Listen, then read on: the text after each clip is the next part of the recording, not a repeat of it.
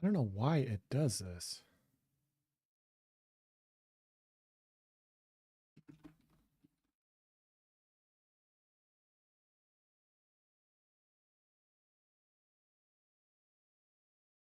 There we go.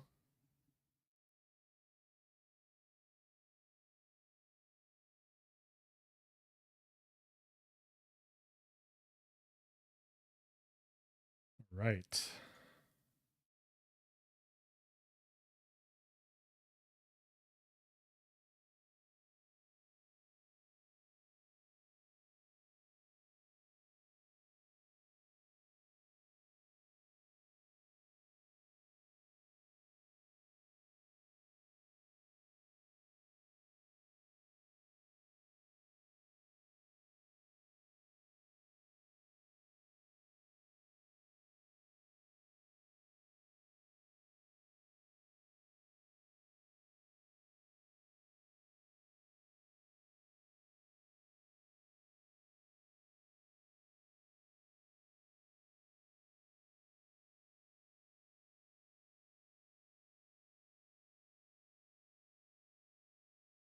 All right, what's going on, everybody? Sorry, I'm just trying to get everything set up here.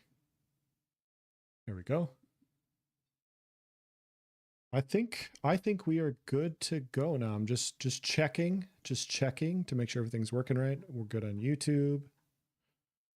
I think. Make sure the audio is working. We're good there. So, some things happened today, and I was watching football, and I was with my family, and I didn't get to watch any of it. And so I thought it'd be fun to go and watch these interviews and see what Steven and Nark have to say to Asmongold. I heard that these were pretty juicy. And yeah, we'll provide any comments ourselves if anything pops up. There we go. What was that?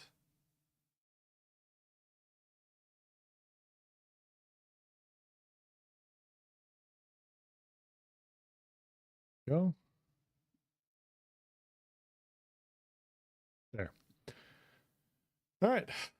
Let us get started. And let me know if it's not loud enough. I'm just looking at things now. No, don't exit that, silly. Go.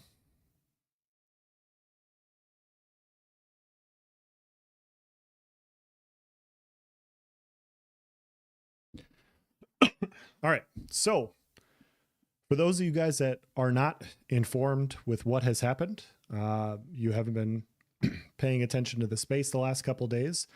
The TLDR of it all is that Narc quit on January 1st. He said a bunch of things. I did a video reacting to that. You guys can feel free to check it out on my channel if you want.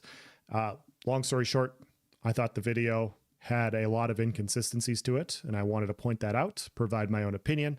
In that video, I also provided Narc's opinions from the last year to 2 years, contradicting stuff that he has said recently. And so, Asmongold apparently reacted to his video yesterday. Once again, talked about it today. Steven came out with a video as like a rebuttal talking about some of the things that Narc said. He thinks that a lot of the things that were said were extremely defamatory. Defamatory is a pretty big word. Lot of potential intentions behind that word. And so Asmongold was able to talk to both of them. He was able to talk to both of them on the live stream. And so figure we see what happens. So let's see it. Oh, I know. This is very upsetting for some people that have Let's make sure it works. their pitchforks out. But I do, in fact, try to be fair, and I try to listen to what people are saying, and I do try to be genuine and get an idea of what's going on. You are fair. I really try to be fair. I try to see other people's points of view. That's all.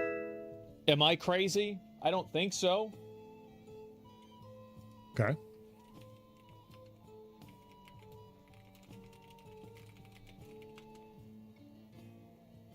Audio's good? Good.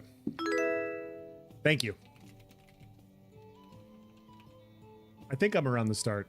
hopefully it's starting soon.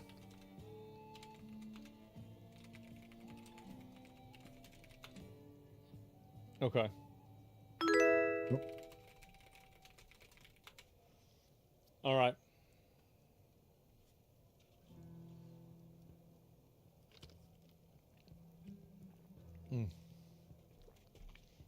Okay, I'm gonna call him.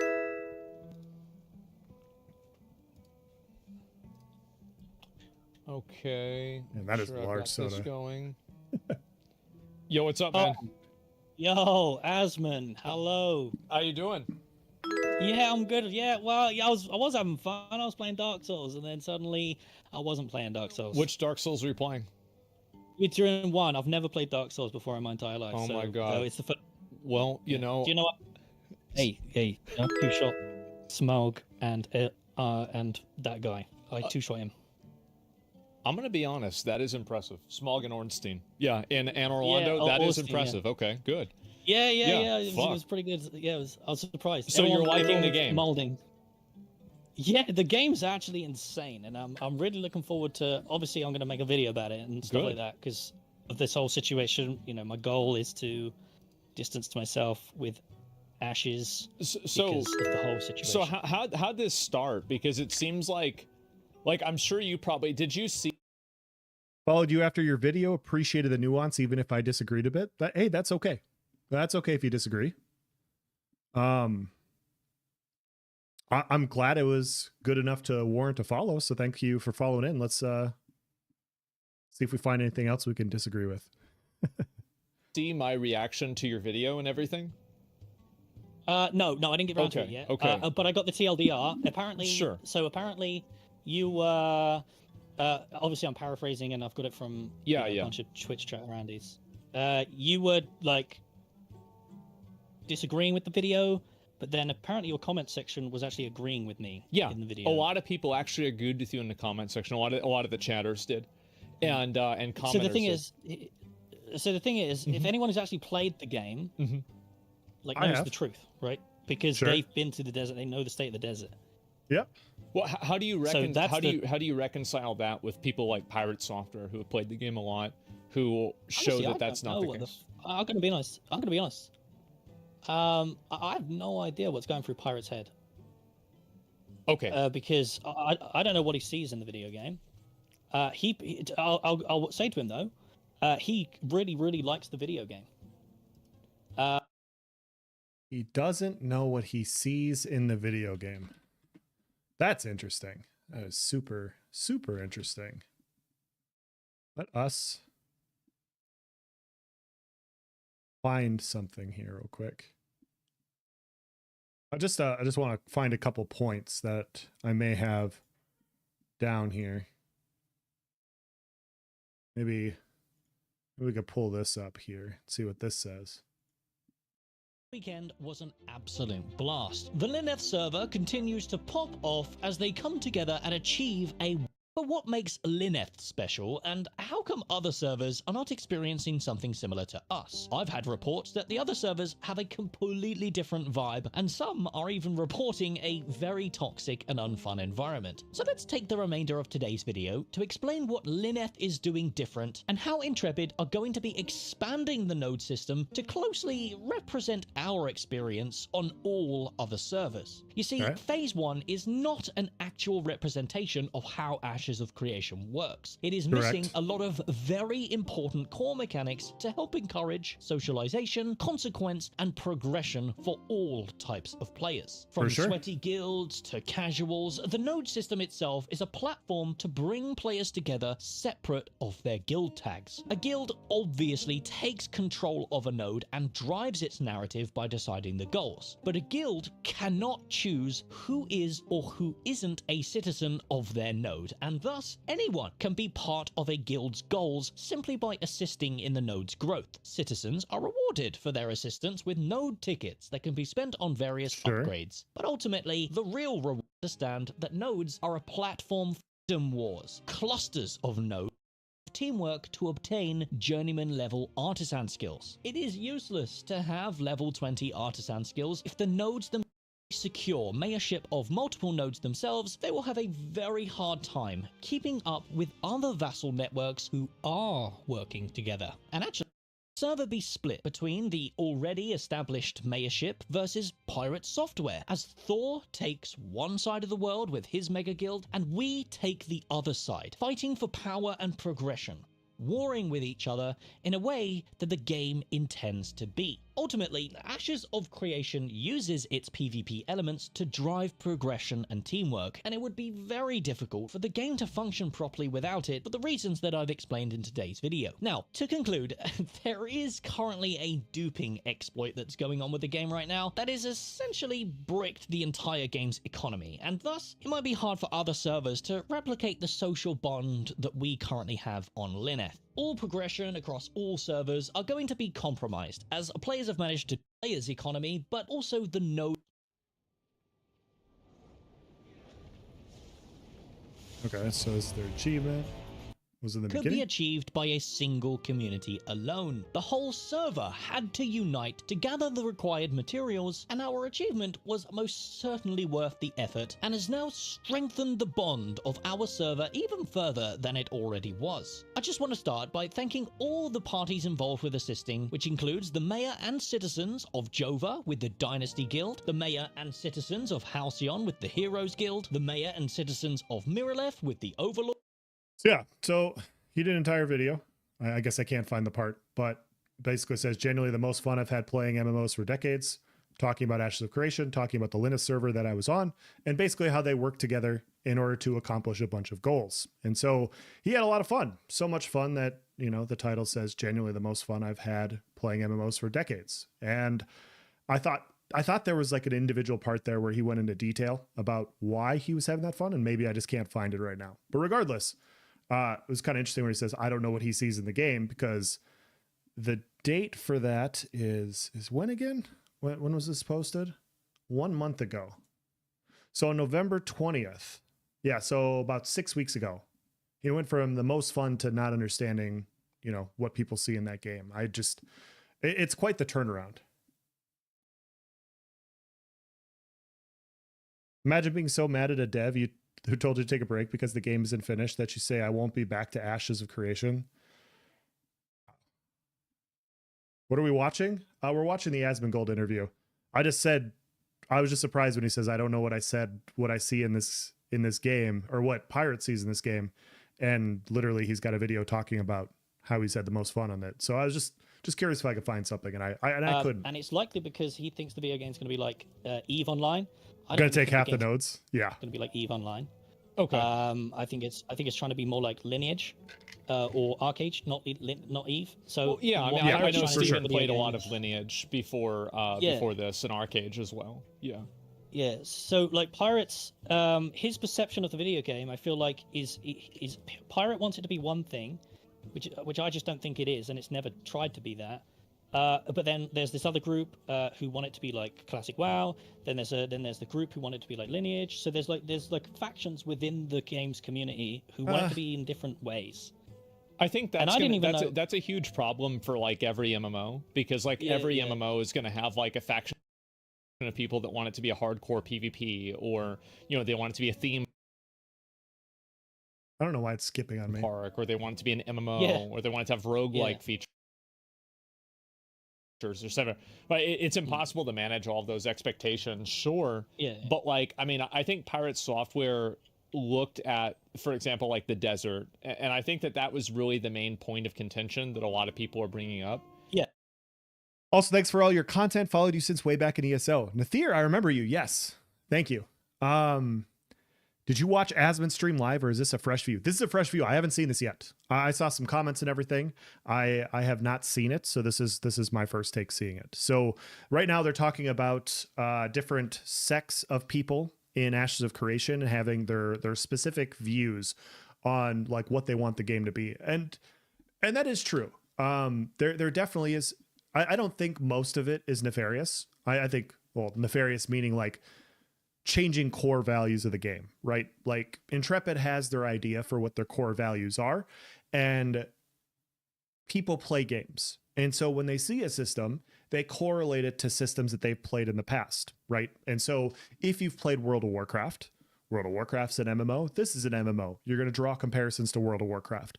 I'm going to draw comparisons to other MMOs I've played. More recently, New World, Arcage, ESO, Arcage for an hour, Throne and Liberty. Like, I'm going to make comparisons to games that I've played.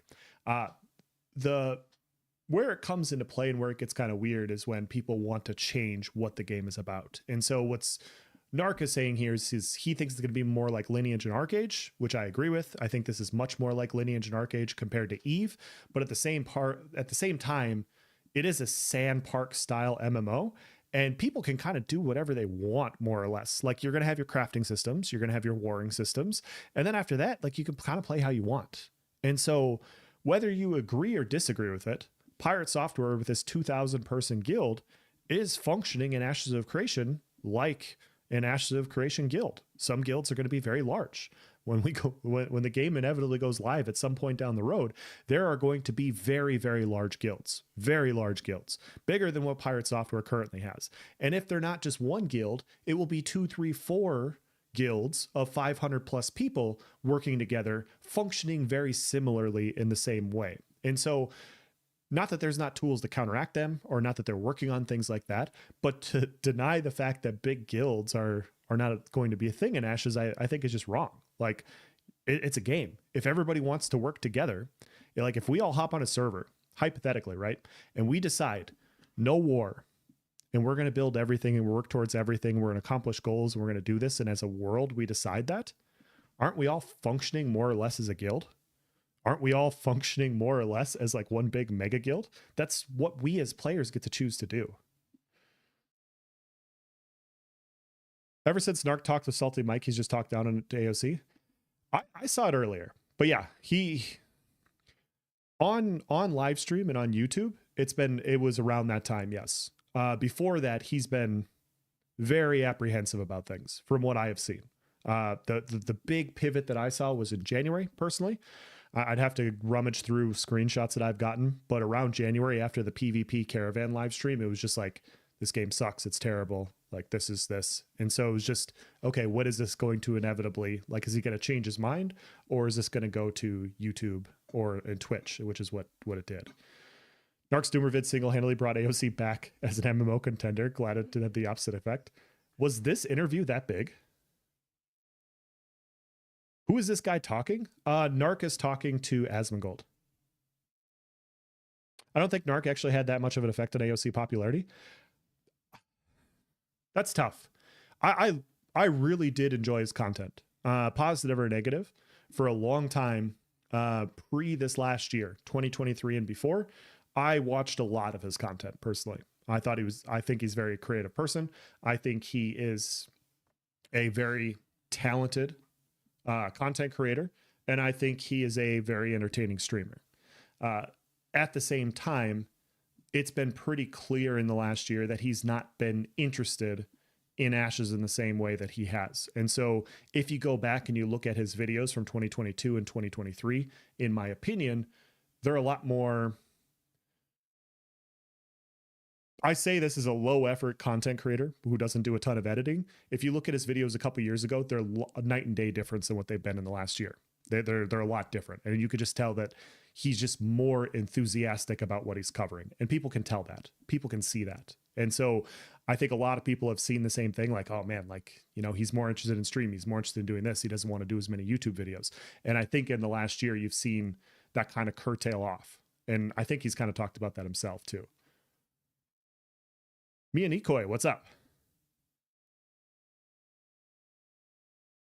And who is no one? Hi. I am an Ashes of Creation content creator / streamer. I have a podcast. I have a YouTube channel, which you are now on, and we are talking about Ashes of Creation. I'm not sure how you got here either, but if you're following those things, maybe that's how you got here. This is Reacception. Exactly.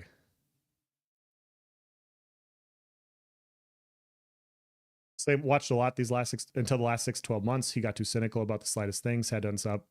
Sure. Cole Carnage was the one that sold me on his back when he was a Kickstarter, and Pyre was the one that got me hyped for it. I found Narc nice and you after that. You know, what's funny is what I got into was actually the Asmongold interview back in 2020. That's Asmongold interviewing Steven got me into it. And so when I hear Asmongold Steven interview, I'm waiting for some exciting things. Algo brought me here. Wasn't sure who you were. I'm no one, man. Like, just here to hang out, talk about Ashes of Creation. So if you know anything about that, that's cool. I wasn't sure who you're talking about. If you were talking about if there was a delay in the stream or not. So, and you were talking about the person talking on stream, or if you're talking about me.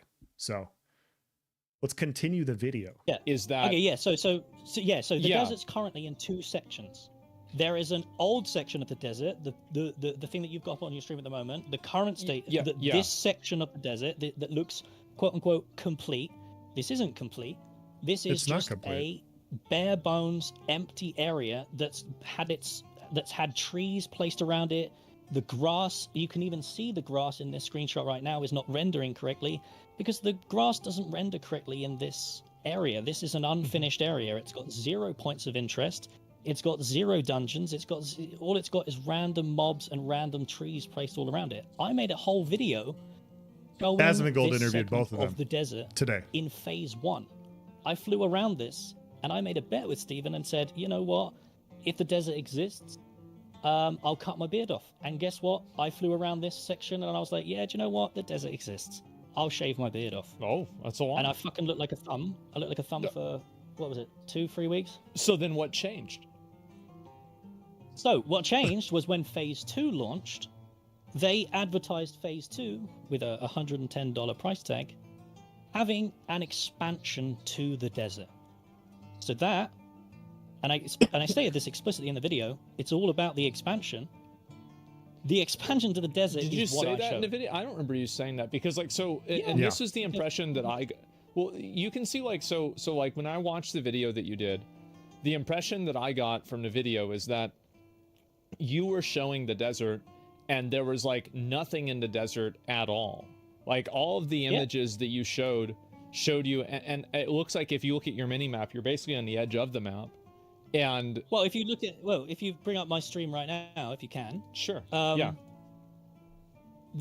Where I am currently is smack bang right in the middle of the desert. There is a node directly in front of me. Are This developers little crop of land is a node, right? Yeah. Ignore the crop of land. I don't care about the crop of land because that's just a node. Mm-hmm. The point is, all around it,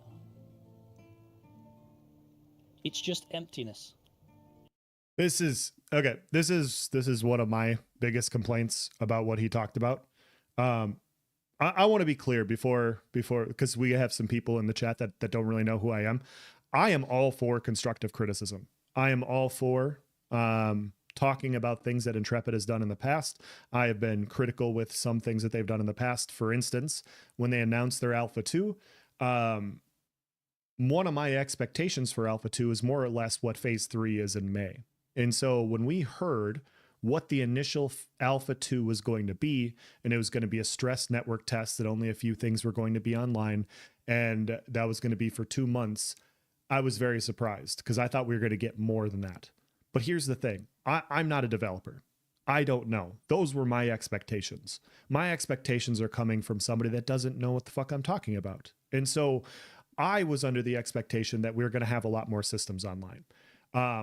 The August live stream that they did set those expectations. They told us exactly what we're getting into. We're getting into a build a hell of a lot earlier than I expected. A lot of things aren't going to be online. And literally, they're putting things on the server and updating and fixing things as we go along. And so I was expecting 3 biomes like everybody else. We didn't get 3 full biomes. You know, we got the Riverlands, which is more or less full.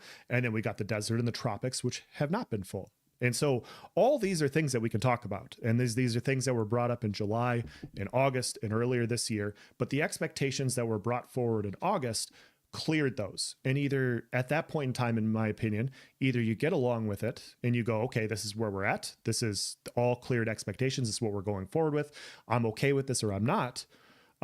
Either one is fine. Like, you're okay with waiting. I have friends that bought an Alpha 2 and they're waiting until Phase 3. They're like, hey, you know, I don't want to play a network test. I'm going to wait until Phase 3 to where I can play all the time because that's more or less my speed, which is understandable. That is an option that you could do at any point in time, right? And so All these things are okay. What is annoying with what Narc is doing right here is the new phase 2 started on November 20th, right? And if you guys watch their live streams like Narc does, like I do, religiously, you know that everything is a work in progress. Things are subject to change. Things are going to happen. Sometimes stuff gets pushed back. I remember the November live stream. They came out and they said, hey, potentially in December, you will be able to test the Rogue. Potentially on the PTR, you'll be able to test the Rogue. And we might have it sometime in January. And then come December, they said, in January, you'll be able to test the Rogue on PTR. It got pushed back. It got pushed back because things happen, right? So some things got pushed back. On December 20th, the first part of phase 2, Narc's expectation here is basically the entire desert that wasn't finished needs to now be updated and finished. And whether you agree or disagree with this or not, after months and months of crunch that the developers had for Ashes of Creation, getting everything up and running for phase 1, they went on vacation. And so Intrepid has had a skeleton crew working on things, not updating anything, and they won't update anything until tomorrow when everybody comes back from the holidays. And so when you look at this, it's like, okay, yeah, they haven't fixed anything, and then they went on vacation and things haven't been fixed, so now I'm going to be upset about it. And it's just, out of all the things to call out and talk about, it's like them being on vacation is the thing that really sets you off. Like that's the part that is just like, come on, man. Like we could talk about whether or not the December 20th date is the correct date that they should have released if they were going to go on vacation. I think there's pros and cons to it. I think it's a lot closer than what people would think. I think phase 2 has had a lot of issues, but being annoyed when they show a list of things that are going to be done during phase 2 and they say, hey, these are things we want to have done during phase 2. Things may get pushed back. Things obviously got pushed back, and now this is your deal breaker. Okay. I just think if the desert was fixed, it would have been the tropics. And if it wasn't the tropics, it would have been something else.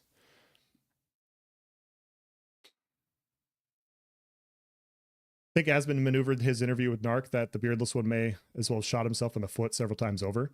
To be honest, the clips Narc showed of the stuff before he did AOC looked awesome. I'm actually pretty hyped to see Narc's edited vids. Yeah, his edited vids are good. Got an AOC after pledging Chronicles of Illyria. Oh no. This and Steven's talk here told me anything. It's just that Narc fundamentally doesn't understand software development, and with his incredibly unhealthy hate for Steven, he is incredibly biased. Sure. Who did Asmongold interview first? Narc. We're listening to it now. Kind of off topic, you see PvP servers for New World? You going to play that, or are you tired of New World like most people? I'm not tired of New World. I'm just playing Ashes of Creation. When there's no content on Ashes to play, I will play New World. I do a little bit of novice game development, small Unity junk that's barely late game, random things that you wouldn't think of, would take a lot of time, end up taking a ton of time. Exactly.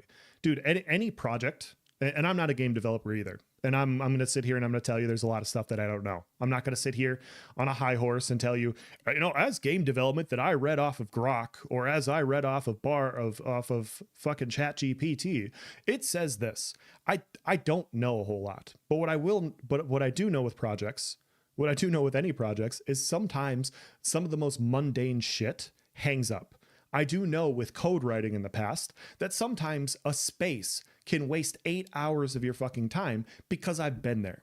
A space, an entire query of code absolutely fucked me one day. And so I understand that sometimes like stuff like that happens. Sometimes stuff gets pushed back. Sometimes stuff gets pushed forward. And so that's why I'm sitting here. I'm like, that's just what I disagree with.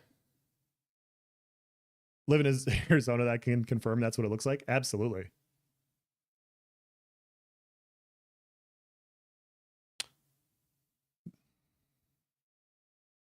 Else, were you fighting with us yesterday? Was I fighting with you yesterday? Was it the fight out of Cephalion? If it was out of Cephalion, I was fighting a little bit there. All right, I'm going to keep going. Everywhere. There is no desert. This isn't a desert expansion. This is just sand. But you can see, so I think that's a good point you're bringing up, and you're saying that the desert expansion doesn't exist, okay. But the desert does exist. Is that Well, that the desert Correct. exists in the fact that they have just created a land mass with nothing in it.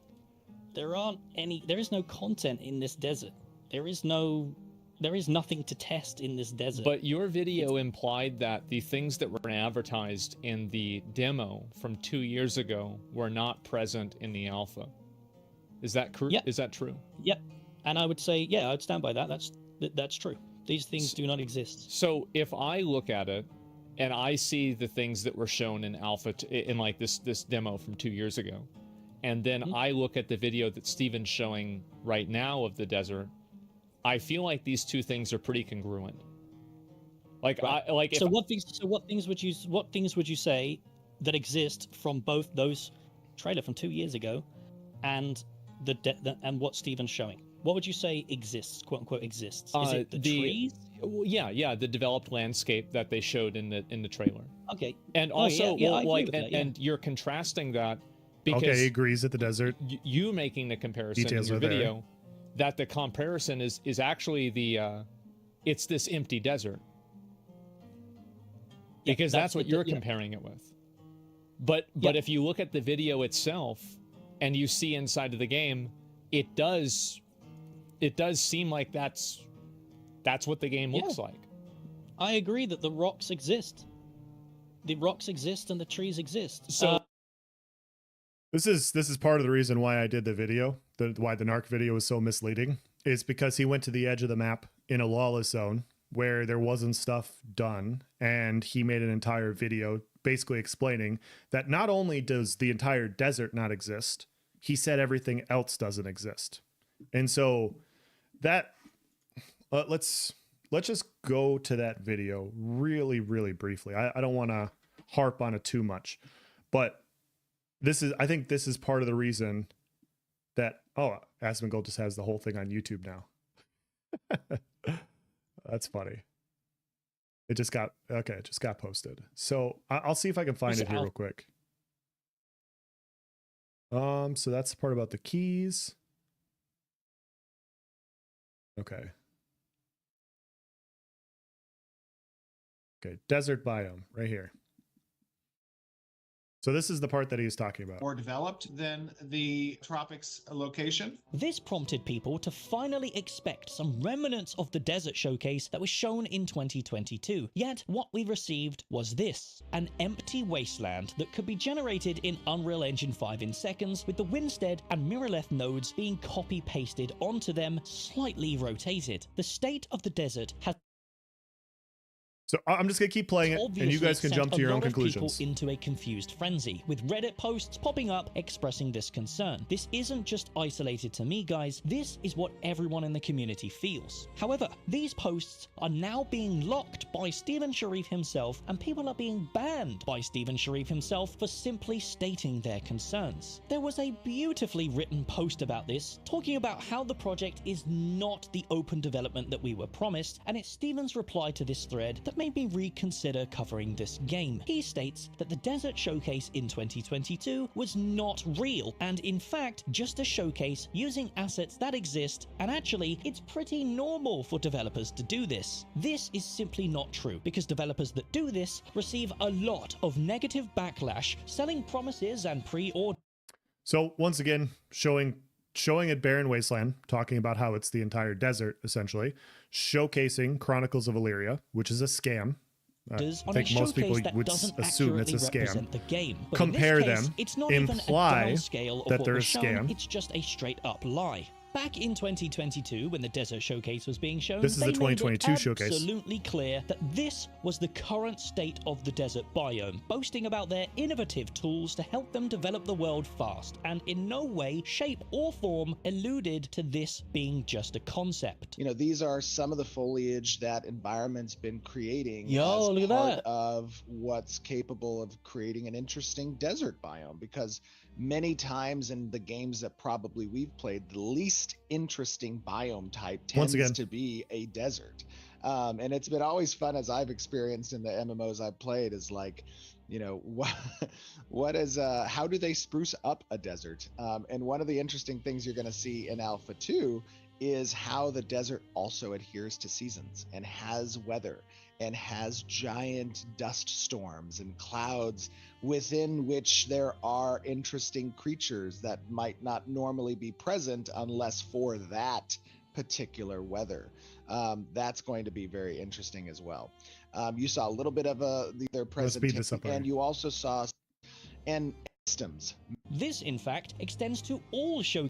This is the part that I'm talking about. This, in fact, extends to all showcases in the last 4 years, and everything shown was not real. The story arcs that showed the world dynamically changing around the Tower of Carfin and Oakenbane Keep, it was not real. The beautiful environment and weather that was shown during the seasonal and commission showcases were not real. The amazing Freehold showcase that showed the farm animals, housing, and crops were not real. It was all just a concept with a $250 price tag on it.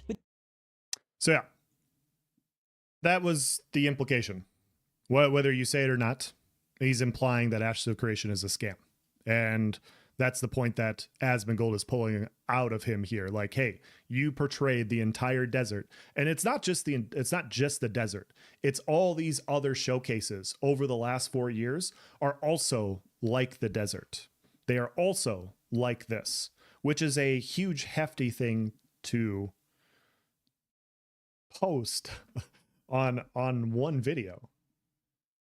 But do you see how if you do that and then you show this image of a completely like unfinished area, it's going to give people the impression that the entire desert is also unfinished? Well, you've got to use the context that you got to acknowledge the context that I've already made a 20-minute video showing off this section of the desert that Steven's currently showing off. So that I've already done this. Okay, that's fine. So what you're saying is that inside of this video, though, that context doesn't exist. Because like if there's a previous video where you've explained it, so then you can see why people would be confused, right? Yeah, I would assume that I don't reach a very wide audience, right? My audience has been the same 10,000 people for, again, 3 fucking years covering this game. Yeah. So when I make videos, I always assume that people have seen the previous videos. Mm-hmm. So it's like when I release a thing, I reference the things that I said in the last video because it's always a continuation of when I'm covering the video game. So anyone who's interested in Ashes of Creation have already seen that previous Desert Expansion video because I don't really reach an audience outside of my own 10 to 20k people. Yeah, no, I can understand that. That's fine if you want to do that. But I think when you do have a video that does get popular, right? I mean, and I'm sure you would have expected this one to.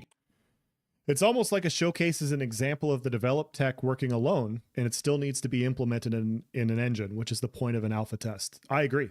I had a discussion with another content creator today about that very thing. And one of the things what he brought up was, his feeling that he was disappointed about the live streams because he expected Alpha 2 to be different, which is exactly what I expected as well back in June and July. And so I think that is a justifiable complaint to have. I'm not arguing in any way, shape, or form that if your expectations were to expect something a little bit more polished for an alpha, I think that's justifiable to do that.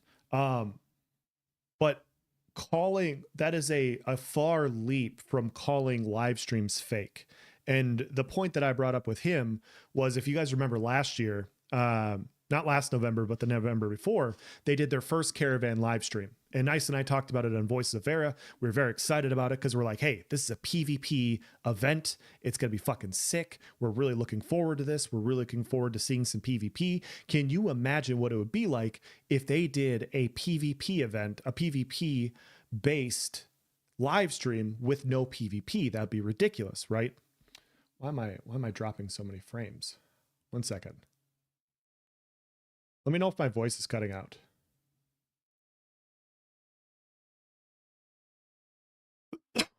And so the entire point of these live streams is to show what they're going to look like in the best case scenario when everything's up and running. And so you can have a caravan, but you're not going to showcase the bugs on the live stream. You're not going to showcase where they are at their worst because you want feedback on what the caravans are going to do. You want feedback on how the caravans function and how they move through the world, whether they're moving too fast, whether they're moving too slow. That's what the feedback that you want. If you keep the bugs and you keep the gray boxing and you keep all of the potential issues that can happen, do you know what people do?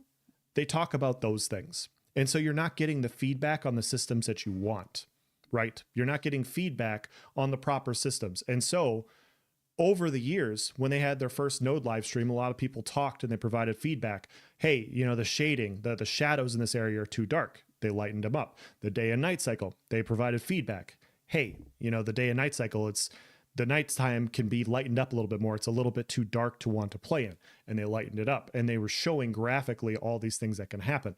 There's another point during the node live stream where they walked by a blacksmithing station, and the blacksmith is hammering an apple. And so there was an entire meme that was running around in the Ashes of Creation space about apple smithing. And how apple smithing is going to exist in Ashes, and it's going to be a big, huge deal. And when you look at that and you see just a very minor bug become such a funny thing, I think it's understandable why LIO the best case scenario, why they show what the systems are in their best case, because you want feedback on what the systems are, not what all the bugs are. Narc should make a video game. I think he would be good at it.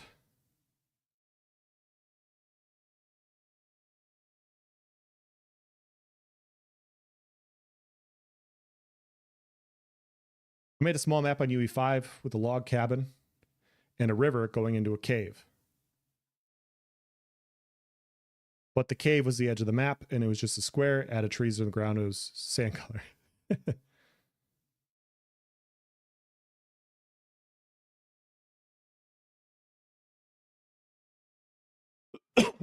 So yeah,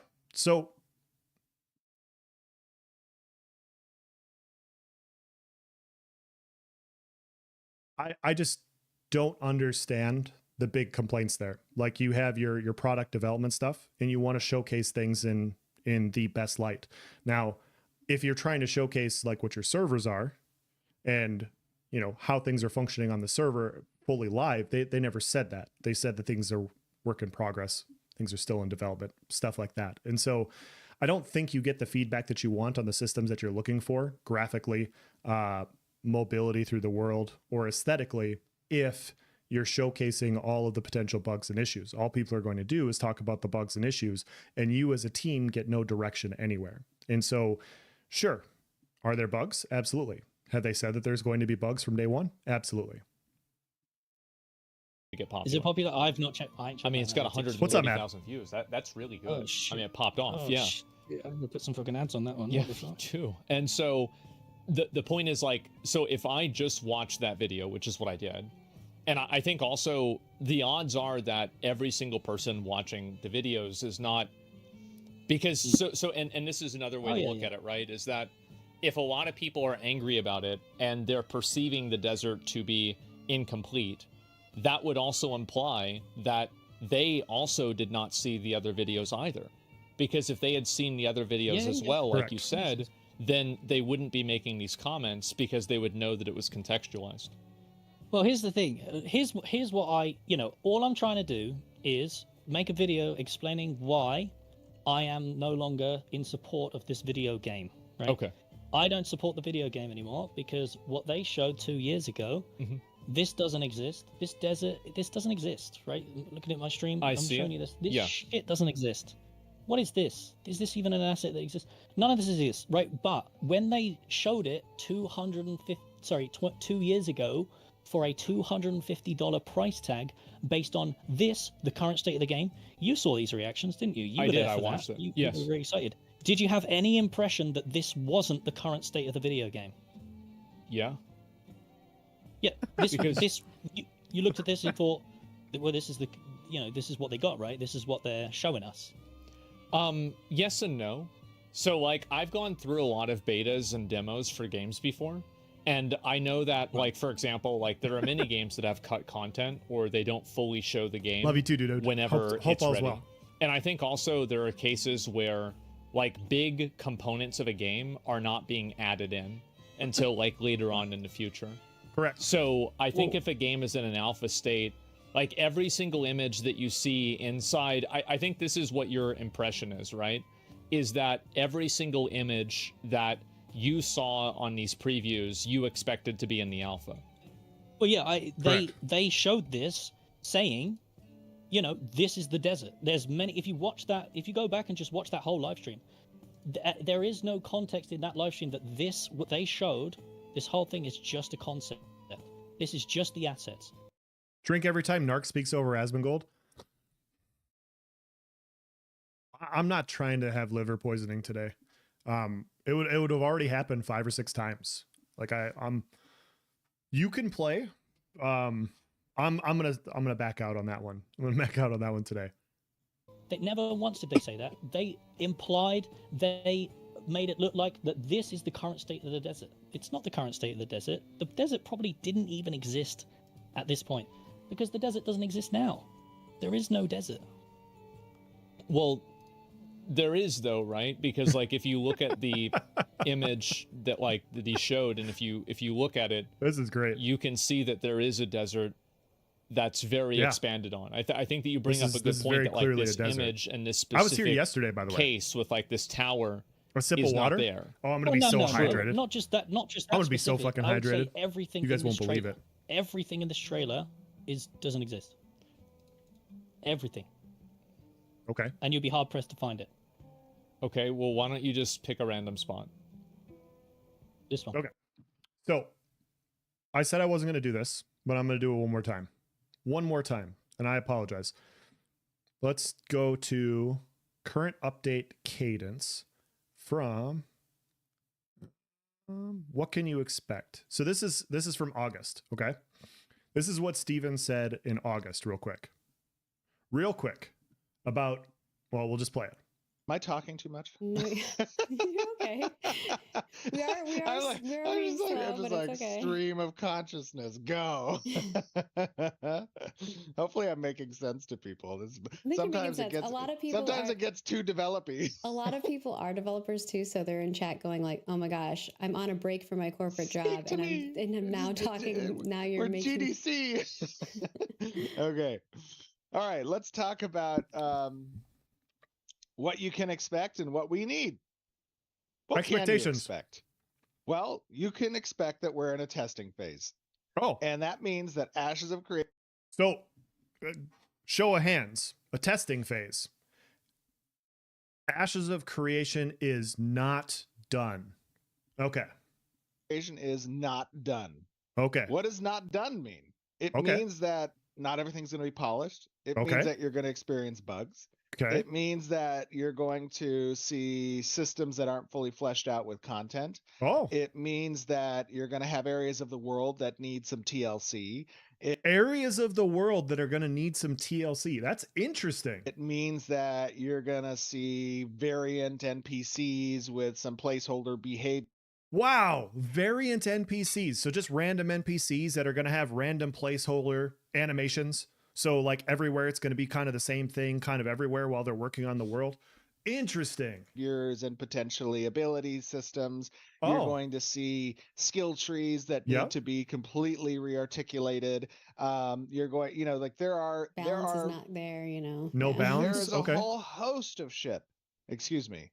That pardon, a whole host of things that is not done yet, but does it do its job in conveying the intent of the gameplay loop?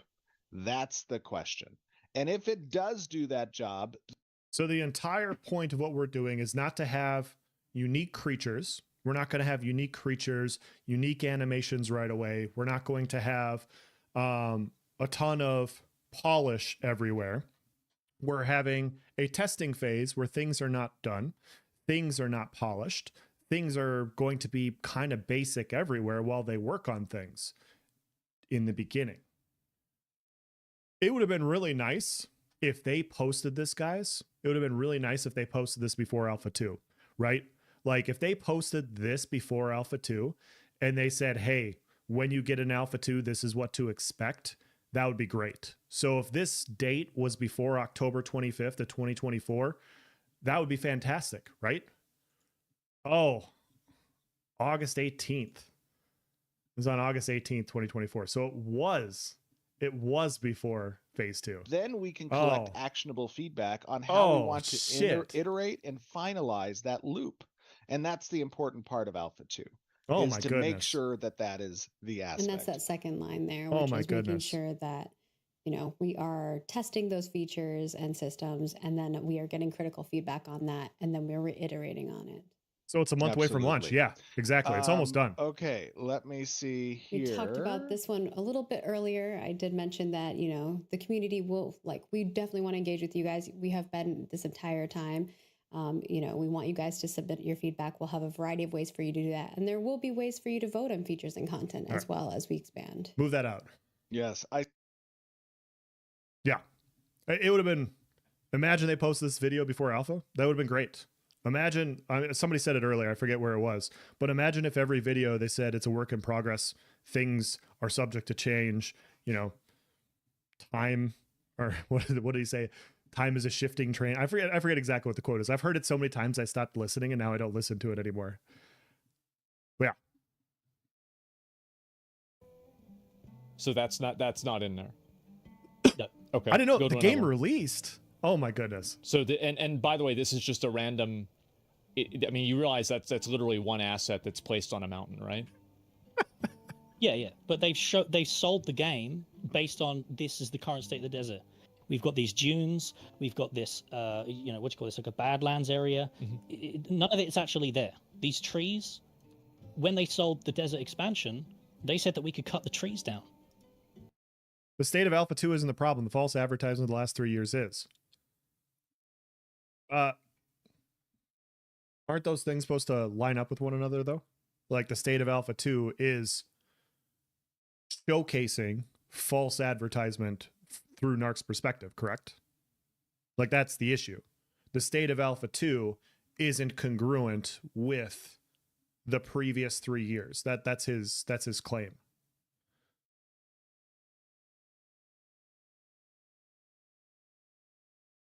You can't actually cut the trees down. The trees don't exist.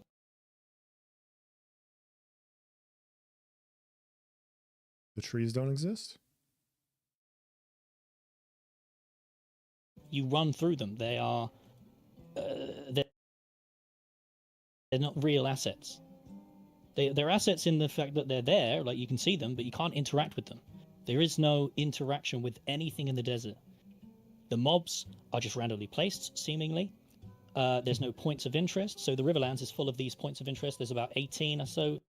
I'm sorry, but Narc is 100% completely in the right. Which time? Which time we're talking about? Steven has changed the goalposts multiple times. They are charging a massive entry bracket price point to the game for what is effectively a white box. Asmongold did not either come across well at all. The meaningless analogies, i.e., you know, if you build a PC, you need the right power supply. Did you know that? I haven't gotten there. I watched his video. I disagree with 95% of what Narc said in his video. I don't think he's in the right at all.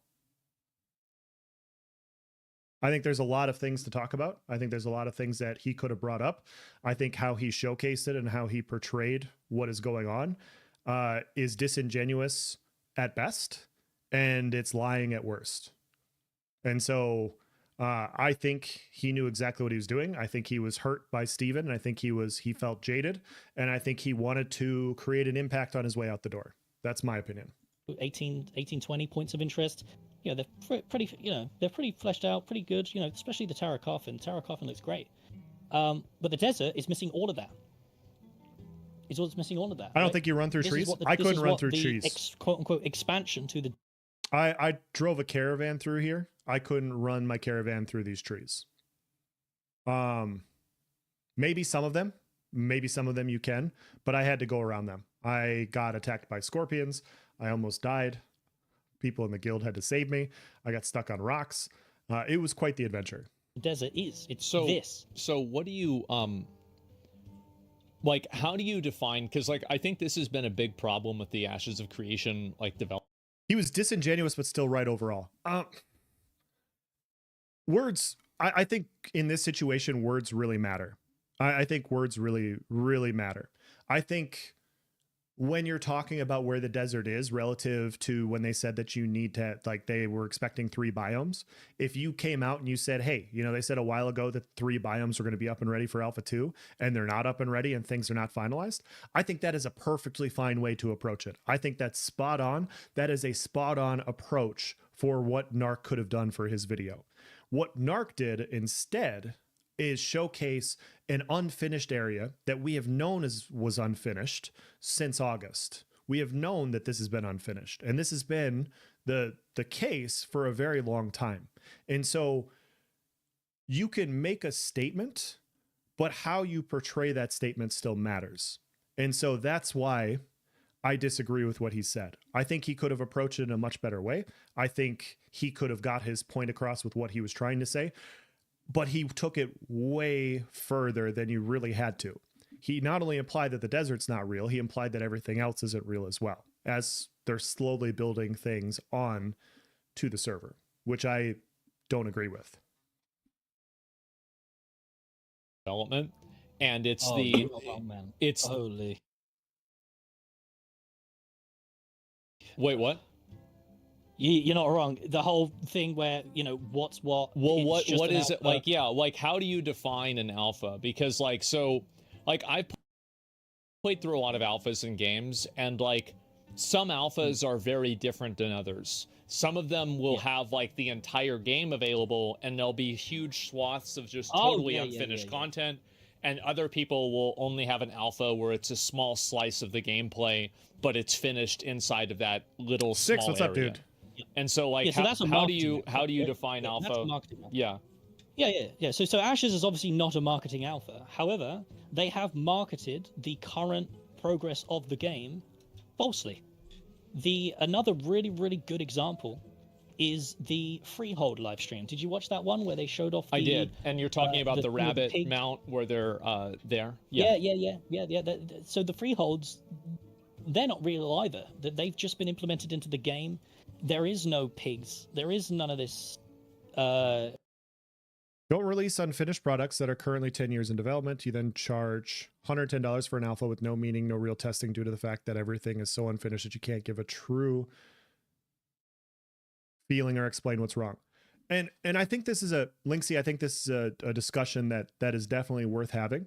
The first phase up until December 20th was, you know, server stability and performance. So that's all it was just trying to get the servers online and up and running. And then we got into, and I want to do a video talking about this. I need to get my ass in gear. But December 20th is going to be phase 2. And phase 2 is going to be their rollout. It's going to be their economy and everything. And basically December 20th, around that time, Intrepid's entire studio went on vacation. And because of that, the servers are run by a skeleton crew right now. There are a lot of people aren't here to fix things, to make improvements. And so all the improvements that we have been seeing in October, November, and December up until December 20th are not there because the studio isn't there. The studio's on vacation. And so I've had conversations with people about this. Some people have said, you know, it would have been good potentially if phase 1 extended past Christmas. If you knew that you were going to give your workers vacation for the holidays and they weren't going to be around for it, it would have been good if, you know, we just kept phase 1 up and running and we didn't, you know, pack everybody onto some tight servers and then go away on vacation. And so my personal opinion is part of the reason I support Ashes is I don't want this company to treat their employees like, you know, some of the other big AAA gaming studios. And so they worked really hard for a long time. We've known since July that they were in crunch. I think they were in crunch before that. They were working really long hours. And so I think they're entitled to their vacation. And personally, I'm just explaining what's happened since December 20th. I'm not really annoyed about it. Like they should go be with their families and they should come back recharged, right? But what that's done is it's created a situation where, because things aren't getting improved upon, because people are on vacation, because everything's laggy, because essentially we're still rolling into, it feels like phase 1 just on different servers, it doesn't feel like there's any progress relative to what's been going on so far. And so I agree, I get where you're coming from. I understand your point of view in this, because that's what it kind of has felt like the last 2 weeks, because nothing's getting work done. They're coming back to the studios tomorrow. And I think in the next couple of weeks, we're going to see some more drastic changes like what we saw before they went on the holidays. I'm not going to wipe away everything that they've done before this and say, you know, these 2 weeks change everything. But I understand some of that perspective, right? Like people aren't seeing progress. The reasoning is completely understandable. The studio's not functioning right now. And so because of that, I think it is completely understandable. And so I'm going to wait until January 6th, which is tomorrow. Killing time, man. Hope you're well. I'm doing well, man. Thank you. Personally, when I play alpha betas, I don't judge it. I see it as a proof of concept. All I care about is progress. Yeah, I agree. Like the standards were set, like I said, in August. We knew what we were getting into, which was lower than what my initial standards were. I've been having fun.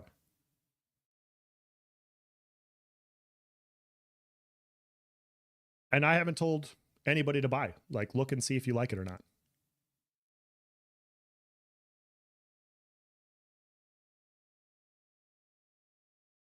So a 10-year development time has led to this, and people are happy. If something, as you said, are run by a skeleton crew, then when you have such a massive price point, people get to watch the live streams. That's the point. Anytime somebody has asked me, and this is just me, but people ask me, should I buy into Alpha 2? Should I buy into this? I say watch live streams. I say watch reviews, watch the showcases, make that opinion, form that opinion yourself on what is going on, and go from there. Phase 2 just started. It just started. It's going to go through till May. And so all the big improvements, the big rollouts that we're expecting to see, the big improvements are going to start here in the next couple of weeks.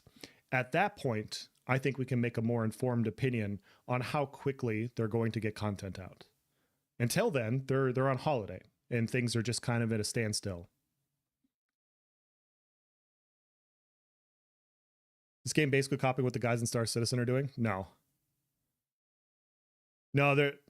I've seen the Star Citizen comparisons a lot. It's not the same monetization. It is not. The comparison you can make is they're both games that are taking long to develop, and I think that's where the comparisons end. I think people gloss over the fact that the studio states multiple times in almost every live stream before Alpha 2 was don't buy if you don't want to test an unfinished product, and so many people forget it. Yeah. Every time. Like they keep saying that they're funded to completion. They don't advertise Alpha 2. They don't post Alpha 2. They don't tell people to buy Alpha 2. They say, hey, you're paying in to test. And so people are making that choice if they want to or not. If people don't want to test and they don't want to pay for it, that's completely understandable.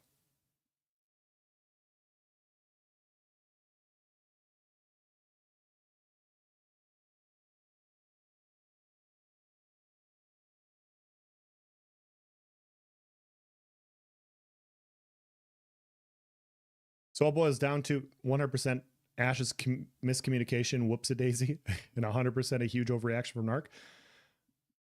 My personal opinion is I thought he was always at the door. I think that Narc was always going to go out the door. I think if it wasn't the desert, it was going to be something else because the product isn't good enough for him to be able to live stream and profit off of well enough right now. And so that's my personal opinion. I've been seeing comments. I've been seeing things on Discord since 2023 to a point to where I made a comment in 2023 that it looks like he's on his way out the door. And people change their minds. They change their opinions on things. I don't think it really matters, right? I don't think it really matters what it was for this. I think he was always going. And when you say there is none, what I think people are too harsh on Star you mean Citizen. is that the alpha doesn't have any in them. But yeah, I agree. I don't think it's a scam. I just think any of that system. I don't think right the now, game's ever going to release. Yeah. So currently, in the alpha, but people have fun what the playing freehold is, it's just a static asset with a fence and a house that's randomized seemingly. I'm not quite sure how I think it's just a randomly generated house. Yeah. Then you walk up to it and then you purchase it for 20 gold or 50 gold, and then it's supposed to have the ability to plant trees, but so I what do you received a think, bunch of reports. So like, what do you think is going to happen?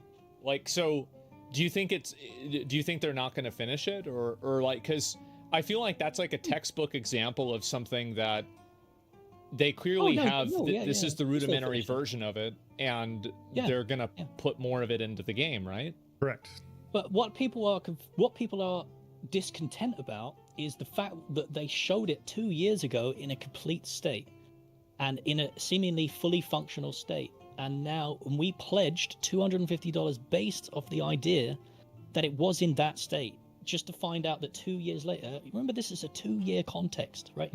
2 years. So you'd think they'd be much farther along than what they showed in 2 years. And we spent Holy hundreds fuck, of man. dollars to support it. But now it's seemingly only just being rolled out. But I think that's Okay. what a lot of my community are discontent Oh my about. God. And it's why I don't really feel like, you know, what I feel like, Asman, is I feel like I've lied to people for 4 years based on what Steven said. And I feel really guilty that I've lied to hundreds of thousands of people because I thought what was being shown and what was being said was. Okay, really quickly on Star Citizen. There's a lot of conversations on Star Citizen. Star Citizen isn't a scam. It's just horribly out of scope and mismanaged. They're making stuff, but good luck finding a finished product. I have a few friends that play Star Citizen. I have a few friends that play it and they enjoy it. They're having a lot of fun with it.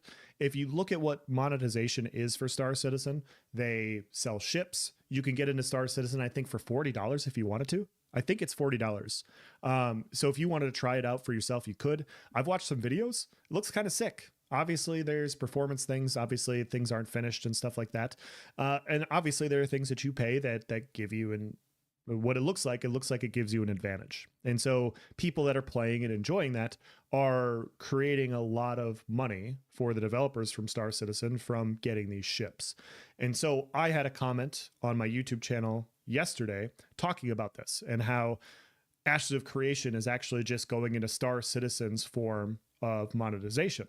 And if people don't see that, they're sheep. And the point that I made to that person is when you look at Star Citizen's monetization, you see them selling other things besides a one-time key. Let's just do some very quick numbers. In January of last year, I think it was January or February of last year, Intrepid announced that they crossed the line of 200 developers. If you go and you look online and you Google like average developer software, developer salary in California, it's somewhere around $100,000. I know they have over 200 developers. I know some people might be getting paid less. I know some people might be getting paid more, but let's just do some very rough numbers and we'll undershoot. $100,000 for 200 people a year is $20 million in costs per year. All Ashes of Creation has for sales right now is the $110 Alpha 2 key that is going to be that is available in May. And so, in order to pay for that, in order to pay for the funding of the developers, they need to get 200,000 people to buy into Alpha 2 in this next year. It took 6 or 7 years for them to cross 100,000. And so their entire quote unquote monetization to match Star Citizen just to break even on developers I'm undershooting developers, of course. I'm undershooting costs of development, computers, the office, production, all these sorts of things. I'm undershooting all of that as well. Their bare minimum to break even on that is to have 200,000 people walk in the door in the next year to pay for those salaries before any money goes into quote unquote Steven's pocket or anything like that. So when you're comparing Star Citizen to Ashes of Creation, you need to keep in mind what that monetization is. Now, if 4 months down the road, all of a sudden Intrepid is introducing caravans that give you 5 million health and they allow you to one-shot enemies and you can buy a bunch of different caravans for different price points and stuff like that, is that more like Star Citizen? 100%. I will agree with you guys completely that are drawing those comparisons at that point in time. Until then, until the monetization matches in that regard, I think the only real comparison you can make is how ambitious the projects are and how long they're taking to develop, relatively. Outside of those two things, I don't think there's a very close comparison. People just want to do that because, Star Citizen equals scam to a lot of people. Compare it to Star Citizen, you're also saying it's a scam. And there's not much behind that conversation besides that. And I disagree. Anyway, keep pushing play. I'll read chat. It's real, and it's not. Well, it's not And in the now I'm alpha like, right fuck. now. I mean, No, like, it's not in the alpha right now, right. but it's seemingly not even being developed, or it seemingly doesn't even exist. The story arcs is another really, really something I was super excited for. I mean, do you really think they're not developing the freehold? I mean, we have to assume that they obviously. Oh yeah, they'll roll out the freeholds. Yeah. I'm not saying that they're not gonna. I don't think I've ever said that they're not gonna develop it. What I'm saying is I don't agree with how they've sold $250 packs of the things that making it seem like it exists when it doesn't exist. I don't agree with that. Therefore, I decided, do you know what? Ethically, I can't continue doing this. I can't continue because I feel like I'm lying. I don't want to lie. Okay. So do you think if the alpha was free, how would you think that would change your perception of the game? How would it change me? I mean, if it was free, nothing would matter, right? If it was free, then thumbs up. I'll be pogging out. If it was free. Okay, so you're primarily upset about the price of the alpha, and you feel like that the alpha for the price of it isn't giving you what you thought that you spent your money for. Is that pretty much it? What's happened? Yeah. I feel, just for context as well, is that I didn't actually pay any money. Someone I used to know actually donated me a key back in Alpha 1. So I've got context all the way back in Alpha 1, right? I know the full development. I know all of it, right? What I'm saying is, when I say I spent $250, I'm speaking for my community. So I spent $250.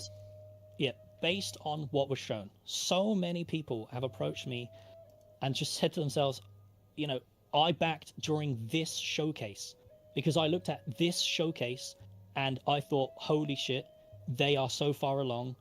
I'm going to help support them, $250, just for them to log into an alpha that is, you know, this. Okay.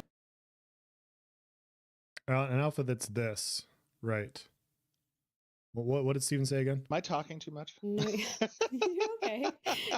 We're going like, oh my gosh, I'm on a break from my corporate job, and It means that you're going to have going like, oh my gosh, I'm on a break from my corporate job, and I'm now say talking. Now you're making GDC. Okay. All right. Let's talk about what you can expect and what we need. What can you expect? Well, you can expect that we're in a testing phase.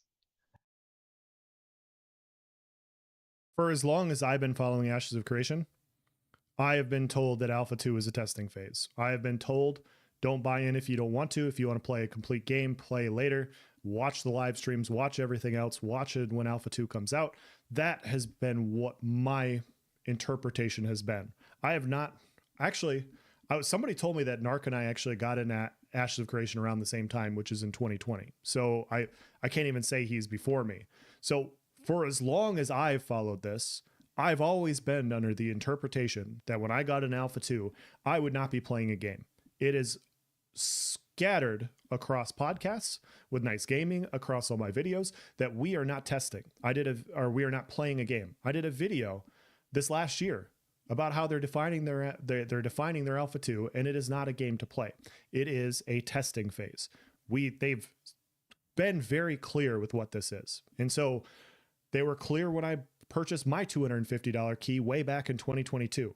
I purchased my Alpha 2 key 2 years ago, around the time that Narc is talking about here. That's when I purchased mine. I knew at that point in time it was a testing phase. I knew that they just finished Alpha 1. I heard it was a buggy, shitty mess. I thought Alpha 2 was going to be right around the corner. And so I bought in because I wanted to test and I wanted to participate. If you're watching the live streams, I don't know how you don't pick up on that. That's my perspective. If you want to compare failed projects to Ashes, Camelot Unchained would be a better comparison, but still not a very good one. Star Citizen, yes, AOC doesn't really have anything game-breaking from either the current or the past MMORPG genres. Yeah, the Star Citizen comparison pops up on my channel all the time. It really does. And I get why people want to make the comparisons, but I do have friends that play it. I have friends that really enjoy it. And when you look at monetization and how they're getting their money, it is completely different. And I'm not saying that in a bad way. I'm not saying that in a negative way. I'm just saying that the comparisons for those two is just not fair right now. Now, like I said, if in 3 or 4 months they come out with caravan stuff, or, you know, you could buy nodes that have double wall health and stuff like that, and you could purchase those things through a cash shop, I will be the first one to come out and say, hey, Intrepid is changing their monetization to mirror Star Citizen. I promise I will be one of the first videos that will do that. Until that happens, like, I don't think the comparison is very good. Friends are expensive. Okay. So do you think they're going to finish the game? Like, I mean, so because you said at one point that it was like fakery, and then at another point you said that it was not a scam. So like, where do you think the game is going to go? So I think they're falsely advertising the current state of the game. Like 2 years ago, 3 years ago, whatever it was, they've been falsely advertising the current state of the game to make funding, to help fund their game. So what I said in the quote that I used was, "This isn't open development; it's funding at any cost." So that's what I feel like they're doing. They're trying to fund. Steven's trying to fund the game at any cost, even if they have to lie and show fake things that aren't real at the time. It's just a concept that's going to eventually exist. If we'd known that, if I had known that, if you had known that, would you still have the same perception of the video game from 2 years ago? Do you want my honest answer? Yeah, go for it. Absolutely. I've seen how a lot of games have been developed over the years, and I think this is very common. So, like, one thing, yeah. So I'll give you an example. Like, well, let me. This is an abstract example. I'll explain it.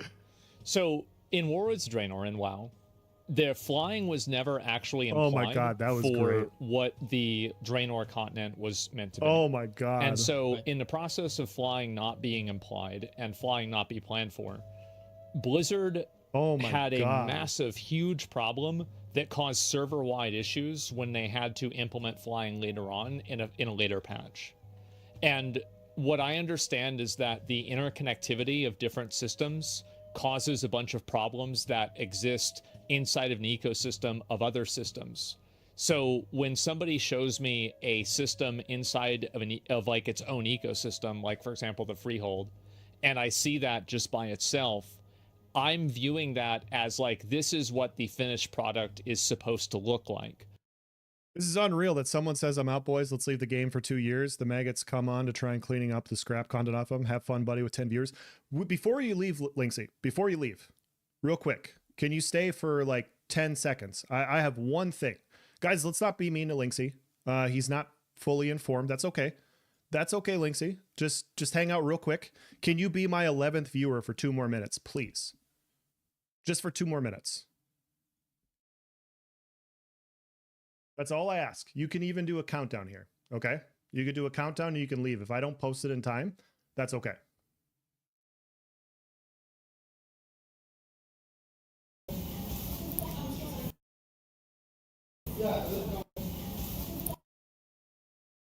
Okay.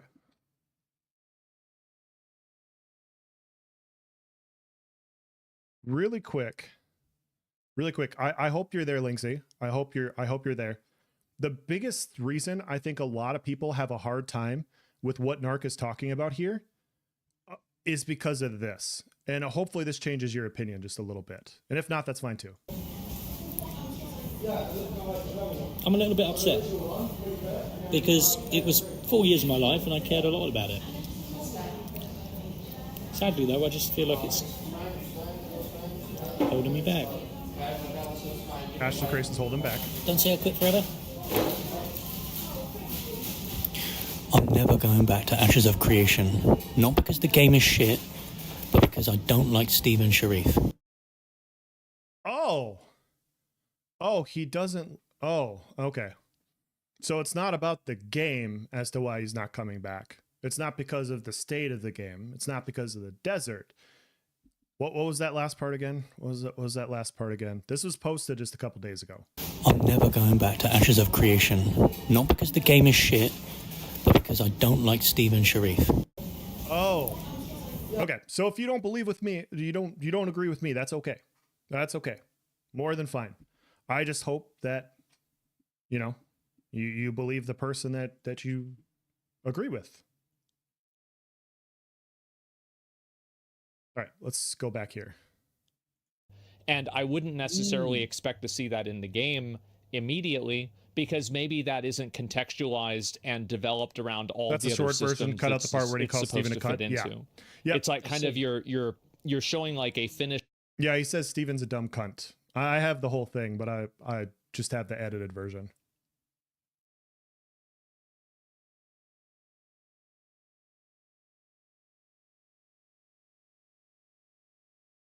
So he says it's holding him back and the game isn't the issue. He just doesn't like Steven. Yeah. So when I'm listening to a podcast about how he's talking about why it's the game, I'm sorry that Narc's own words have me disagreeing with Narc. You know, I know there's people in here that are Narc fans. I understand that. You are more than inclined to be Narc fans. You are not unwelcome here. That is okay. But when you agree with Narc on something, all I have to ask is, which one do you agree with? Do you agree with the one that's complaining about the game, or do you agree with the one that says that it's not about the game, it's about Steven himself? That's all I'm asking. And that's all I wanted to portray there. Where's the other part? I can get it here in a little bit.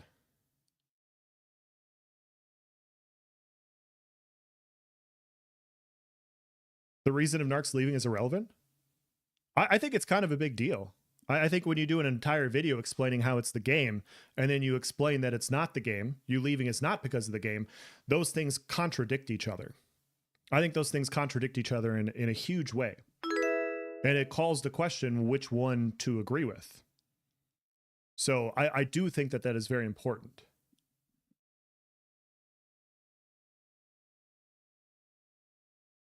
piece of a jigsaw puzzle, but you need to make sure that all of the other pieces around it also are finished in order for the pieces to fit together.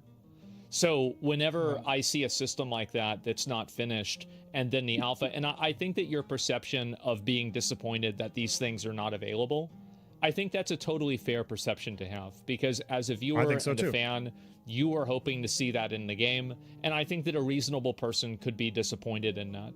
I do think, however, that it does make sense inside of game development. And like, have you ever done coding before? No. Okay. Well, I've barely done coding.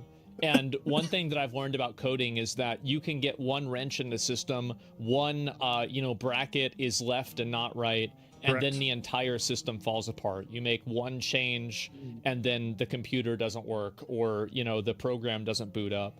So when I see systems that are evolving, like kind of in real time that they're showing, they're probably going to show. Go ahead. Let me interrupt. Okay, let me interrupt. Yeah. So we're talking about Blizzard, right? We're talking about Blizzard.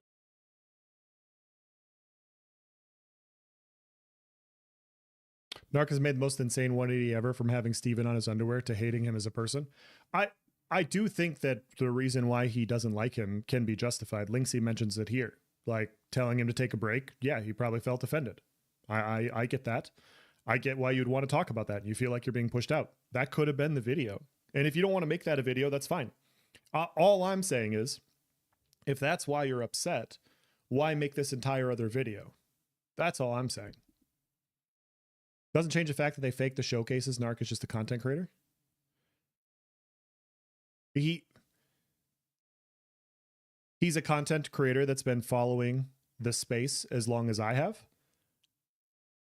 He probably watches the live streams more than I do. And because of that, there's just no reason for him to do what he did, is what I'm trying to say. To portray the desert in the way that he did.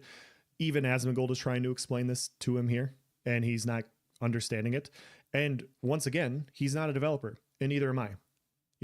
I have a few developers in my guild that I've talked to. There's a couple of, beginner developers in chat. Everybody that I have talked to that actually works in the field says that, yeah, when you're bringing stuff online, this is pretty normal. And so to get upset about something you don't understand the field for, I don't understand that. Blizzard. And like them showing Warlords of Draenor. Well, and the no, current state, and no. you look So, at that and you so think to I yourself, I was creating an example of something that. So the idea, the argument that I was trying to make was that when you implement This is 100% a culture issue with American versus British dynamic. Hey, I like to poke fun at British people as much as the next guy. But I'm not doing that here.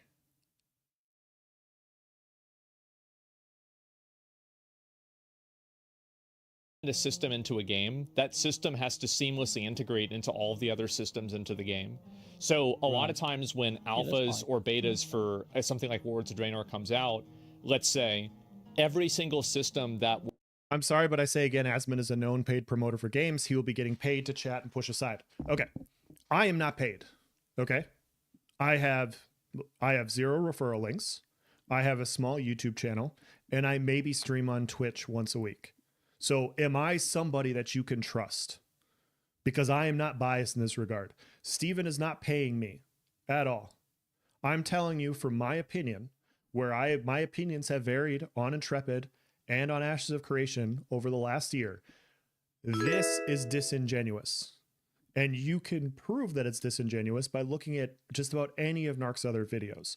I don't have to explain why Narc is wrong. We could just go through and find videos where he's talked about these things from the last year and show how he's disagreed with himself. And so I don't think it's an Asmongold thing. I don't think it's a referral program thing. I don't think it is a Steven is paying people money thing. I think this is what's being showcased right here is Asmongold has experience minimally with some game development, with playing other betas, and he is telling and explaining what happens in those other games. And Narc just disagrees with the entire premise of how those other games were built. Was going to be in the game is not currently in the game. Like, for example, the Legion Dev with 12 years system. experience. It's completely normal. Let's focus on that then. There we go. Yeah, So- sure. I don't think, this is what I'm saying, I don't think Intrepid were open about the fact that what they showed was not the current state of the video game. They, in fact, did the very opposite and said that this is the... Yes, but no offense, you're a nobody. Exactly. I'm not paid by anybody. That's what you want, right? You don't want an Asmongold with 100,000 followers, right? So your entire point with Asmongold is clearly he's going to be paid by somebody. So you don't want an Asmongold. Okay. I am not getting paid by anybody. So do you have a problem with where I'm coming from too then? Like I'm trying to pinpoint the perfect type of content creator you want. You don't want somebody big. You don't want somebody incentivized by money. You don't want somebody that could potentially be paid by Steven. That's me, man. That's me. the current state of the video game. In that very live stream, I can bring a context. In that very live stream, we had the devs talking about the fact that Referral links don't mean you have to push aside. Exactly. That exists in the desert, and it's this underground dungeon with snake people in it, and they showed those snake people models. They showed those models, Yeah. and they said there's this underground dungeon. It's full of lava. It's been crystallized. Mm-hmm. This was 2 years ago. He's literally him. Yeah, So that's me, if man. they're talking about it in that detail, you want me. then I may it be a nobody exists. to you right now, but Yeah. you But it want doesn't me exist, in this regard. But it's 2 years later, and now Don't that forget doesn't it. exist. So what happened to that underground lava dungeon that they were going on about?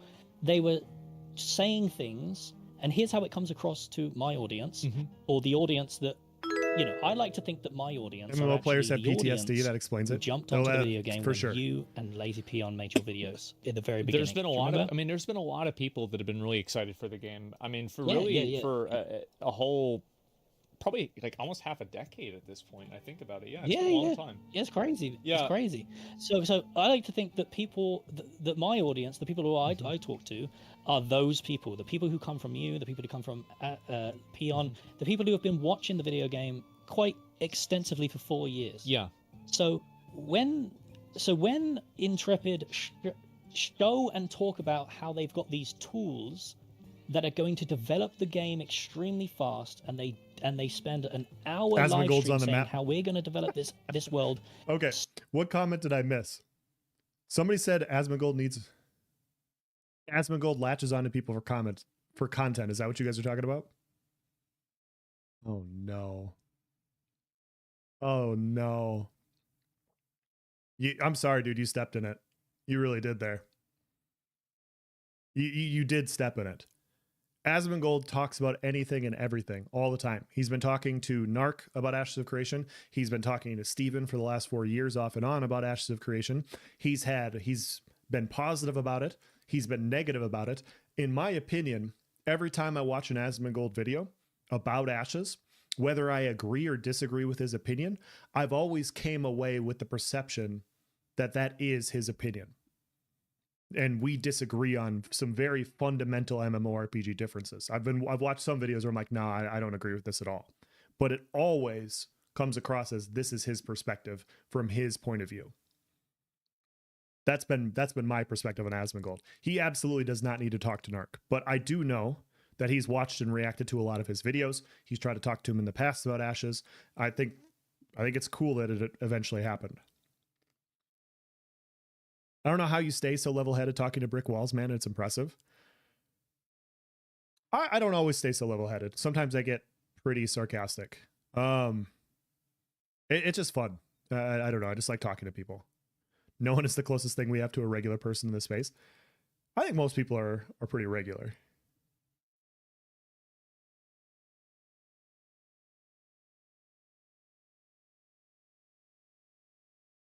Just blown away how someone came out today in defense of Narc.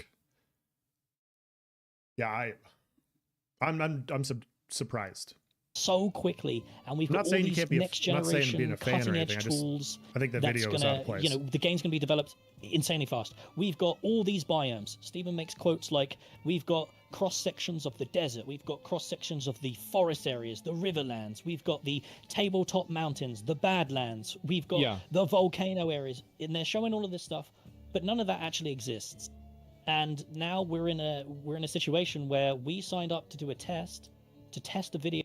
I feel like this has been going on for 30 minutes. Is he just going to keep going circular about this? Like the desert isn't fully complete and therefore all this is like, is this going to keep going on? And Asmongold is explaining how there are partitions and like they slowly add stuff over time and showcasing like the castle earlier. He's like, you know, this is just one asset. Like you could just plop an asset anywhere. Like it's not a big deal. And he's explaining how that's different. And then it just keeps going back to this. Like for the last 2 years, it's been a lie. And then Asmongold has to explain that it's not a lie. Is this, I feel like we're playing fucking Groundhog's Day right now. Video game that is, this is insane. So far from what they advertised that we're not even sure what. I'm surprised people have opposing views to yourself, Crazy Times. No, I think opposing views are good. I'm just surprised that people would look at this video and see how full of holes it is and latch onto it. That's all. I'm okay with differing viewpoints. I'm okay with differing viewpoints backed in fact. Like I literally just posted a video showing you where he said that he's not mad at the game. That was before this video came out. He's not mad at the game. He's mad at Steven. So the point is which Narc do you agree with? Do you agree with the live stream Narc that said that, or do you agree with the YouTube Narc? You agree with the YouTube Narc. I agree with the live stream one because that's what I have been come to believe for the last year plus. And when I see, after being in the space as long as he has, after watching the live streams, in no way, shape, or form have I felt like they have been lying about showcases. Did I think we were further along? Did I think that what Alpha 2 was initially going to be was going to be a little bit further along? Yes. Did I expect it to be unpolished, to be unfinished, for areas to not be done? Absolutely. And so when things are unfinished, I'm not going to be surprised because that's been my expectation for 2 years.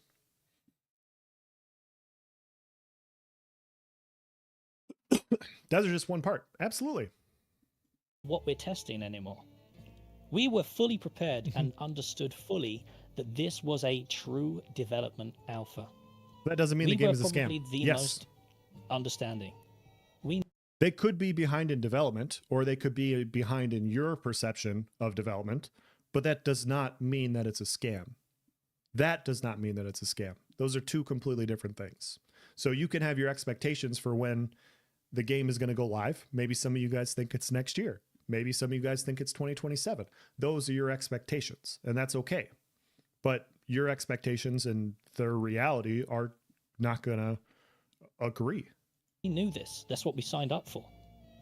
But we didn't sign up for a desert that is not existing. We didn't sign up for a freehold system. It's that doesn't incomplete, exist. right? The desert is incomplete. It does exist. It's just there are areas of it that are let's unfinished. talk about percentage. Yeah. Let's talk about that. Incomplete. Let's talk about percentage of completion. If I had a content creator constantly calling me a scammer, I wouldn't care for them. I'll let you get into I it. get that too. Have you ever built a computer before? Yeah. Okay. I built this one. Yeah, well, barely. there you go, right? And so I think that a lot of the problems that a lot of people are bringing up are, like, I remember whenever, for example, like, I needed to get more RAM for my computer. And so when I got more RAM for my computer, I went and I got this RAM, and then I realized that it wouldn't fit inside of the motherboard. And then I had to get a new motherboard. But then when I got a new motherboard, I realized that I now needed a new power supply. And I think that the way that you need to make sure that, like, computer components fit together inside of a PC, oh my and goodness, all of that. Thank you so much, Theory Forge. Appreciate it. We're just watching a live stream and commenting. Thank you so much, guys.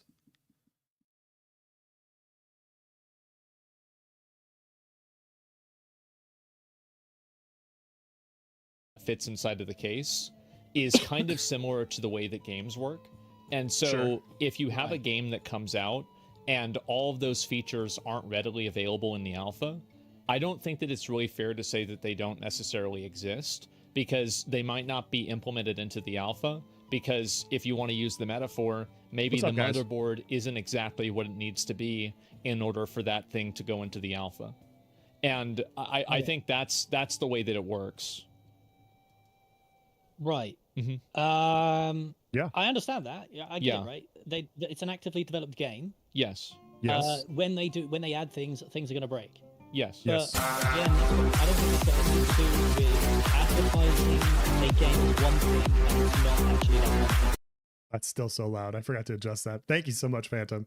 Phantom X, thank you for resubscribing for 12 months. Thank you so much, dude. So you think that you were We're just having the falsely same circular advertised to debate for the last 30 minutes. because of the freehold system not being what it was inside of, like, let's say the demo. Okay, yeah. So okay, yeah. Let's go with that angle. So the freehold system doesn't exist. The Did you guys know that Asmongold actually needed Narc for content though? True. Look at that edge of the world desert. Yes. the weather systems that were shown don't exist. Granted, the seasons do, right? That's really So I'm watching this for the first time. For those of you guys tuning in that do not know that, I haven't seen this yet. We are now at 20 minutes of Asmongold trying to explain how development works and Narc not understanding. So what we have on the live stream is Asmongold saying, hey, I have a little bit of experience in development. Here's what I have done. Here's what I have tested in other spaces. Do you have any experience in development? And Narc says no. And so Asmongold's trying to explain something, and we're going in a circle. And the circle is constantly going back to the exact same points over and over again. And so it's, hey, what they showcased in the last 2 years is a lie. It's not what we've been led to believe. It convinced a bunch of people to buy in. The desert isn't real. Well, the desert actually is real. Yes, it is in that area, but it's not real over here. Yes, because they're slowly adding things on. Yes, but we were led to believe this because 2 years ago this happened, and we're around and around we go. So you guys are now all caught up.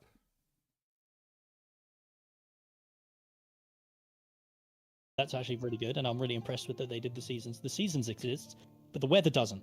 The story arc systems, the main thing that delivers content to players, they showed it in a state that triggered quests on your screen. They showed it so the world was changing dynamically in real time.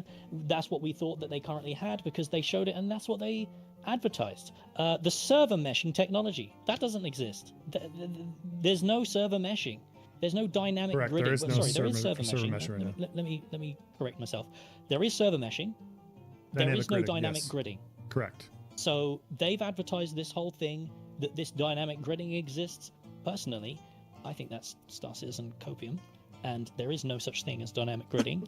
There is no Okay. such thing as dynamic server meshing. I just don't believe in that shit. Why? That feels like copium. Well, because it's technology that just feels like it's buzzwords that are trying to do something that's literally impossible. A dynamically shrinking and growing server. Show me it working. Show me it first. Stop advertising that it's going to exist. Didn't they do that? It doesn't. Because the Star Citizen, they showed it. Phantom X, I don't believe in Santa. You take that back right now. You take that back. Server meshing isn't even new tech. With like throwing the ball back and forth. Well, the people that they've shown that, but it's not actually Okay, in the video. I see why everybody's losing their minds now. It was a over this. This is concept. good Again, stuff. it was just a concept. Sure, it exists in concept, but it's not in the game yet. Do you think it will ever be in the game?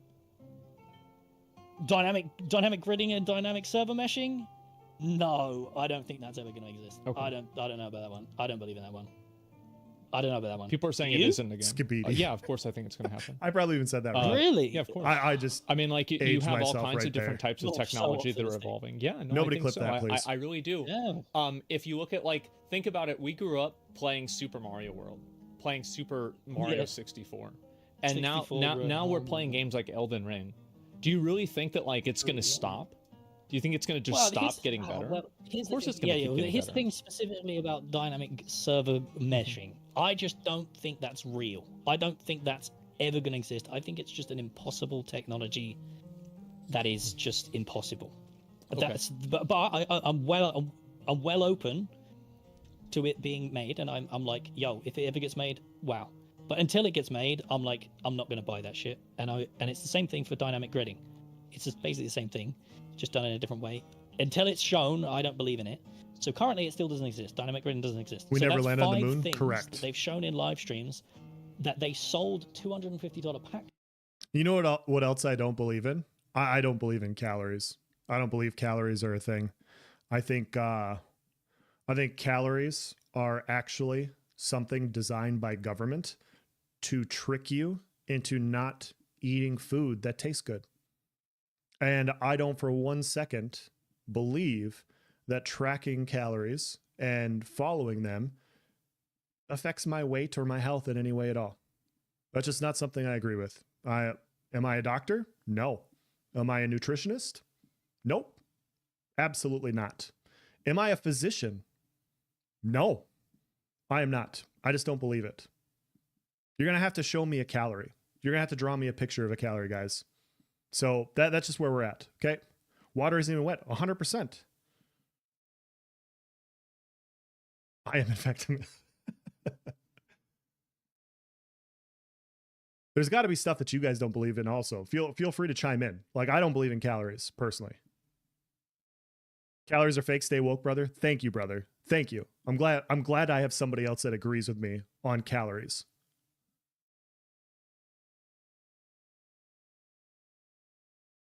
Off of that don't actually exist in the video game. So how many times do you have to be screwed?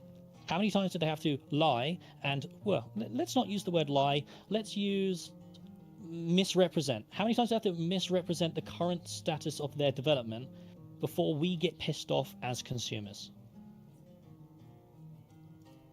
Is that question? Okay, so Yeah. How many times are you willing to be we play fucking World of Warcraft. We're still getting screwed. For me, my perspective is that I don't really look at it that way. If I see a game and it's not in the state that I want it to be, and this is the outlook that I have on WoW now, is that if WoW isn't the game. Okay, we have beliefs that the earth isn't round. Yep, I completely understand. I still eat chicken, beef, and pork, but you're a vegetarian? I agree with that too. I actually am a vegetarian as well, and I still eat fish. I'll eat fish and venison and chicken and beef. I agree with that.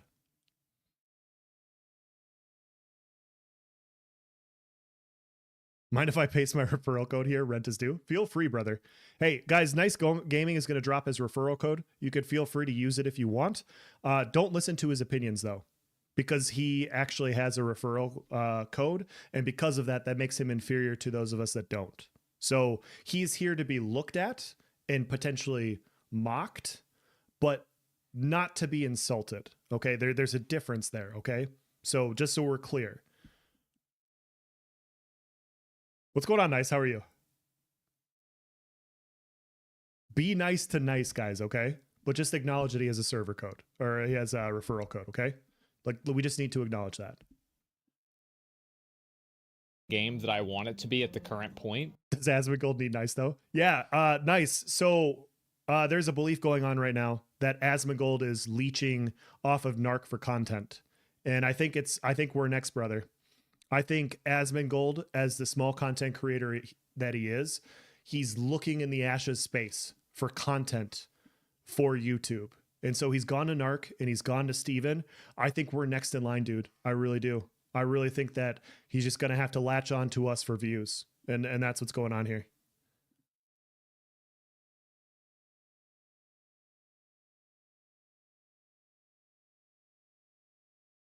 I just simply stop playing the game until it is. I don't. Well, that's a really good point. Yeah, that's a really good point, and that's what you said you're going to do. Yeah, so you used to. Yeah. You used to not be like that, right? You used to really care about World of Warcraft, and you'd play it, and it was unhealthy. It was very yeah, unhealthy. yeah. It is unhealthy. So what I've done is I've looked at the state of the video game. Oh my god! And I thought to myself, do you know what? It's unhealthy for me, and it's not what I want to do. Right? I don't know if you saw those clips at the end of that video. It was like me dressed up in like some stupid costumes and shit. We carry Asmongold. AOC is peak interest. Absolutely. I'm glad that people finally understand where our place in the YouTube and Twitch sphere is. People latch on to Ashes of Creation content creators, not the other way around, guys. Not the other way around. Yeah, like that. I want to make videos where I can express myself creatively. I'm glad, by the way. I am so glad that you guys kept hammering that because I missed that on the run through and I had to go back and look at it. That was quality stuff. That was quality stuff. So thank you. Thank you. That was chat bringing up a meme that will not go away. I promise you, this will not go away. You used to watch my videos. You sure. See my intros. Yeah, no, I know. I love that shit. I fucking love that shit, man. And I felt like for the last 2 years, I've been covering Ashes of Creation, and I'm like, this is not what I signed up for. This is not what I thought the game was. I've basically lied to a huge amount of audience because okay, let's not use the word lie. I've misrepresented the game to a huge audience, and I feel extreme amounts of guilt from that. So I want to distance myself from the game and try and pursue something that I genuinely care about, which is just making entertaining videos. And unfortunately, in the format of Ashes, I just don't think I can do it because there ain't nothing here. I think at a certain point, I mean, you're not going to be able to do that anyway with any MMO. I mean, I feel like that's always the case. MMO? I mean, oh, no. I'm not going to talk. No, I'm not going to do MMOs. Well, I'm going to...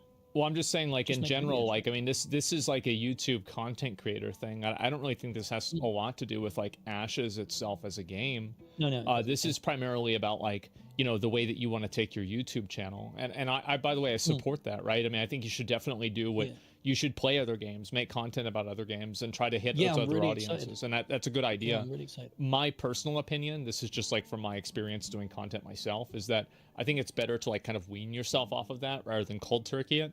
But you should do what you feel like you should do, right? More than anything else. And so, like, I don't really think that necessarily. I can definitely see where you're coming from, and I can see why you would be frustrated if you felt like every single development update would have been something that would be available. Good night, Phantom X. You have a good one. Thanks for the raid. Appreciate it. The language he uses, consumers, state of the video game, ready for us. Narc is literally incapable of understanding what alpha means. Yeah, that's what this entire point is right here. Like it really sucks when expectations were set back in August, like I showed earlier in the live stream. And it's just very clear that either he's not listening to that, or is just being intentionally obtuse and ignorant to that. I understand the frustration that it's not where you thought it was.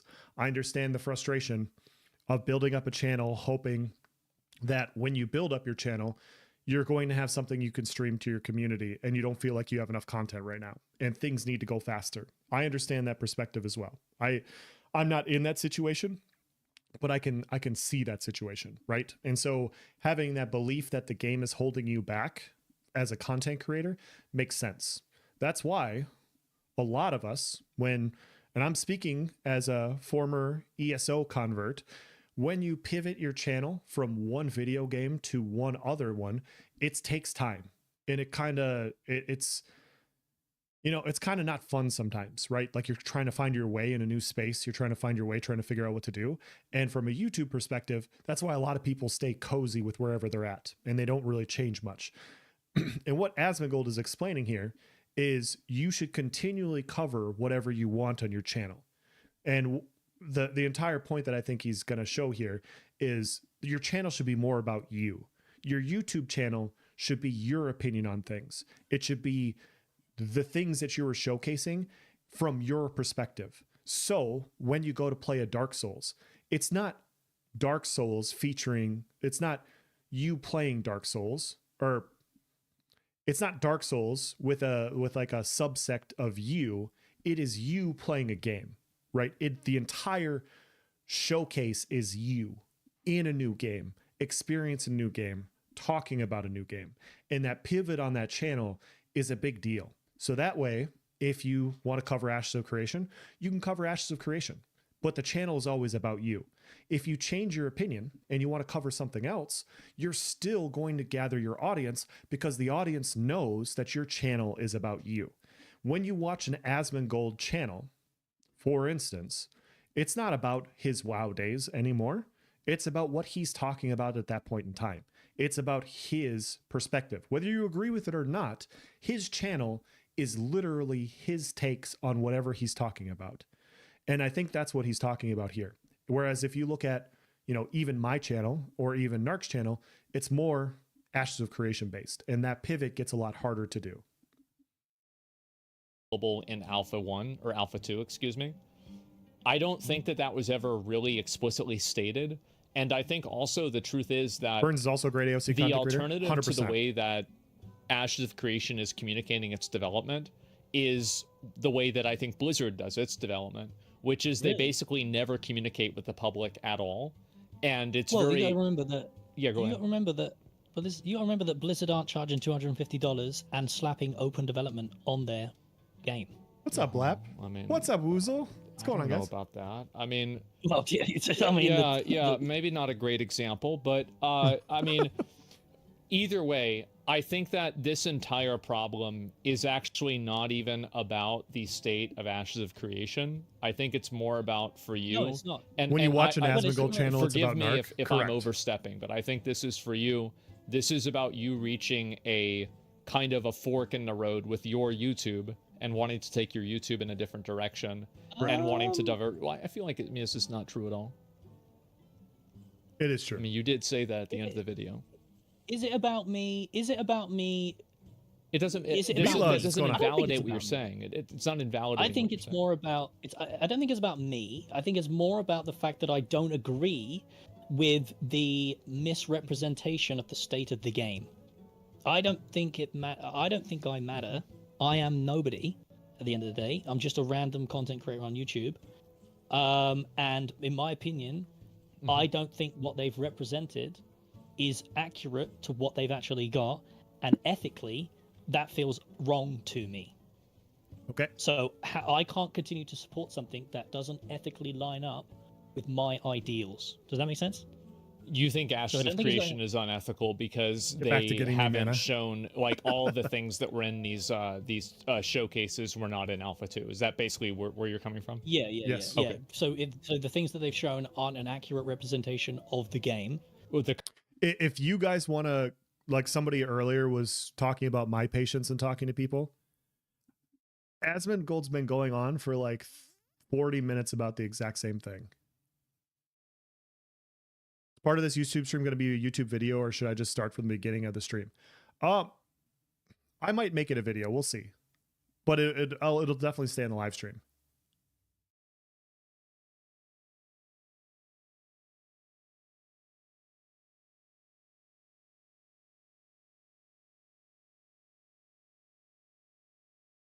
current state of the game that's playable to the public. Yeah. So, I mean, you know, like this is what happens, right? It's like there's probably there's probably like multiple versions of the game. So what I would assume is there's probably 3 versions of the game. There's the version of the game that we're playing. There's the probably internal testing version of the game, and then there's the dev version of the game. Right. And I feel like it probably exists inside of one of these other 2. Like there's a friends and family alpha, and that usually a lot of people get friends and family alphas, but like they're like 99% of the time like NDA. It's funny because that's what I built my whole channel off, right? I built my whole channel off of that. So Asmongold's explaining to him like different development phases, and it's just like whoosh again. So if a game dev shows a concept art book, that's unethical. Yeah, I don't understand that at all. I don't understand. If you make a video, maybe Asmongold will need you for content. This is true. Okay, guys, this will be a video in the future because Asmongold needs content. Okay, so because Asmongold needs content and he's relying on content creators in this space to leech off of, we have to do our part. Okay, we're doing our part to get him content. That exact copium that you've just said, I just don't think that's true. I don't think there is all these different. Thank you for the follows, guys. Zealous Gamer, thank you so much. There's this magical branch of the video game where it's literally and Exotic Mike, thank you so much, guys. Well, I it's don't think not. That's true. You're right. What the game is. Well, you're right. It's not finished, but it's in a more finished state. And the problem is that before they want to ship it out to be used by the public, obviously they're going to want to make sure that it's in a place that there are going to be no problems, like different weird things that cause server crashes or anything stupid happening. Like if you play any MMO launch, like you know that there's going to be things that are fucked up on the release. And so I get that. Like I understand that. Like, no.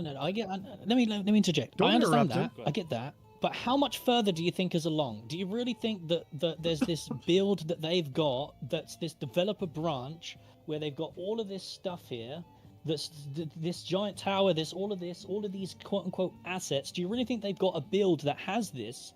Or do you think that this just doesn't exist and this was just a concept is going to be good, isn't it? Built to sell a $250 pack to help them fund the game in the future when it does eventually exist in X amount of years? I don't think that it exists in terms of something. Sorry, I'm away from the mic. I don't think that it exists in terms of something that's interconnected inside of the game completely. But I think that they exist in separate instances that are designed to be connected inside of the game because they're made in modular form.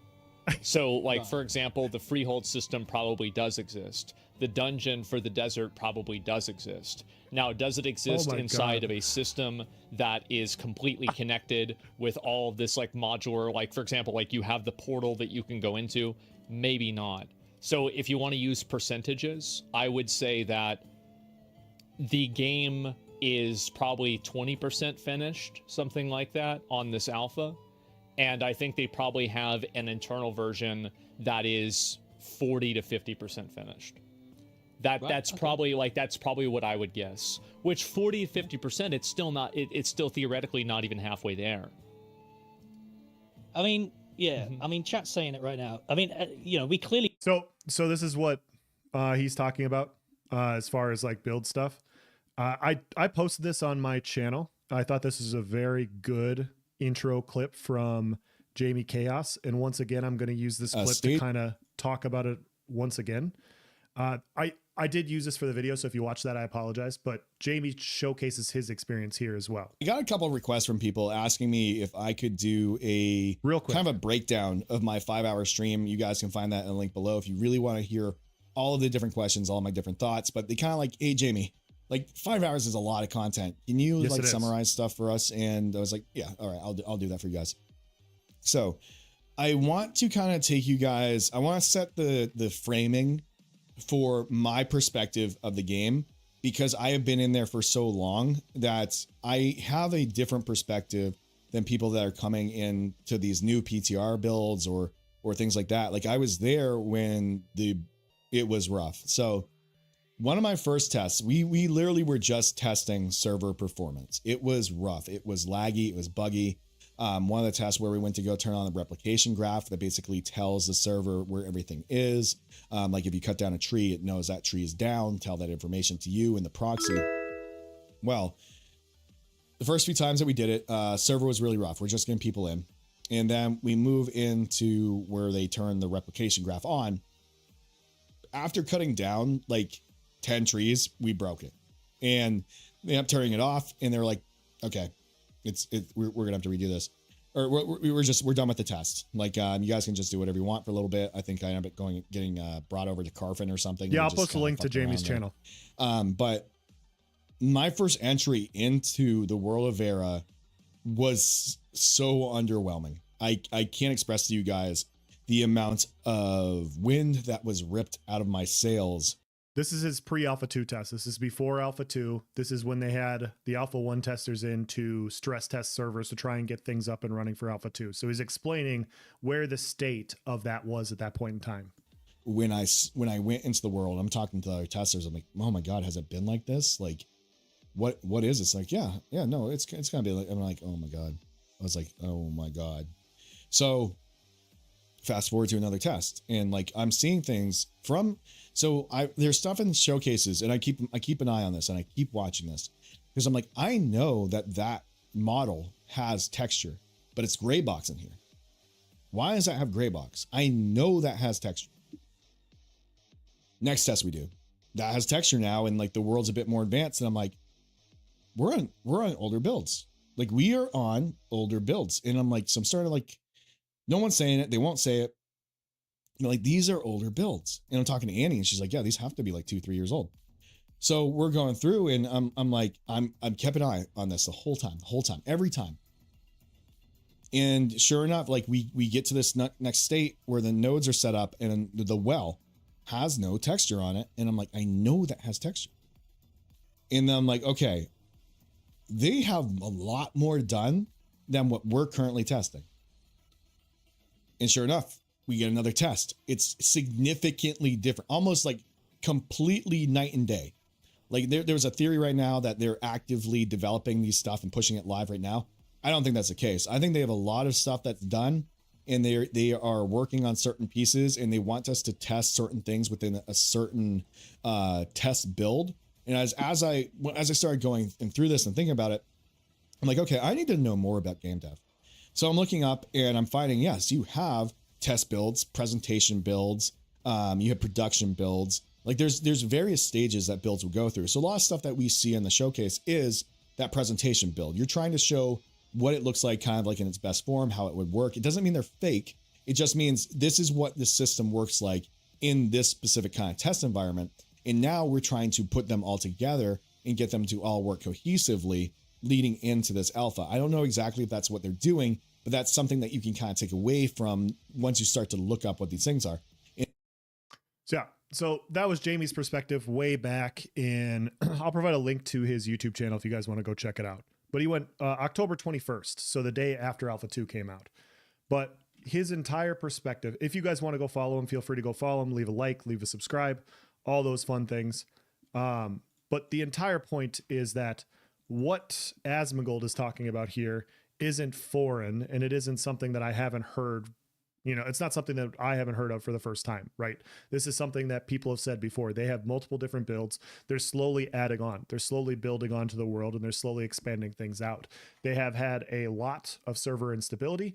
Before you can add more things, you got to fix what's currently on there. And currently, if you're playing the game, you know that there's some issues. I got transported to Carfin yesterday, and so they're going to add more things on. And so that's what Asmongold is talking about here with the differing levels of things. And he's talking about how, yes, some of these things are complete, probably on other builds up to 50%, probably to be worked on, iterated, improved upon later on when they implement them into the test environment. They're not in the test environment, but that doesn't mean that they don't currently exist in some state to be dropped in later when the servers can currently support it.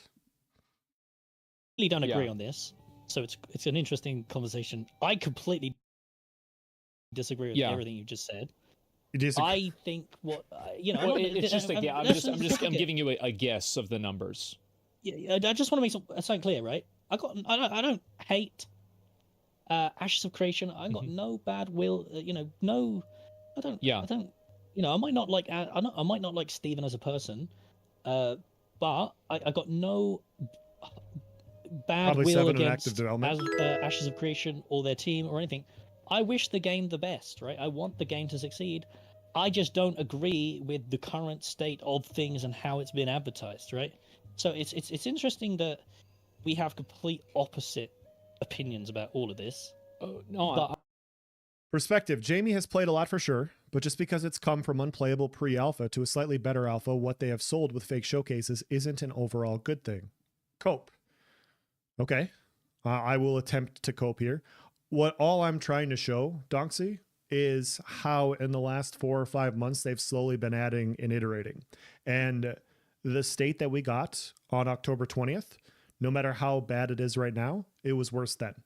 It was worse in November, and it was worse in early December. And so they're able to support a lot more people now. There's more bugs because there's more people, of course, but things have gotten better. And I think most people that are testing would agree with that. They wouldn't agree with phase 2 going well because things aren't getting fixed and things aren't getting improved. And there's current states of the things that need to be addressed when the team comes back. But attempting to compare a server world where there was 2,000 to 3,000 people to where now there's 6,000 people on the same amount of world, where they've added more things. Like they just dropped in a dungeon, a new area during phase 2, a new place to explore. Like that, the entire new area, I forget the name of the place, but like that kind of flies in the face of Narc's point. Like they don't have these things. Like clearly they have things in other places that they're dropping in and implementing as we go on. But I will still cope regardless. That I am living in a constant state of cope. So thank you. here's my opinion. Okay, go ahead. Here's my thought, right? I think Mechanics and networking is by far the longest thing about game development. ultimately the game is just going to speak for itself over the next few years. It will. I'm just The Forge, stepping away yes. Sorry, I forgot the name of it. because I felt like I need to at least tell my audience why I'm stepping away. That's what that video was. It Sure. was explaining my frustrations for why I'm stepping away from the game. I'm frustrated because I feel guilty that I've advertised something that wasn't true for 4 years of my entire life. So I don't want to pursue that anymore. I actually want to go cover other things and do things that I want to do that are in line with my ethics. Most of my successful videos on my I think it's channel the are not Fallen even Ashes of Forge, if I Creation remember related. correctly. So I'm just like, fuck, what am I doing? Yeah, Sure. I think that's a good decision for you to make. And like if you think that you should step away from the game because you feel like it's reductive or it's holding you back or you're just tired of it or for whatever reason, like I mean I think a lot of people do that. I mean, like you get burned out. Asmongold's spot on. He feels like it's holding him back. Yeah. Sure, That's I what he think that's said. fine. But I don't think that I don't think that it's that these things don't exist, but I do think that obviously it's going to take time for them to be implemented into the game in a playable state that's made public. Like Lyric. The reason why devs don't do open development is because people that haven't worked in such fields criticize them under an incorrect baseline. They don't have the background knowledge and know what is required to set up games like this. I agree. I agree. The thing is all I can say is I don't know a lot, right? All I can do is rely on other people with development experience and what other people that are currently full-time developers in other fields are telling me. Yeah, this is how things get implemented. There's nothing wrong here. It's a little bit further behind than I expected. I've heard that before, but there's nothing nefarious going on. And so there's a big difference there, right? And if you want to move on because it's not ready for you, I think that's fine too. I have friends in the chat right now that aren't playing until later for the same reason. I totally get it.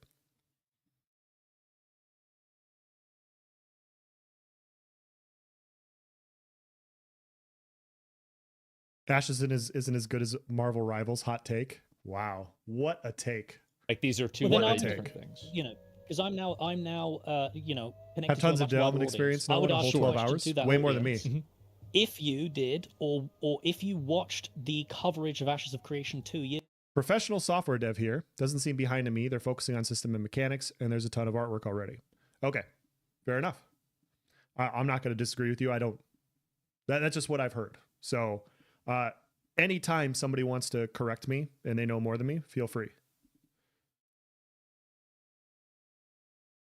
Years ago, Yeah. how many of you were under the impression that this is the current state of the game rather than just a concept that will be in the game in 4 years from now? That would be a question I would ask to the wider audience. Were you aware that what they're showing isn't actually in the game? Yes. We knew not everything was online. We knew not everything was going to be ready. My most optimistic timetable for a full release for the game, this is most optimistic, and people are going to laugh when they hear it. My most optimistic is 2027 for a release. And so when I hear that things aren't available, it's like, yeah, we're fucking 3 years away from what I believe the most optimistic release date is. Of course things aren't ready yet. So when they're showcasing all these systems and all these systems that we have seen, of course they're not fully fleshed out. Of course they're not going to be fully detailed and finished. Of course not every part of the map is going to be finished. I don't understand.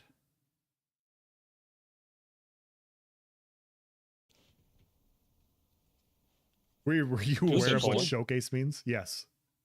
Back. Yeah, I mean, that's Go ahead. the Would you still frustrating back one the for video me. game? Would you still have spent $250 knowing that all the stuff that they're showing isn't real currently and it's just concepts? Because I can name a game that did this very similar thing, and it's called Chronicles of Valeria, and you know all about that one. Oh yeah, I watched the video about it. It's a concept. Yeah, I mean, so everything's just a concept. I can only speak for myself. I think that for me, if I see the way that a game is, I would assume that I would probably be like half and half with like what you're saying. Like, yeah, I could kind of see that. And I could also see like some systems aren't ready on alpha. I feel like in general, and this is like a distinction that I think some people make between like an alpha and a beta, is that an alpha is not feature complete, but a beta is feature complete. So what I mean by that is that things like systems, for example, the freehold system, would not all be available in an alpha, but they would be in a beta. So, and this is something, by the way, a lot of people define alphas and betas differently in gaming.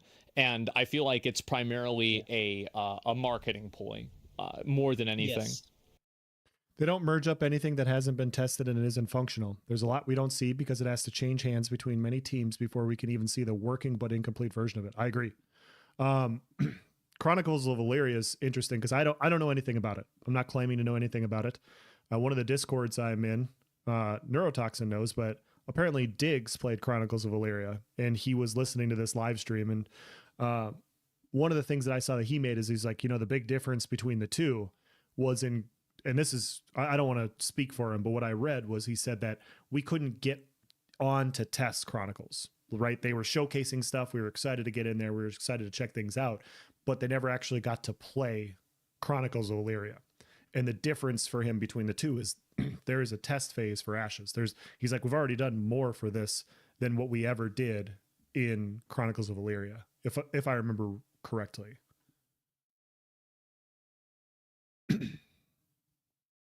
So, yeah, but I think that is definitely a pretty big difference. And so, like, if every single feature in the game was not available in the alpha, I wouldn't immediately be upset about it.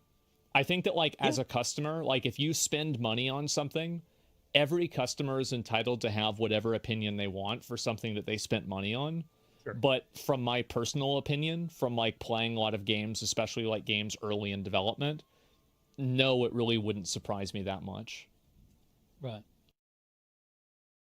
Taking a step back, though, the grind in a group gameplay for 50 hours is so bad. Alpha or not, that's how the game's bare bone is. Chronicles of Valeria. Yeah, I understand the 50-hour showcase, the point of view, because we did it for 2 months, and now we're doing it again. And so it's just a grind, and all it is mob grinding. I agree. Like, it definitely could be better from that perspective. It definitely could. I agree with you. Difference here is there's a game loop that's about as rich as New World's game loop already. Yeah, their beginner game loop, I think they're very comparable. They just debugged it. It would compete with that thing. Yeah, I agree.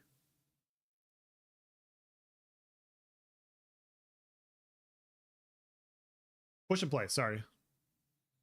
Hopefully it plays. No? Why are we not working? Okay, well, first of all, they're not going to do that, right? Why? Because they've stated that the alpha period is going to be much, much, much longer than the beta, right? Nothing the wrong with people having their own my opinions. I just wish perception of people the didn't have beta, wrong at least opinions. from like looking at the game, I think the beta when it launches is going to be feature complete and in a state where, it's basically that's the marketing part, right? That's where they start marketing it in beta. The thing with like, there's just a huge difference between like opinions and factual information, right? Like, if you told me, hey, if I go to this grind spot, this is 500,000 experience an hour, I'm going to gain way more experience than you over there because it's 250,000 experience an hour. That is a tangible thing that you can't really debate. You can't really argue. It is just a statement. It is a statement of fact. But if I sit there and I go, yeah, no, that's not true. I don't actually believe that you're gaining 500,000 experience an hour. I don't believe that 500,000 experience an hour exists. I'm going to stay here and I'm going to continue grinding. At some point, yeah, sure, my opinion is that 250,000 experience an hour is better than 500, but it's not based in fact, right? It's now gone from an opinion to a false statement. And so I think there's a lot of that intertwining as well. So I think the alpha, based on because we've got a lot of people that are obsessed with the video I think this game. is behind what New World had in Brimstone Stands when I went back to it. For I agree. 4 years, and we get a lot of joy out of that. I do think it's behind Brimstone Stands. I think it's ahead of their launch date. That's my opinion. We understand the speed at which Intrepid, at least from our perspective, we understand the speed at which. All right, have a good Intrepid night, works. Neurotoxin. So what we've done is we kind of extrapolated that and tried to figure out how long it would take them to develop the whole video game, which includes those 18 biomes. And we think it's going to be a minimum of 6 years. 6 years from now. Yeah, before hey, chat, they go can I go into full beta, screen and see chat? I think. And before assuming, so that's even into beta. Yeah, so that's assuming Okay. though. That's assuming that they launch with the beta after they have all 18 biomes. So that's just based on how much land mass they've got. So a really good perspective for the audience who do want to continue following the game is to. And how did you math that out? So it's based on if we assume that it's taken them 4 years, so the start of 2020. When was it? 2021 at the start of 2022. Sure. Yeah. So it's been 3 years. If we assume 3 years, that's when the game actually started to be developed. That's the current state of the game. This version of the game, we think, started actually being developed in 2022 at the start. So when they switched to Unreal Engine 5, that was a clean slate for them, and that's a good thing, right? By the way, Does I think Narc that's very think good. I think arts they should have equals cleared game? everything before because the I guess assets so. were not suitable because they're badly It optimized, was the right etc. decision to go to Unreal 5. Yeah. That's true. Yeah. I think that was a good decision for them. That's a very controversial thing to say within the community because a lot of people disagree. But I think it was a good decision because it's a step forward. And so we think the development started there. So if we assume that that's when they started, Is Asmongold talking to and Narc? up Yes. until the point where they launched, and what they have is about 1/3, maybe 2/3 I can't of read one that. biome. I which is the can't read that. Riverlands. I'm sorry. That's good Just though. for context as well, by the way, the Riverlands isn't Caravan, actually Node Wars, finished. Guild Wars, Matt. So another reason why I'm pissed off is the fact that they've started working on the desert when the Riverlands isn't even finished. So it's like, fuck.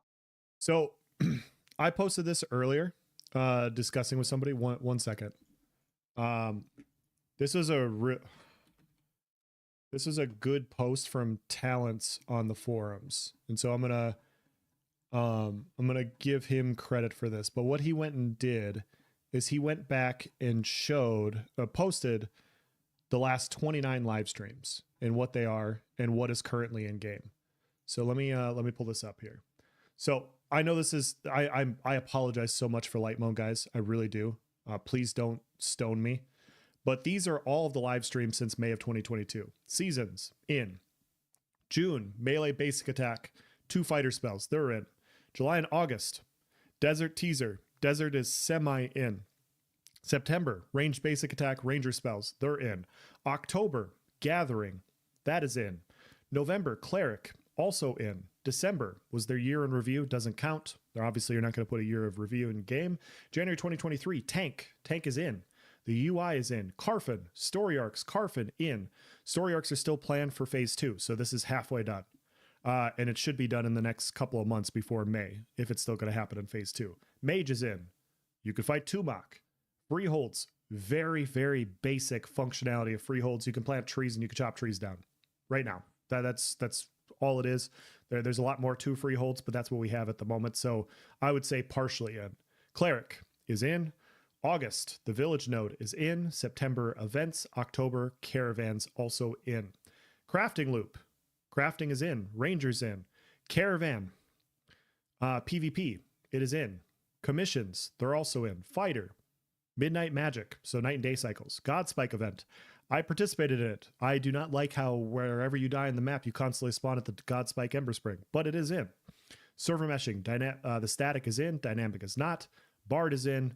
Firebrand and Citadel is in, and Lionhold is in. So, out of all of the last 29 live streams, the last 29, almost 2.5 years, only 3 of them do not have some form of something that is currently in Alpha 2. Huge shout out to Talents for posting that, by the way. Fuck. Why are you doing that? That's really annoying me. I mean, anyway. Well, yeah, but like the thing is that, and this is, I think, one of the problems with like charging money for an alpha is that the way that a development team is going to prioritize and do things internally might not make sense to a person who's not like you're not like there might be an internal reason for that. I mean, I don't know why it could make sense. Carrie. It could not make sense. So there could be a reason for it. Yeah, let's talk about that. There could be a reason for it. Sure. So, do you not think that Intrepid it would benefit Intrepid? So all of this is basically miscommunication, is how I would label this whole scenario. I think that you're right about that. Miscommunication on their point. Steven disagrees. He actually thinks the communication's great. I completely disagree with that. Steven should have just said we're adding 3 nodes to the desert. I think they're going to expand it more. It at least could be a lot better to help sell their game in a better light. Anyway, the point is why don't Intrepid communicate that what you just said to us? Why don't they communicate to us that actually AOC cultist? Here's why. Good day. Have you ever played PoE? Yes. Have you ever read PoE's patch notes? Yes. Do you know that in every single patch notes, the developers give a reason for the change? Yeah. That to me is peak communication from a developer team. And when a project is advertised as open development, there it is again. Sell their game again. He's treating it like a release, not an alpha. Yes.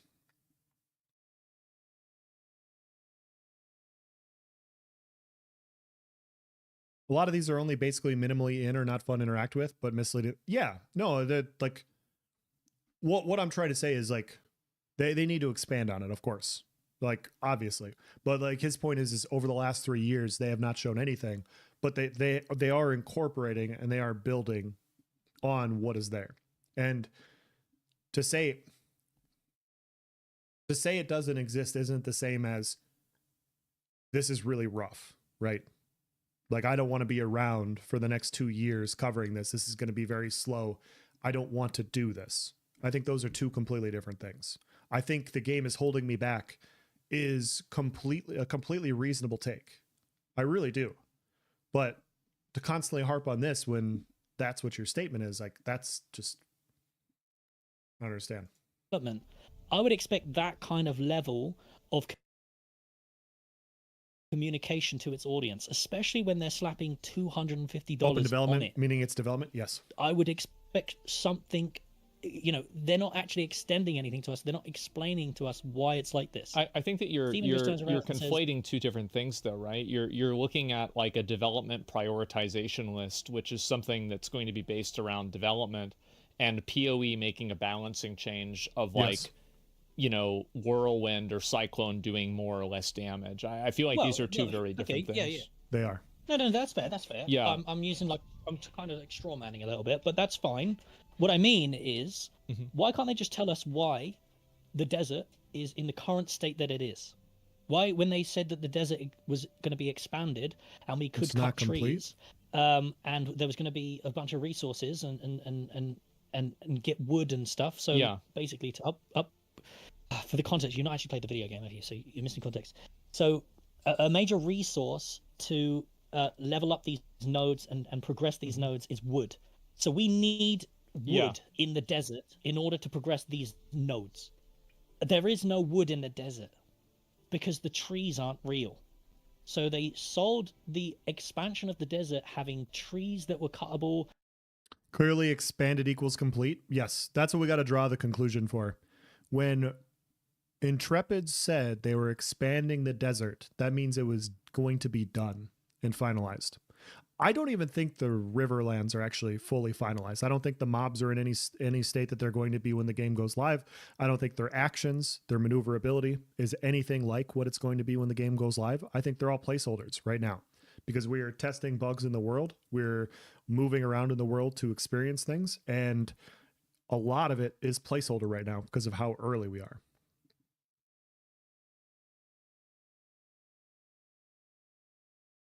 I would agree if this wasn't an alpha, but that is exactly what an alpha is for. And I feel like the roadmap explains everything fairly clearly if you take the time to go through it.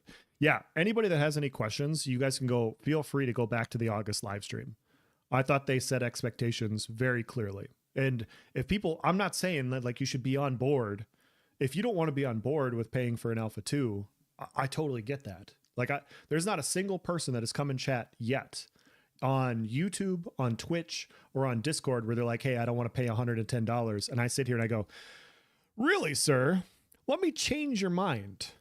Let me change your opinion on that because I think you're wrong. I think you're wrong about this because it's your opinion and you don't want to do that. And to you, that's not fun. You want to play a freaking video game and you want to spend your money on a video game. I totally get that. And I totally understand. And so when I've had friends come up to me and they go, hey man, I'm not going to play phase 2. It's not very fun right now. I'm going to wait for more stuff. Okay. I totally get that, man. I'll see you in phase 3. We'll have a good time in phase 3, or maybe I'll see you in the betas, like cool. I totally understand that perspective because there's a big difference between playing a game, enjoying systems, and playing games with friends and experiencing a very laggy alpha 2. I just engaged for like 20 minutes with a war before I started live streaming. Our node got war declared on it, and I was like, oh shit, I gotta hop in and help out. It was a laggy freaking mess because there's literally Intrepid is not back until tomorrow, and the servers took a huge dump because of so many people in the area. It wasn't fun. People are skipping all over the place, and then I hopped off because I don't want to play it right now. I think that's more than fine. That was going to have a bunch of land mass and a bunch added, but none of that was added. So from my perspective as a customer, as a consumer, I think to myself, holy shit, they're finally expanding the desert. They're finally giving us things to do in the desert. Because 2 years ago, they showed us basically a complete desert. It's complete. It's a complete desert. They showed us a complete desert. I had the impression, and so did a lot of my audience, I would say nearly 100% of my audience, Q1 2026 we're expecting a desert That's expansion. optimistic. There is no desert expansion. It's just sand that you can. So questions on this. My thoughts are the actual trees that are in the desert are a different wood type that's nothing to do with the Riverlands test build we're doing, which is why the tropics and desert trees aren't farmable. Could be. I have no idea.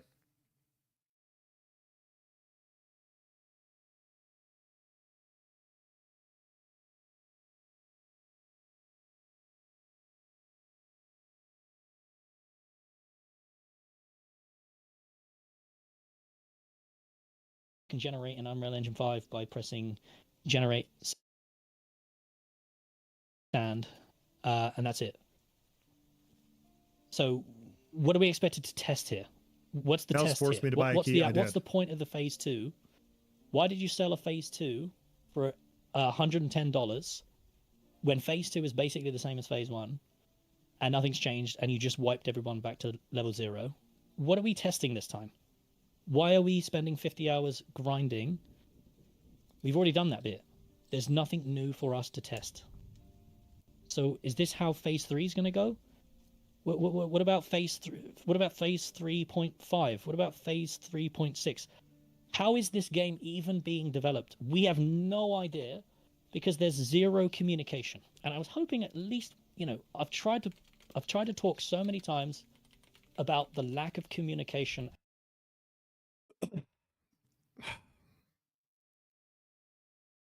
Coming from another MMORPG that I have recently stopped covering on my channel, when I hear this is my perspective, okay? This is my opinion. When I hear somebody complain about no communication from a development team that does monthly live streams, from a development team that does Q&As with literally like every content creator in the space, that literally will hop on a Sunday and talk to Asmongold about what's going on in their live stream, that will randomly hop on and live stream on the weekend and communicate with the community on whatever people are asking about.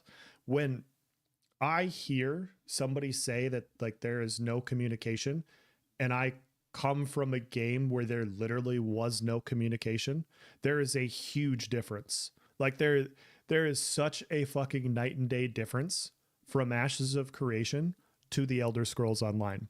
They're two completely different things. And so if you want to say that you want more communication, if you want to say you want things to be more clear, you want things to be clarified as to where they're at, if you want things to be more upfront and open about where they are as far as like what production is on a month-to-month basis, sure. But there's a big difference between that and no communication. No communication means they don't talk to you about anything. They don't listen to you. They don't listen to your feedback. They don't put any iterations in anything. They don't do anything regarding like listening to the community. I'm not saying that they don't work. They obviously do. But people from my community that play ESO, like you have to have the same take I did, right? Like if I was drinking water, I would have probably choked on it a little bit because I heard no communication. It's like, bro, you don't know what this is. I'm sorry. Like this is not it. I'm sorry. This isn't it. At Intrepid, I've made like 6 videos. I think you even reacted to one, maybe, I can't remember. And you disagreed with me in that video as well. Which one? But it was like, it was the one where I just spoke about the lack of communication at Intrepid, right? Let me see if I can find the thumbnail. But it was basically a TLDR of the video was... There's no communication. How much communication getting out of Riot's The communication MMO? is Exactly. leaving a lot of the audience. How much communication are you confused getting about out of the current WoW's next state of the video expansion? game, and How much are you we getting out of don't- New World? Exactly. Oh, here it is. The community are losing trust in Ashes of Creation because a lot of people approach me. I am the, I'm not trying to, I'm trying to be as humble as possible. I'm not trying to toot my horn, but I am like the point where people come to get a understanding of the current video game. So a lot of people were...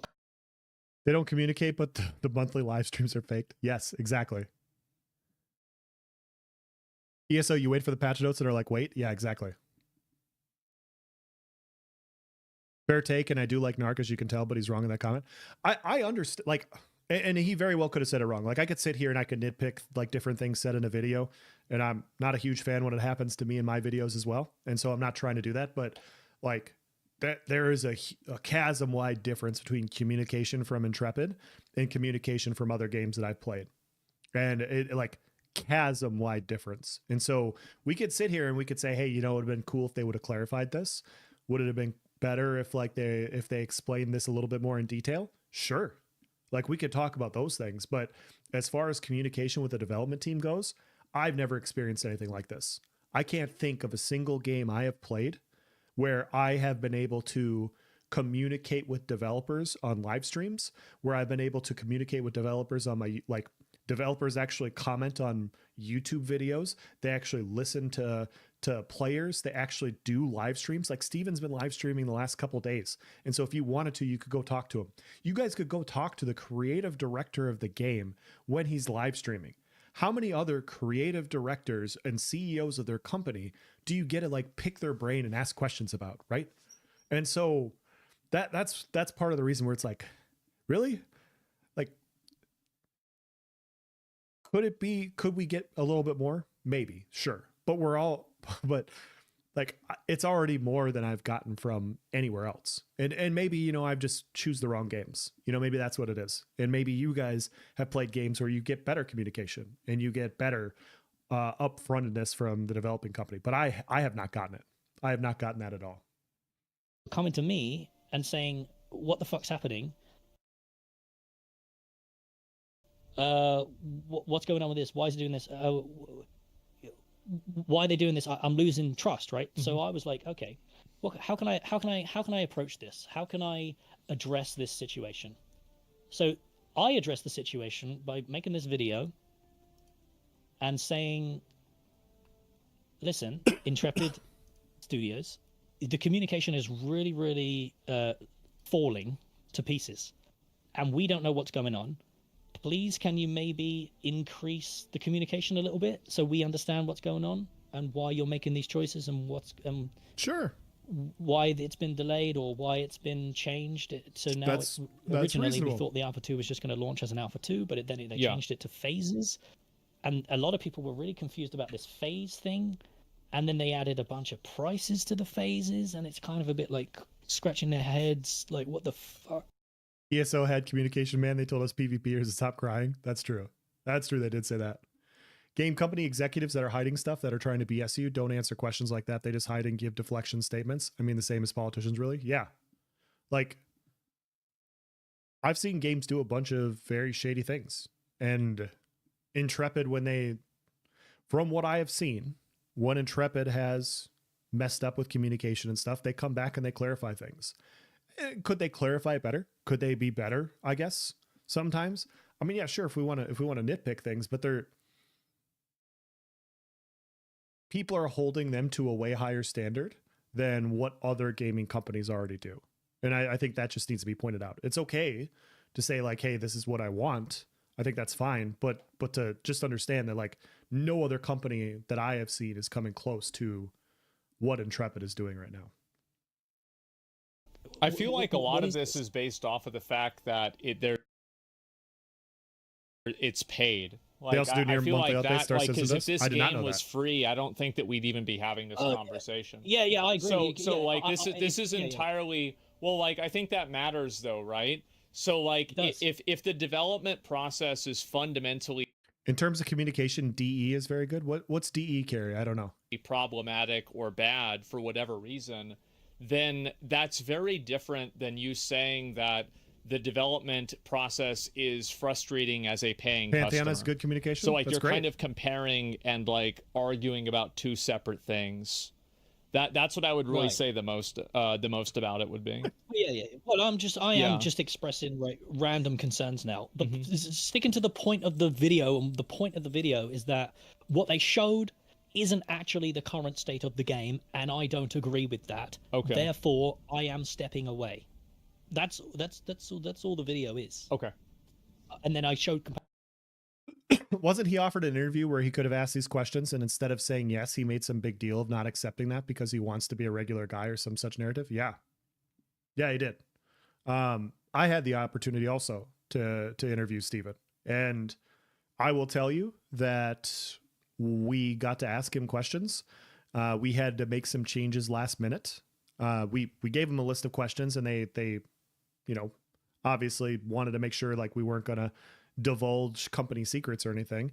And some of them we had to change because previous people had already asked those questions. And we're like, hey, is it okay if we go in and change these? People already asked them. And so that day of, we changed questions. They didn't request anything to be changed afterwards. We actually asked some questions about, biggest failures big greatest successes with your company, how you feel about people looking at this for the first time and seeing an undeveloped product and their perception. Like, how are you going to look at these things? It wasn't a puff piece. We actually asked like questions that Steven answered, and he didn't have us remove anything. He didn't have us edit anything out. He just is like, yeah, I'm going to be an open book and I'm going to explain it from my perspective. And so you guys could agree or disagree with what Steven says. I think that's more than fine, but he's not out there. Like, he didn't censor Nice and I, is what I'm trying to say. And we were out there looking to try to give him tough questions. And we were looking to give the community something interesting to listen to over like, hey, what do you think about like birch as far as shingles on trees, like for like shingles on houses? What do you think about a birch color? Like, we didn't want to ask him basic questions. We wanted to actually get stuff that the community wanted. And he was open to answering all of them. And I think if Narc did the same thing, he would have had the ability to ask these questions and could have used those questions in an I'm leaving video anyways. Like, hey, I didn't get enough out of this question. Like, I asked this question, I wanted an answer, and Steven was cagey about it. And I don't want to be that part of this. I think that's respectable. Comparisons. They advertise this. This is what we got. I've received a lot of You're gonna spoil pushback in the things. comment Oh, about no. how what I showed isn't actually representative of what the Digital desert actually extremes, that's a is. warframe. And Okay. you said that as well. But the part of the desert that is being shown has no content. There are no points of interest in that desert. It's easy to just generate a desert area. Well, then why didn't you show that part? Because I've already made a 20-minute video. I'm weird, about man? it. That part already exists on my channel for everyone to see. But I've you already could see how covered somebody that. who That was watched phase one. You could see how somebody who watched this video would think that this is the desert, right? Well, yeah, but the point is that this was the expansion. So we're talking about That's the desert not what expansion. you said in the video. You said it was the desert. Like, you didn't say it was the expansion. You said it was the desert. Yes. I had a section in that video that explicitly spoke about the expansion. I think that you probably did at some point, but you also said there are valid criticisms for the game, plenty of bugs, performance issues, systems that don't feel right, and things that just need to be reworked. However, all those complaints are just whining. Yeah, I think there's valid criticisms for sure. Kind of funny they picked GGG as the model of communication before the epic failing that was patched through. GGG did not have great communication. It's good now, but it hasn't always been that way. Yeah. I know you, so Mad Hatton and one of Mad Hatton's and my friends, Lobo, have both played Path of Exile quite a bit. They both have. And there's been multiple times where they've talked about how great communication for Path of Exile is, and then how bad communication for Path of Exile has been as well. Like it's varied over the years from their perspective.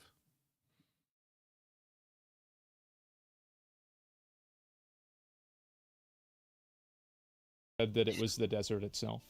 Like I can maybe. I mean, I can. You didn't watch the other compromise and say, video? like maybe you said both, but Okay. I remember you saying that it was the desert. There's a whole section in this video where he Okay. talks about the expansion. Okay. Well, if people can find the timestamp, I can watch it. And I'm look looking at at it right now. myself. That's been I've just got it done on with this stream. interview. I've got it on Where's the stream right now. timestamp? And I can listen. Yeah, he's literally like, yeah, this is not what you said. This isn't what you said. This is a weird portrayal. I actually bought it in Narc's video hard, but then I wanted to get the full picture and held off it and thought about it. It's just taking a long ass time. Yeah. One of my perspectives that I've had, there's been 2 different time periods that I've been like really down with Ashes of Creation. Like just kind of like, oh man, like when is this going to happen? And what I came to the conclusion on is both times that it happened.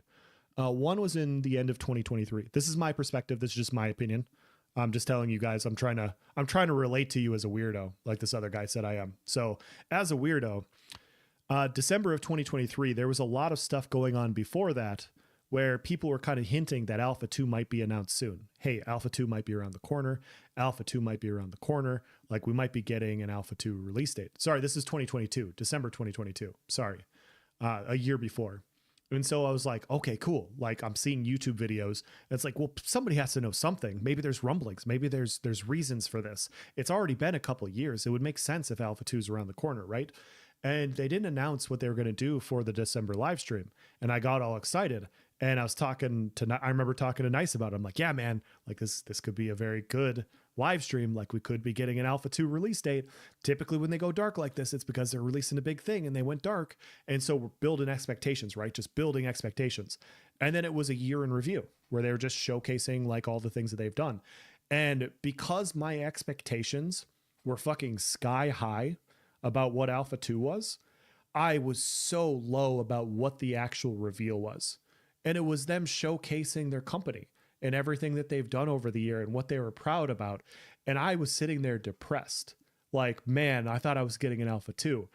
And I thought about it for a bit and I sat back and I'm like, this company is like proud of what they're showcasing right now. And I'm having like a poopy pants party about me not getting something because I thought it was like in the tea leaves, right? And so I'm sitting there and I'm like, this isn't about them. I'm not upset about them. I'm upset about my own lofty expectations that weren't met by a company that I know nothing about. Like my entire point of being disappointed was built up in my own fucking brain. Like, and I could be honest and tell you about it because that's how I felt. And I had to come to that conclusion. Like, yeah, this has nothing to do with them. Like they will announce Alpha 2 when it's ready. They have said that. They never hinted at it. They never dropped that. This isn't like when they announced Alpha 2 in Q3 of this last year and they had to push it back. It was me just thinking it was going to happen and getting disappointed. And so all I'm trying to say is your own expectations not being met isn't a reason to get mad at the company for, in my opinion, even if it sometimes happens because, you know, you're throwing a poopy pants party. Asmon's done with this company, with this interview. Yeah, I think he is. Just saying his argument is he has no other video. I didn't see it. I'm on your server. I must be.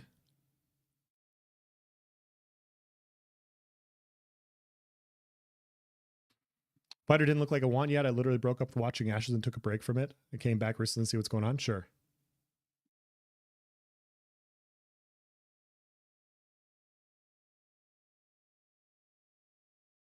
Adult Flex.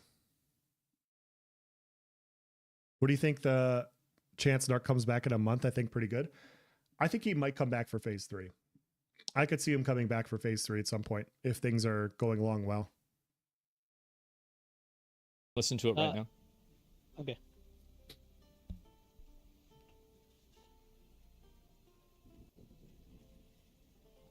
Okay, let's go back to 5 minutes and I don't know, 18. Okay. All right, I'm gonna play it. 25. 25. Okay. 5:25. All right, I'll listen to it. Main reasons to wipe the servers, yet the vassal system or level 4 nodes weren't even introduced this phase. And now they even claim that they're not First going Nephis, to wipe now this, at all. right? They are instead just New going beginnings, to man. introduce new servers. So what's going to 2025. happen to those old servers? They claimed prior to Phase 2's launch that at the launch of this phase, Desert was going to receive an expansion. I am just going to be talking about what's going to land on December 20th. We're going to go through what systems are going to land come December 20th. Let's talk a little bit about what we have coming up for December 20th, right? The Desert as well. The Desert is probably going to receive a little Watch bit you play more Fire with love Sword than and the Shield, and I was Tropics pleasantly will, surprised given how it seemed to its work with the assets are animations. obviously I thought it a worked bit out. more It was a lot of fun. developed than the It was a lot of fun. Tropics location. This prompted people to finally expect some remnants of the Desert showcase that was shown in 2022. And that's Yet what we That's received... pretty much it. Okay. So, but like you see how that's confusing for me to see, because you're talking about like the desert and then you're showing the images that are in the game. So you're seeing the expansion and you said it prompted people to believe what's going to be seen 2 years ago, and then you're showing that. Correct. Yeah. Well, I thought I was pretty. I'm gonna be honest. I thought I was pretty clear. I thought that clip there is pretty clearly stating that this is the Desert expansion, and there is no Desert expansion. The Desert expansion is a flat piece of sand with 3 nodes that are copy-pasted nodes from the Riverlands, and that's all it is. That's the expansion. So they sold the launch of Phase 2 with a $110 He price keeps going tag back to the Steven video for this. based on lies, basically, because there is no expansion. Mm-hmm. You can't claim that that is an expansion. I mean, do you believe what I'm showing is an That expansion? looks so cool there? when Steven shows it. Yeah. Well, no. I mean, obviously not. I mean, it That's is in a way, communication right? It issue. technically is an expansion, but no, not Technically, really. yes. Okay. Technically, yes, and I agree. Technically, it is. But it's not Would you then fundamentally. agree? So would you say that that's a communication issue? What I'm trying to express is communication issues improve. Can I guess that he's going to say no because he's already said no to this or some form of that multiple times now? Yeah. The communication. That's what I want Intrepid to do. I care a lot about Intrepid. I care a lot about Ashes of Creation.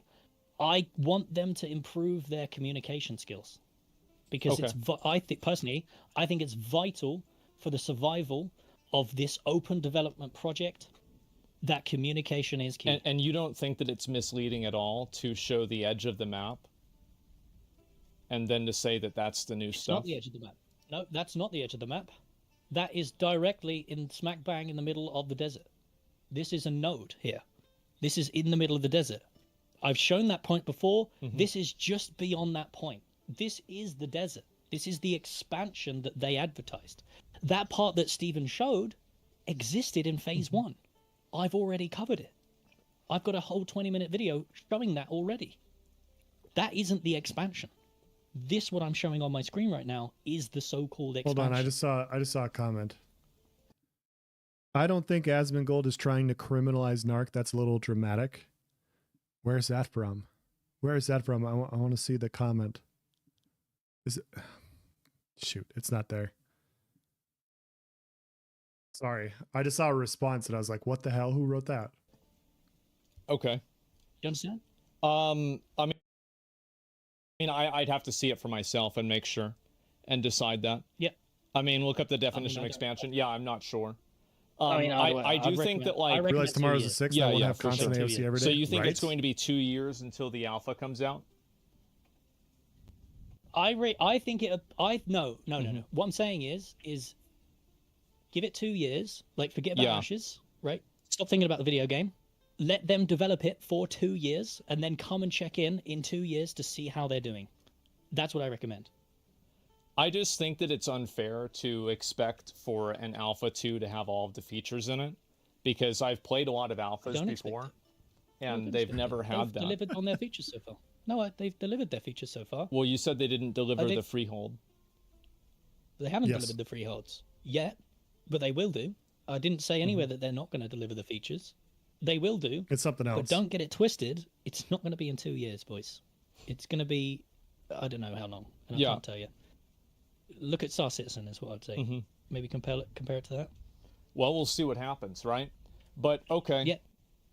So are you going to keep playing the game at all, or like what are you going to do? I think I'm going to. Well, I have to, right? I'm not going to play it myself, but I've got a whole community who love the game, right? Over the years, I'm sure I'm going to get people posting the progress. So I will keep up with the game's progress through the people that still come I sound to my weird community sometimes, and for post sure. it, right? I will just casually keep up with the video game and see how they're doing. But ultimately, I just wish there's no malicious intent towards them. Narc tells everyone to do what Steven told him to do, and he's mad about it. And I wish them the best. Okay, that's fair. I'll probably get Steven on, and we'll talk to him after this. Yep. So, okay. Do you want to talk to me after the Steven thing? Or maybe I don't know. It depends on what he says, right? Yeah, it depends on what he says, and so we'll get on both sides and we'll listen to what Steven's going to say, and I think that's the best idea. But I do really appreciate you talking about this. I definitely do.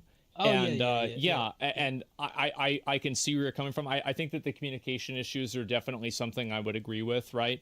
I mean, for sure, it's hard to like manage expectations. Okay, moving on. Steven. Obviously, just asking it out. Yeah. No. Okay, that took a lot. That was a lot of circular discussion. No, It's not really a big deal for me. We do want some communication, yes, but players don't understand developers for sure. Narc giving himself a chance to and come they're back not by going to saying you understand follow the it from progress their from other people. perspective. Yes.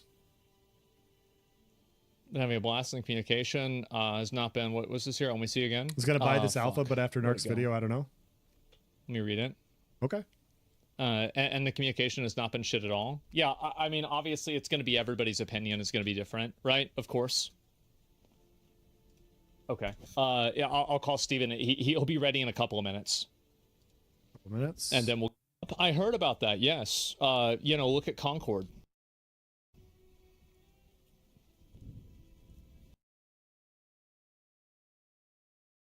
Do I got to go to YouTube for this? Because this isn't working very well. This is the new Asmon content arc, the intermediary, right?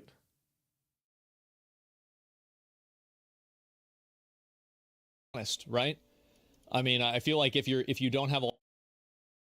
Okay.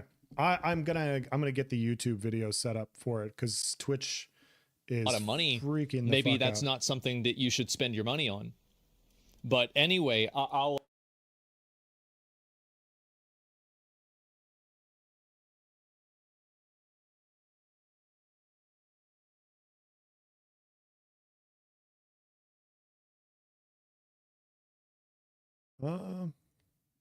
So this is a video I upload. Conversation with Narc, conversation with Steven. There it is. Hopefully this works better. It should work better. Mike is... Hello. Yeah, hey, how you doing? Not bad. Good. How you doing, brother? I am chilling, man. Steven versus Just Narc looking at PvP all the Battle Wheel stuff 1. going on with the game. Obviously, it's been probably, I'm sure, a pretty interesting week or so for you. And oh my goodness. yeah, a lot of people, a lot of opinions, a lot of videos, and a lot of reactions. And so, obviously, I think that you probably saw a lot of like kind of what I discussed with Narc about things and Sure. what like kind of the frustrations in the community are about just different aspects of the game. And Yeah. kind of like what's your take on it? Like how do you feel like people have been responding?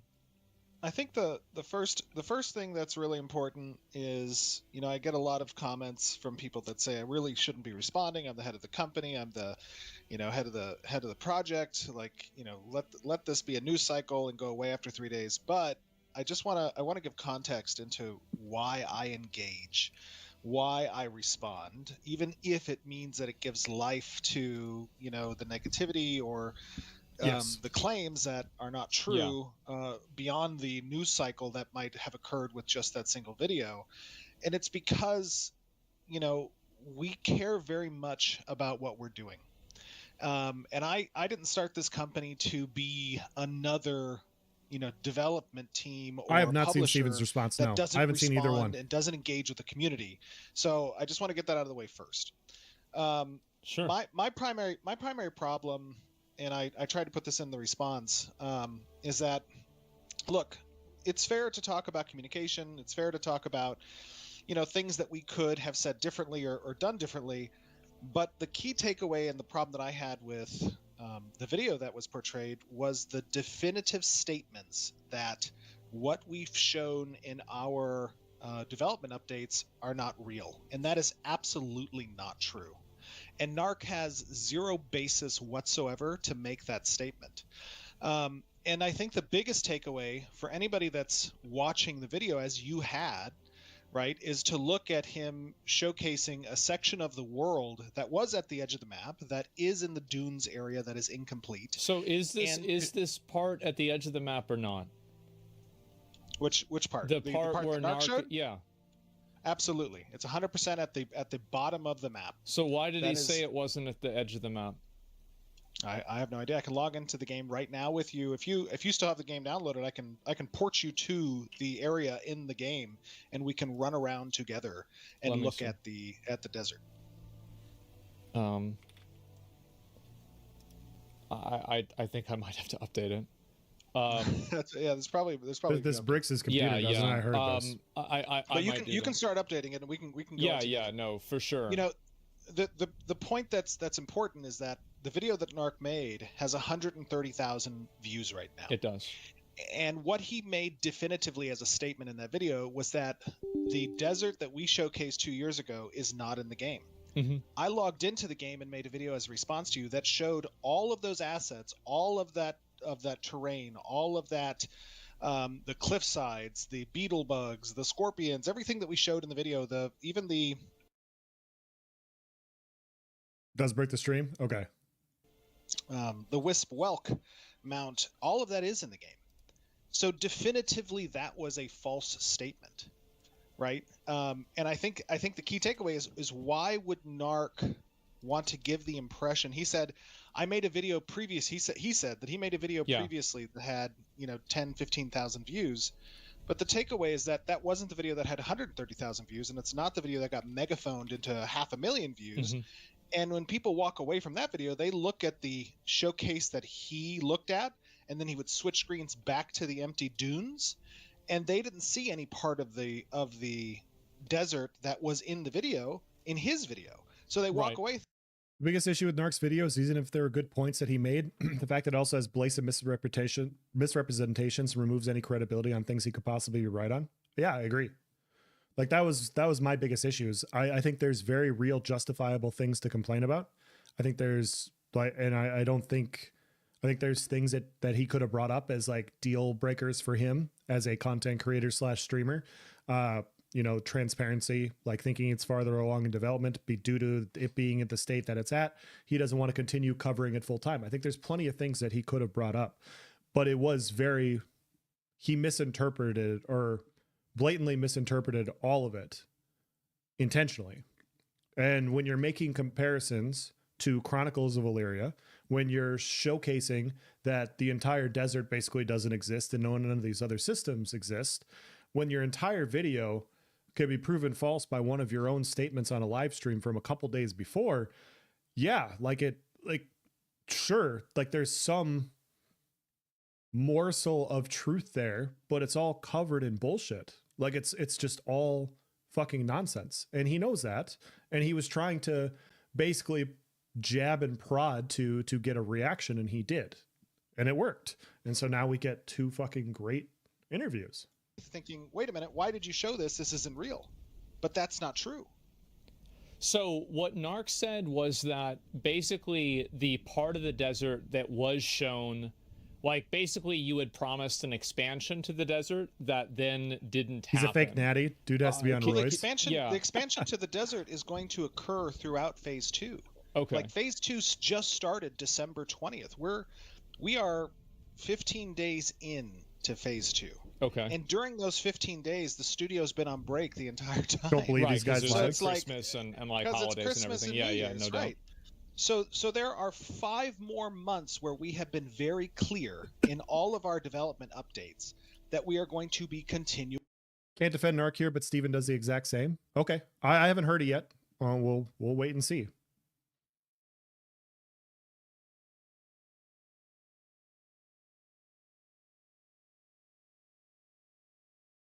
I'm like Narc if he wasn't gullible. Okay, building the game. That is part of what alpha is.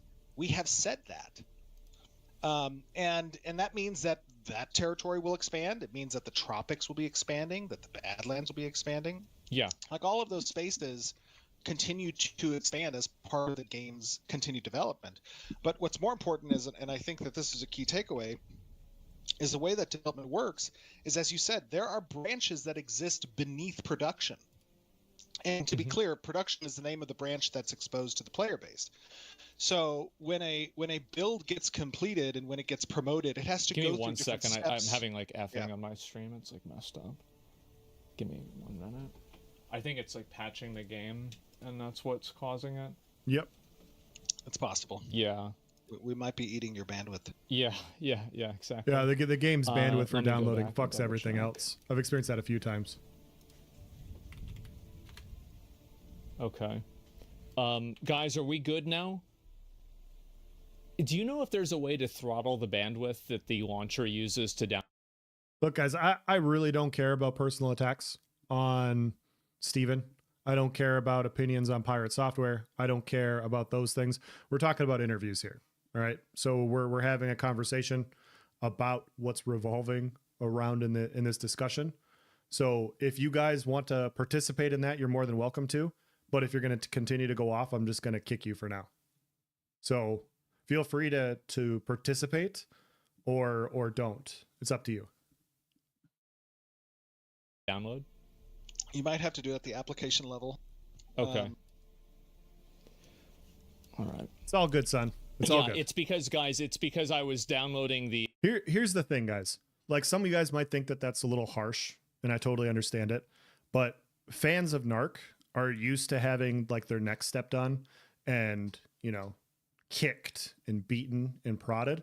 And me just, you know, having a firm hand just kind of reminds them of people that they like. Okay. So not being mean about it. I'm just reminding them of home. Maybe if you read our convo, I did read it. I did read it. I can read. And you're insulting Pirate Software in here. And you're talking about Steven's real life. And that has nothing to do with what this current live stream is about. Dumb shit. You big dumb idiot. You fucking moron. It is not relevant, obviously. You know why it's not relevant? Because it's my fucking live stream, you moron. Do you see how it works? I can insult you too. He's a tiny streamer? Absolutely. I am a tiny streamer. I absolutely am. And you know what that means I can do? I could just go like that. And then you disappear and you never come back again. And then guess what? And then I click on this one too. And I click that one. And then you're both gone. And you don't have to come back again because I'm tiny and I'm irrelevant and I don't matter. And we'll just continue on with the live stream. See you guys. The game. That's the reason. It was like pretty fast. I think I might have to just do that for tomorrow. Going nuts? Absolutely not. I was just issues. I was giving you what you were giving me. I don't know when the last time. Do I sound mad? Do I sound upset? It probably. You moron. It was probably. Do I sound upset, moron? There might be some substantial updates. Oh yeah. Really? Yeah, no doubt. I think that's what would make sense. You're gonna sit in here and you're gonna insult other people, and when it happens back, I'm the one that's mad? Are you serious? Are you serious? Come on, man. How fucking sensitive are you? Do I gotta unban you and then step on your necks? Is that what I gotta do? Do I gotta just step on your guys' fucking necks and talk about how stupid this is? Do you have that thin a skin? Are you gonna go cry because I banned you from a tiny stream? Boo-hoo. Okay. Well, anyway, you can continue. Like, so what about I was saying, the desert and all that. Yeah. What I'm you were mad. commenting about the way that, you know, development works is that there are branches that exist in our source control. Power trip for real, right? Sorry, it just came over me. You know, other features. Guys, I'm I'm trying to get through these live streams before bed. Implemented and if we're going to talk about Pirate Software and how he's not a developer, it's because they're not I don't care. As you that has nothing to mentioned. do with this conversation. They don't connect. If we're going to talk about whatever Steven did in his previous stuff, that's not this conversation. Not to cause server crashes. There's a whole bunch of reasons why those things might not exist. Let's just move on. Freeholds as another example. In the Freehold showcase, you know, we showcased all the assets that we've developed. We showcased all the interaction and harvesting that we had developed. We showcased the housing and the furniture and, you know, the different mounts and the section of the Riverlands. All that stuff is real. But Narc definitively stated in his video that this is quote unquote fake. Bro, oh my God, I missed it. Complete slanderous. I missed it. Moondog Dev called me a nerd. Oh my goodness. I got called a nerd on my stream. Oh, fuck. I don't know what to do about this, guys. I'm in a fucking an emotional death spiral now because I got called a nerd.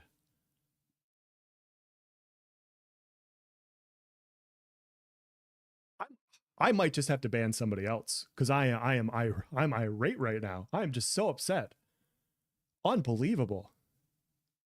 Gonna go head to bed. Gotta work tomorrow. Yeah, dude. Have a good night. I gotta head to bed in like relatively soon. I'm trying to watch the end of this.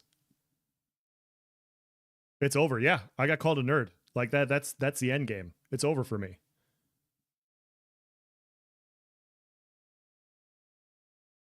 Can't ever show my face on the internet again. and Unbelievable. liable statement to Unbelievable. make, and he has no That guy just founding ended me with one or comment. expertise to make that type of a statement.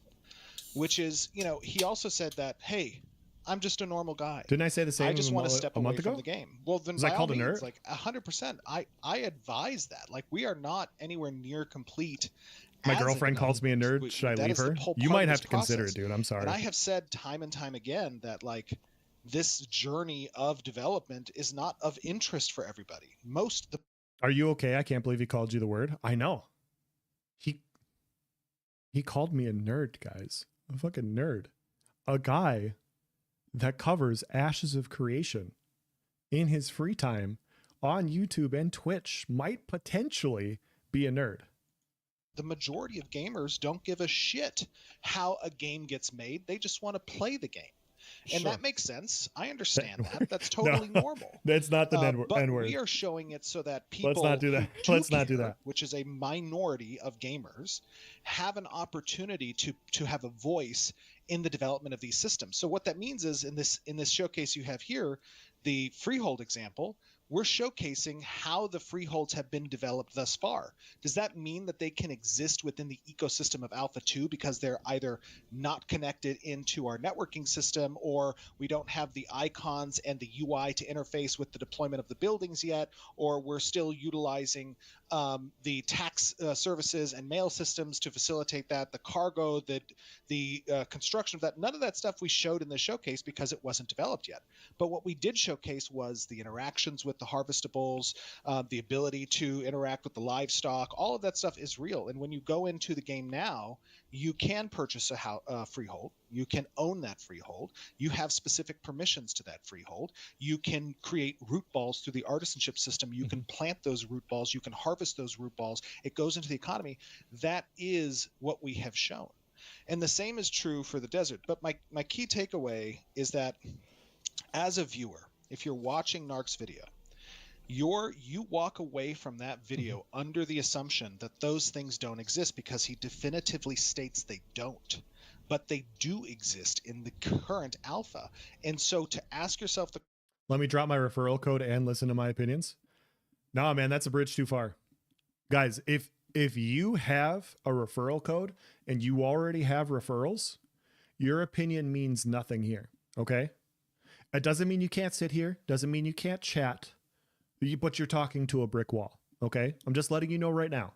If you have referrals, your opinion does not matter, okay? So everybody else with opinions above you, this is a class system, okay?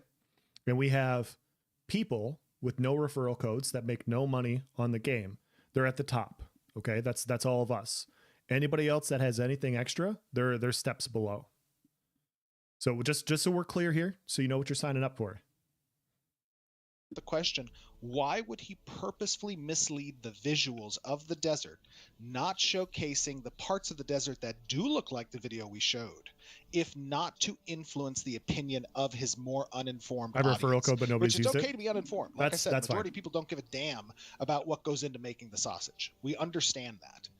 But we're not doing this for those people. We are doing this for the people that care to have a voice in the project. Yeah. Okay. Yeah. No, I make a joke, but understand then I remember I that. suck at So it. with the freehold system and like the way that works, so the way that it looks like in the demo that you showed, like with the rabbit mount and everything.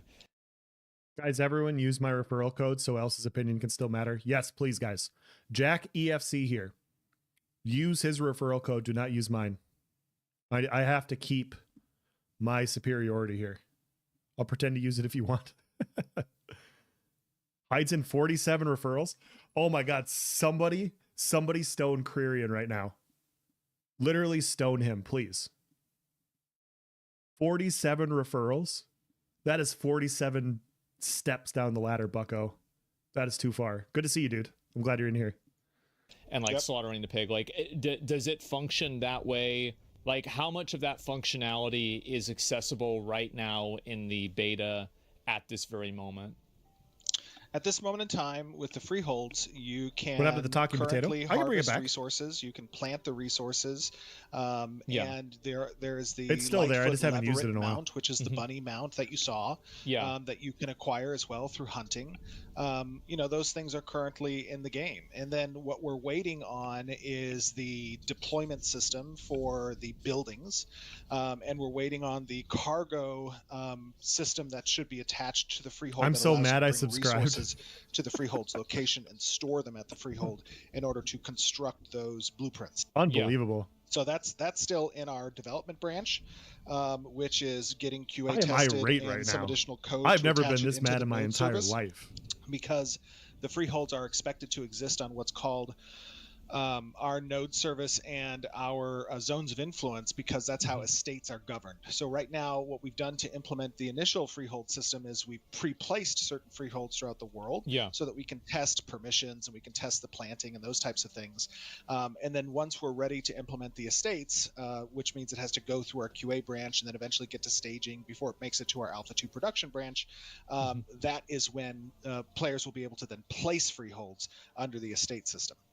So, okay, but like you can't, like, for example, like slaughter the pig or something like that now. Like, I mean, so like for like percentage wise, it's probably like 20-30% of like what was shown that like you can do right now in the alpha.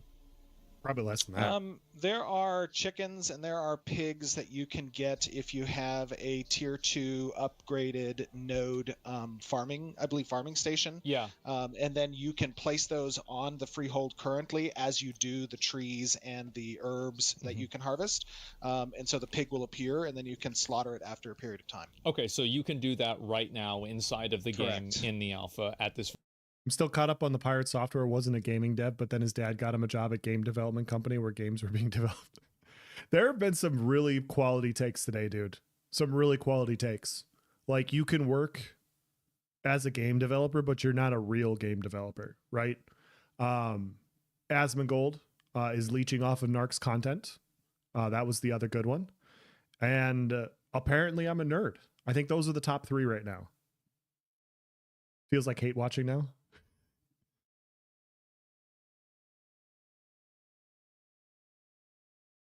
Very moment. As long as a node has upgraded to a tier 2 building, yes. Okay. So all right, well that makes a lot of sense. And let's see, besides that, I feel like there was also the concern about basically the communication for like these different phases and how it works. But actually, hot take, developing a game doesn't make you a game developer. You were mentioning a development branch. So correct. Basically, you can slaughter pigs right now as a version farmer of the game probably where more of these features are available than the public alpha version of the game. Is this accurate? Well, there are a lot of different branches within Yeah. our Perforce where we do development, right? We have an engine branch, we have an ICS branch, we have never done farming, so I wouldn't know. I haven't messed with QA. the node. Like there's with a whole bunch that has these freehold, so I wouldn't know. that have these features in different states that they're not all necessarily interconnected. They don't necessarily connect into the network or the services yet. That work hasn't been completed or done, right? Don't forget the so it's a scam take when literally not even Narc said it was. Yeah. Narc came out and was like, yeah, it's not a scam. We'll just make comparisons to Chronicles of Illyria because reasons. Still, they're all like modular different things. That's correct, right? Yeah. And so what happens is as those features get more complete, they get integrated, and that is where the integration layer exists, and then they get the node tested. unlocks it for the freehold. A great example of this that Narc was talking about. Node needs to be tier 3 farming and do it at the freehold, gridding, which right now our network utilizes a server meshing technology, which is currently in the game. So he says that's not real. It's not going to happen. So Meatlugs messes around in UE5, so he's a game developer. I believe him. Yeah, that's crazy. So if I don't know if, gosh, I wish there was a way for you to log in. Oh, I can actually stream and you can watch. I can show you. Let me see if I can do that. Give me 1 second. I'm gonna just spam a bunch so it doesn't show our DMs or anything like that. And let me make sure that that's good. I'm going to start streaming real quick. Okay. And maybe you can just watch me play on a development client on the Alpha 2. Okay. so I can show you, you know, the different server workers. Yeah. All right. I've looked at Halcyon Okay, Farms. I just started streaming. Give me 1 second. Let me make sure that I can look at it. It doesn't show yet. Oh, streaming from on YouTube. Twitch. Okay. Twitch. Okay, good. I thought I was gonna have to screen share from Discord or something like that. All right, yeah, sure. Oh, which channel? Oh, that's a good question. What is my channel? Hold on 1 second. Yeah. It is Steven Sharif. So it's / Steven Sharif. StevenSharif. Can you just link it to me? Yeah. Do that. Sorry. Hold on Hold on Okay. 1 second. All right, there we go. Okay. I like men, but I'm not gay. That's fair. All right. So this is in the dev client of the game. Is that right? Well, so this is the production environment, which Hold on. means this is our live. So guys, this is the desert. I am pretty sure yesterday my character drowned right about here, if I remember correctly. Let me look at the map. No, my character didn't drown here. I'm sorry. This is the wrong part. My character drowned a little bit further southeast of here. But yeah, I know where this is at. Live Alpha 2. You can see okay. So this is the live game. Yeah, this is the live game. Okay. But I'm on a developer client. No picks for freeholds. I We can need to do upgrade the certain things in agriculture live center to game hunting that you wouldn't normally be hunting able to. journeyman. Right. So when he's talking about, can you when go he's to that talking about- area that he was showing that was like super empty? Oh, yeah. Okay. Hold on 1 second. Yeah, this isn't real, guys. This desert is not real. I definitely wasn't here yesterday.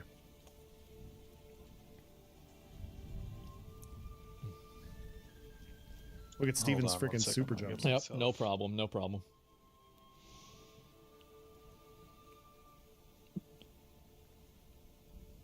Give myself a little dude.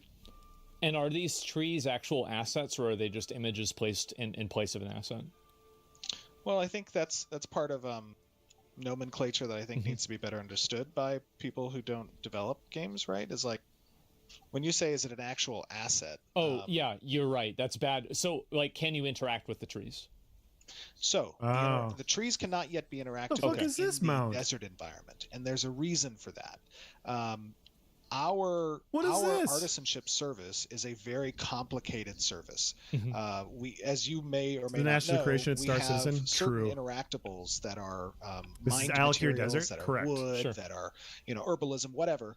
The way that works is those exist all throughout the different. This is a bird in southern Arizona? I didn't know this. What is even the discussion? I mean, the desert is kind of bare bones, isn't it? Yeah. It's in its current state, it is very unfinished and it's not fleshed out fully. They're completely bare areas, just like in the tropics. There was supposed to be more stuff coming to the desert, and there was an expansion of nodes. The nodes are essentially old nodes that were, from the Riverlands that have been placed into the desert, but they're not unique. Saying this is Alakir, man, is that just mean?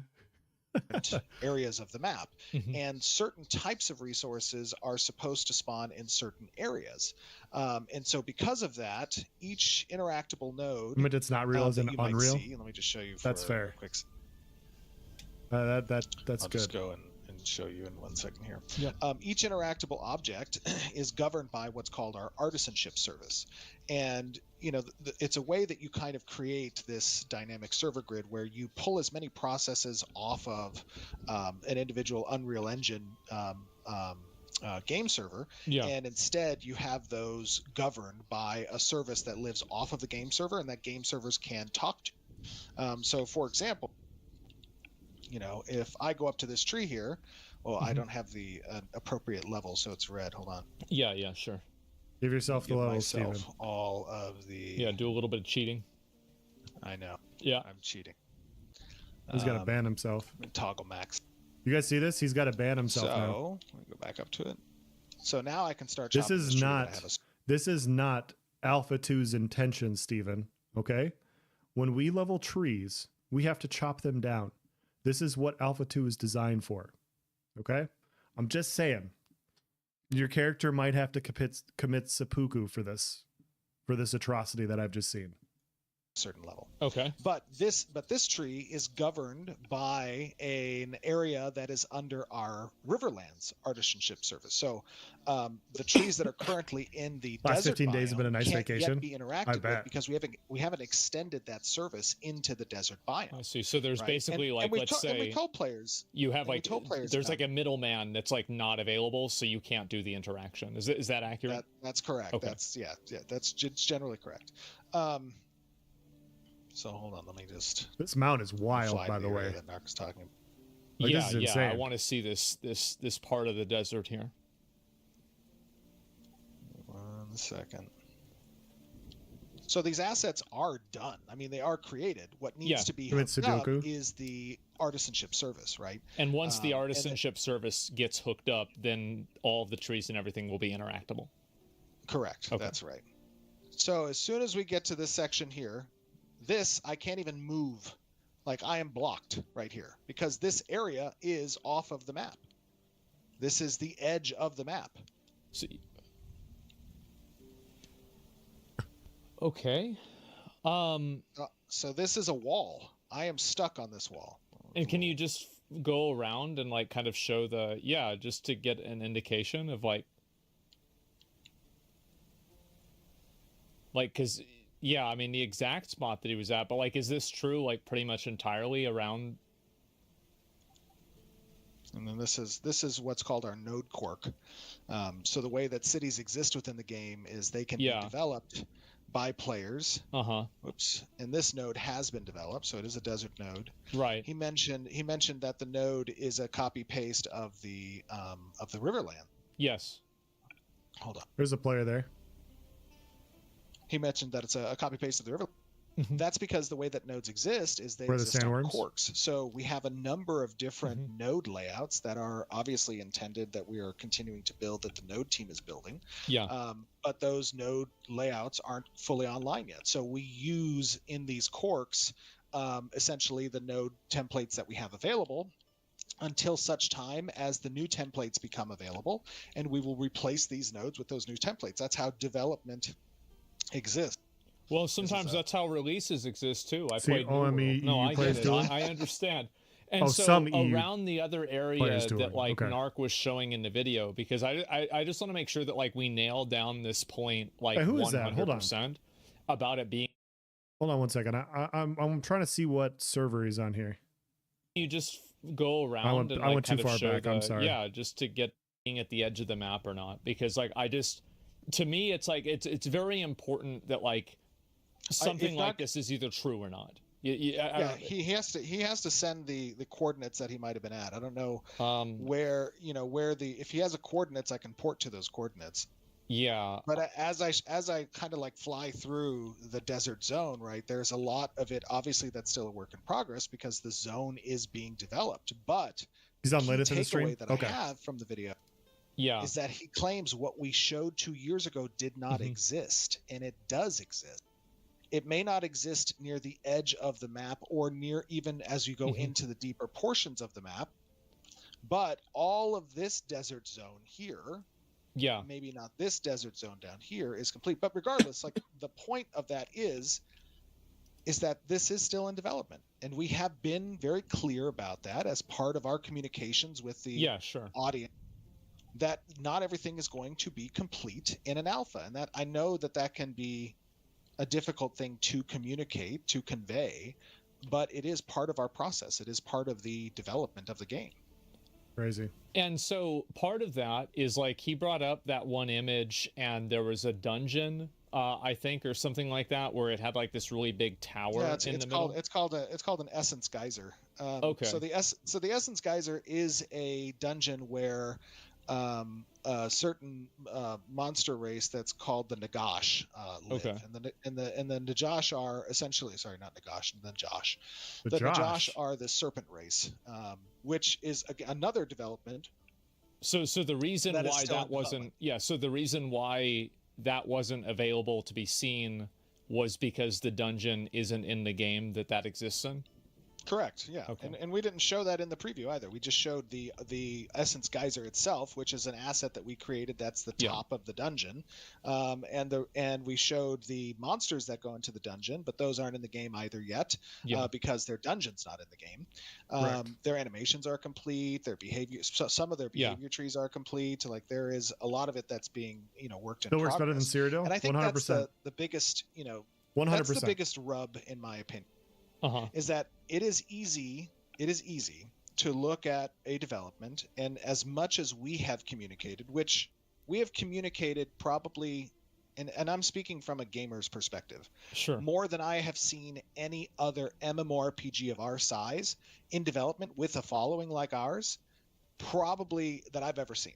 And I don't know if you've seen another MMORPG in development of our size that's communicated more than us. I've seen the negative outcomes of them trying to communicate. Yeah, I mean, usually it doesn't go very well. I mean, like the way that users and does it work better than Cyrodiil during mid-year mayhem? Like perceive the development cycle is going to be way different. It didn't today. The way that for the war today, it did not. But most of the time it does. The biggest thing, the biggest takeaway for me about that, by the way, you're 100% correct. Like the biggest takeaway, in my opinion, about that is many people have said time and time again, when I've gone to DICE or when I've gone to, GDC, different conventions, I've talked with executives at other companies and developers and publishers. They've said, hey man, what you're doing is crazy. Like that it is, you will get eaten alive. And in part, like we know, that's the double-edged sword. It is. Right? That is 100% correct. That is the downside of transparent development, is that every single thing you say, watching a react to a react about a react, we're truly in 2025. Not by people who I like interviews because sometimes Steven leaks stuff. I haven't seen it yet. I was told it's very good. know the process. Yeah. Not by people who know what it takes to build these games or even know what development is or software development in general. And the best thing that those people can do is they sometimes can sell negativity, because if you look at Narc's videos, and this is not just Narc, by the way, I'm not just trying to pick on Narc. This is something that is true of content creators and influencers in general, right? Is that there is certain types where they want to sell negativity because it sells best. And Narc is a great example, because if you look at his videos where he's praising the game, they have 10,000 views, they have 15,000 views, right? They have something that is not the equivalent of the videos where he's criticized or where he's lobbed baseless accusations against the game, like his most recent one that has now 150,000 views and over probably 1 million views that'll get megaphoned by. I'm very interested in hearing what and he talks about a conflict in interest for the referral program, which, by the way, many products, many companies, many services have a referral system. But the reality of it is, if you talk about conflict and interest, for a content creator to be incentivized by ad revenue, they are going to want to create content that yields the most amount of views. Told people to not buy it. He has engagement. And if you're looking at the freehold builds proposition were likely coming during phase 2, but I've only been following this for about a week. Title, yeah, they're making something that's placeholder right now. I haven't seen a whole lot from them. And spread and amplified and megaphoned. Like, if you are that type of person that's trying to build your channel, like, why would you not do that? It's no skin off of your back per se. You're not getting kicked out of the game. You can come back after a year and now you have your redemption arc all set up and teed off for you, right? It's like, oh, Ashes of Creation succeeded, a year later. Yeah, I've only done that myself 10 times. Yes, I'm right, fully aware. But here's the part that gets missed by a lot of people, is that there are actual human beings behind the screen that are devoting their look at all this non-game. Yeah, my bank has a referral system. Looks like I need to leave. So much non-game being shown. 100%. Steven creamed Narc with this interview. There's no future redemption arc available for him now. I think he could come back. I mean, maybe I'm whatever, but I think a simple sorry arc doesn't absolve anything that he said. Like. Was he outlandish with what he said? Was it so bad that he couldn't come back and play? Mate, I don't know. I don't know. I'm on the outside looking in. I don't know for sure, I guess. Could someone clue me in on the referral meme? So in Narc's video, he made a comment that other content creators use referral links. And in the future, the referral system will pay potential in-cash money to any referrals you get. So any purchases they make in the store, you may get a percentage of that back via cash outs through the referral system. And so Narc's entire point was that content creators that are doing content on Ashes of Creation are incentivized to talk nice about the game because they have monetary incentive to do so. And the irony, or for me, is the fact that Narc was a full-time Ashes of Creation content creator with a Twitch and YouTube channel where he is incentivized to talk about Ashes. And if you look at what he's said on Discord and you compare what he said on Discord for the last year to what he posts on YouTube, they're often very divergent things. They're often very, very different. And so what you could see on his Discord, if you're a huge fan of his, since January that I have seen, doesn't line up with what has been posted on YouTube. Now, that's okay. Like everybody puts on a better face on YouTube. Like I insult my friends all the time in my Discord. We goof around, we talk shit. I'm more than inclined to do that with my friends. I don't do that with the YouTube community because we have a different relationship, right? And so some of that is understandable, but when you completely 180 your perspective on what you think the game is, what that means is on YouTube, you are incentivized to talk nice about the game because if you pivoted at that point in time, you're going to lose a huge chunk of your channel.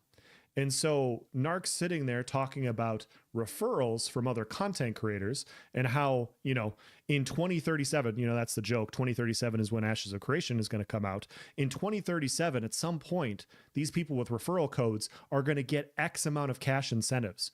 Who the fuck knows what the amount is, but their opinion is invalidated. But listen to this guy who's been two-faced on Discord and YouTube for the last year. I think that's amusing. YouTube copium versus Discord truth. Exactly. And it's okay. Like people can have their opinions. That's fine. It's just like, you can't say like my opinion's better. I'm not even telling you guys that my opinion's better. I want to be clear. I think it's funny. But and every time I'm going to say like I have no referral codes, I really don't have any referral codes. I don't have any referral codes on my channel, but that doesn't make my opinion better than anybody else's. That doesn't make your opinion better than mine. We're all people with opinions. We're all people with inherent biases. Attempting to do that, it's fucking stupid. That's all I can say. Like there's no other thing to do. There's no other way to say it than to just bluntly say that is a very stupid and poor argument to make.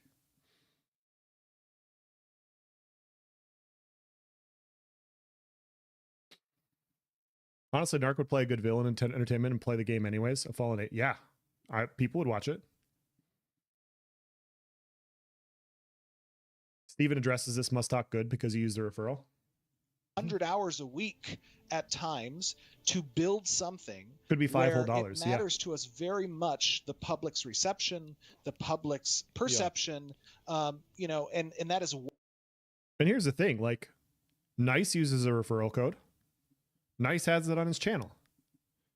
Does Nice still provide constructive criticism about Ashes of Creation? Does he still talk about problems with the game? Does he still bring up potential player issues and pain points? Yes, he does.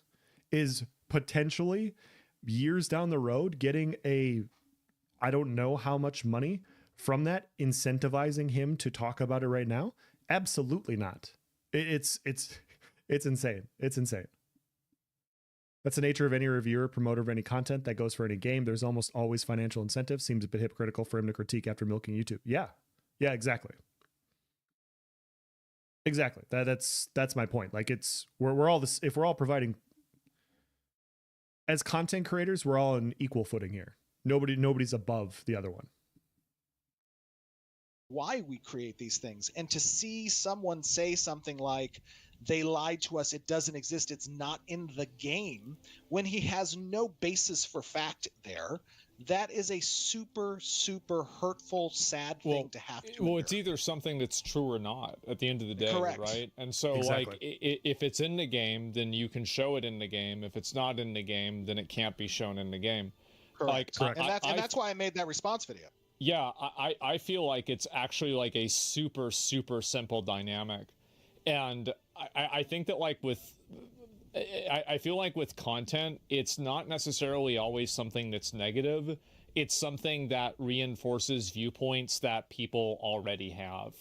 So like if people already have a viewpoint that's something, it's confirmation bias. People want to hear that their opinion that they have is already accurate. And so for sure. But I will say one thing to that, Asmund. I will say one thing to that. Yeah. Is while you're saying it's true, it's either in the game or it isn't. The fact of the matter is that some percentage of the 150,000 views that he's already garnered with that video will not see that truth afterwards. They will walk away. They may not watch the follow-up video. Right? That's how media works. That's how marketing works. And they're eventually going to it's kind of like that effect, where they say we have too many satellites in orbit and eventually trash is going to start hitting each other. And it's going to have this exponential growth of trash throughout space or whatnot. That the same is true for a viewer, right? If a person walks away with a now what you've described as a confirmation bias, with an opinion that they formed based off the video that they saw, and they don't get to see the follow-up, they get to go ping pong that on Reddit. They get to go ping pong that in the comment section of another video. They get to go ping pong that in the Twitch viewers. And then that spreads to other people. So to a degree, that is why there are libel, slander, and defamation laws that exist, because you cannot control what those things are. Now, Narc made some very definitive statements that are inaccurate and false. And I would be well within my rights to act upon that in a very legal manner. But I can't do that, obviously, right? That's not to my benefit. It's not what I want to do anyways, even though it defames and hurts me, and I can't control what that bias is. And now I'm forced to roll around in the mud, right, about the project, which is taking away from really what the focus should be about. It's the focus on a project. I get what you're saying. So like, how do you feel about like the way that Narc feels about the communication? Because I think that there's been a lot of people that have felt. Look, if Narc had made a video that said, "Hey, I think you should have communicated this better, and I think you should have communicated that better," 100%. That's the whole fucking point of us being open about the transparent in the first, the process of development in the first place. Like that constructive criticism. Not going on his stream and calling people who support the game autists and retards and banning them and just acting like a complete degenerate, right? And because, and again, I'm not trying to make any ill will towards Narc. Sure. Like, yes, I'm super pissed about the fact that he went and made a video that was completely defamatory, but the reality of the matter is that we never engaged with Narc from. Yeah. Sorry, I'm going to catch up on chat real quick. Steven gives out all the codes. His opinion on the facts are not true. I'd like Narc a bit more if he wasn't so volatile. I tried suggesting the outfit station system from ESO as a transmog-like system for EOC. Didn't even mention the game it was from. Snapped at me and threatened to ban if I mentioned ESO again. Yeah, I mean, his Twitch stream is volatile. That's the thing is Narc viewers like that volatility, right? Like they just, that's what they enjoy on the stream. They like to see people get banned. They like to see people get brought back. They love to see public whipping boys. That's just part of that stream, regardless of whoever it is. The issue that has Steven upset isn't the criticism. It's the flat out lies Narc spewed saying that certain things simply don't exist, which they absolutely do. Yeah. I mean, put yourself in his shoes, right? Like imagine like one of my guilty pleasures is I watch this one guy on YouTube make these awesome freaking tables, right? I've never made a table in my life. I'm not into woodworking. I just like this guy's videos. It's fun to watch, right? It's fun to watch a project. Can you imagine watching this guy work on like a $50,000 table, and he picks out the pieces of wood and he's got them sanded and he's got the forms up and he's putting everything together, and then you come up and you're just like, yeah, that table doesn't exist. Like the guys put hours upon hours into it, and you're like, yeah, that doesn't exist. Like this is obviously not a real table. Where are the legs? Why isn't it finished yet? Where am I supposed to put a plate? This isn't a table. You promised me a table. and the table doesn't exist. It's fucking fake. The legs were fake. The coating was fake. The sheen was fake. All of this is fake. All you have is wood here with some forms. When in fact, like, it's just not ready yet, right? Like, it's just not there.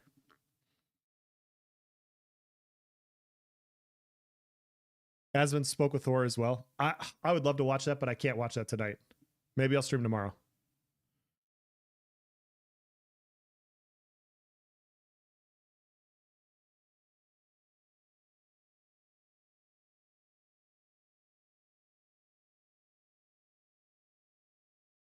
Yeah, that swearing was from the heart for sure. From a company's perspective as a content creator. Why? Because his brand was not the brand that we wanted to engage with about the game. Now, of course, that's a big conflict for us because he was creating content about the game, and some of those videos and content were great, but some of them were not.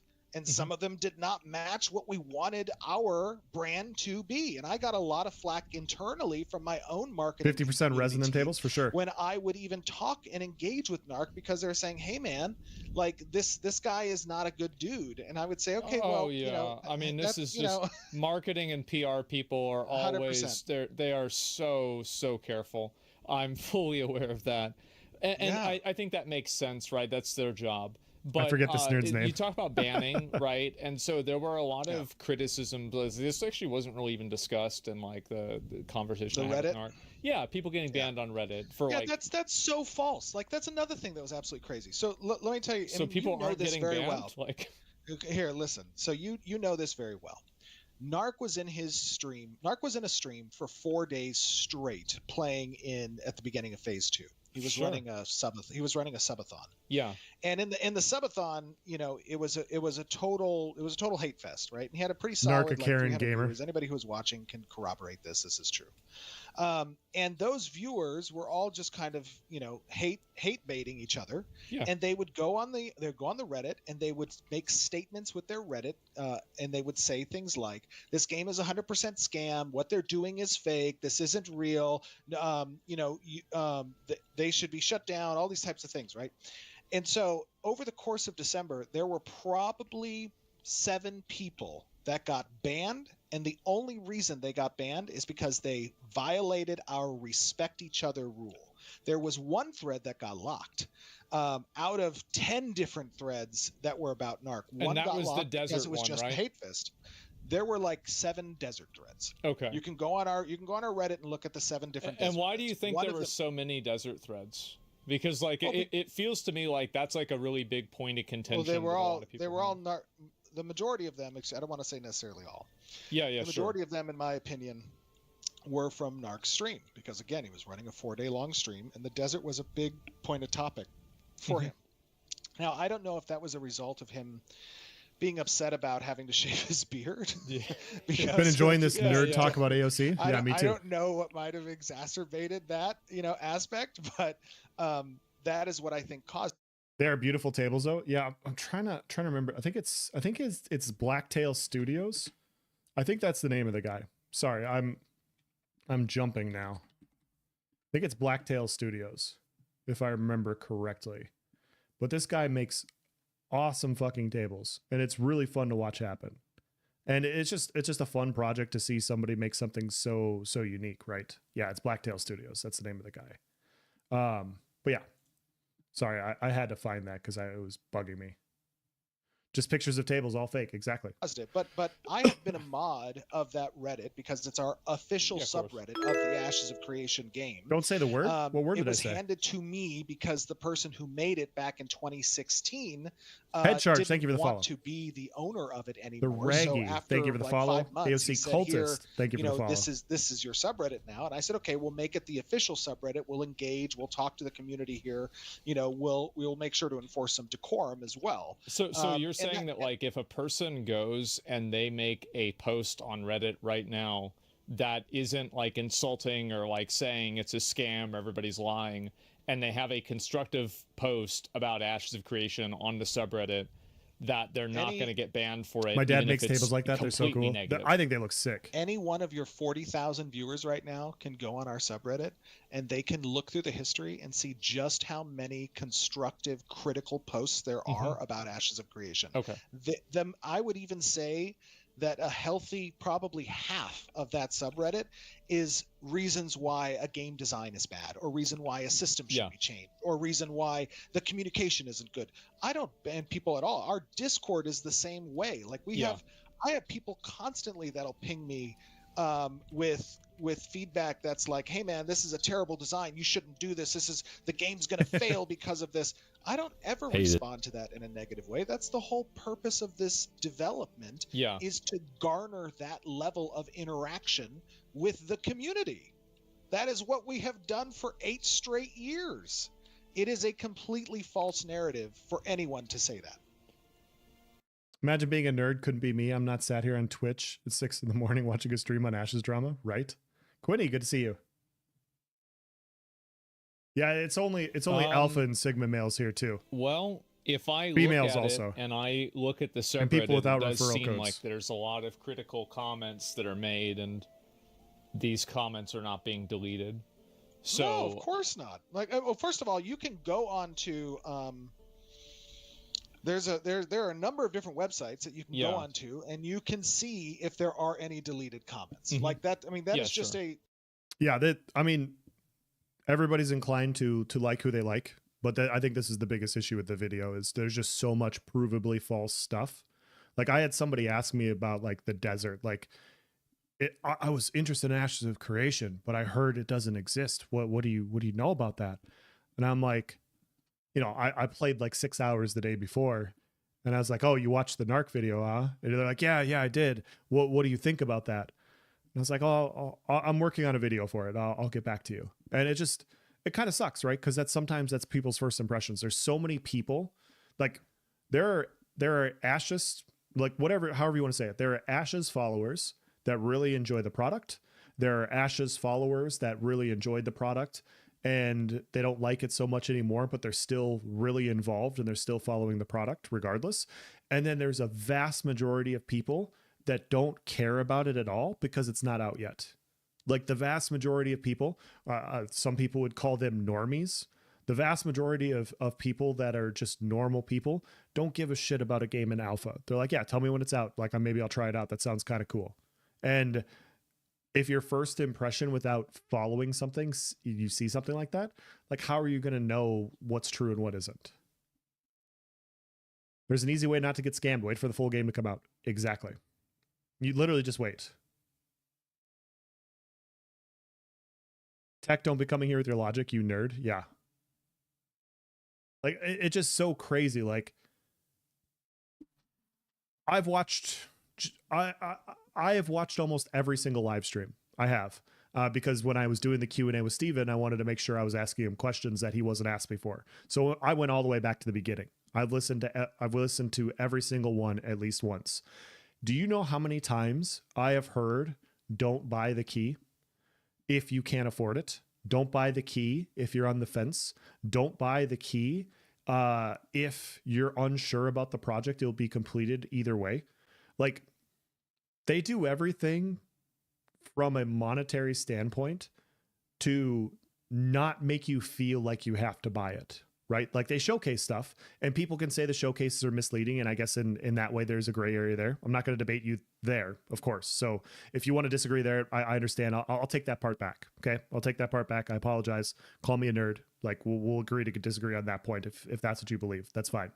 But when they come out and say like, don't pay for this, when they come out and they have, the Alpha 2 $250 bundle, which is what I have, when they have the $120, $110 keys that you can watch people play alphas, like Alpha 2 phase 1, and you can see if you want to buy in and you can choose then at that point. Like every time somebody's asked me if they should buy in, I'm like, dude, watch some live streams. Like watch some live streams, watch how the game's playing and see if you want to play it. And if you don't want to play it, if it's not capturing your attention, don't throw $100 at it, right? Don't throw $100. Just wait till it comes out. Wait for the betas. Wait until like something catches your attention that you really, really want to play.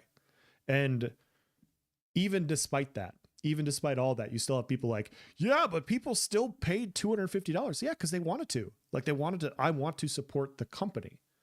Like that's how I look at it. And if people disagree with me, that's fine too. But I don't see how that's predatory, right?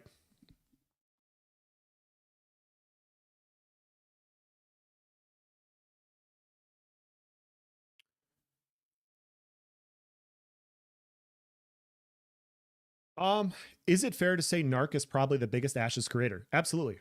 I would say as far as most content, most regular content, yeah. There have been a few bigger content creators from other games that come in and like cover it and everything. But yeah, I would say he's the biggest Ashes creator in general.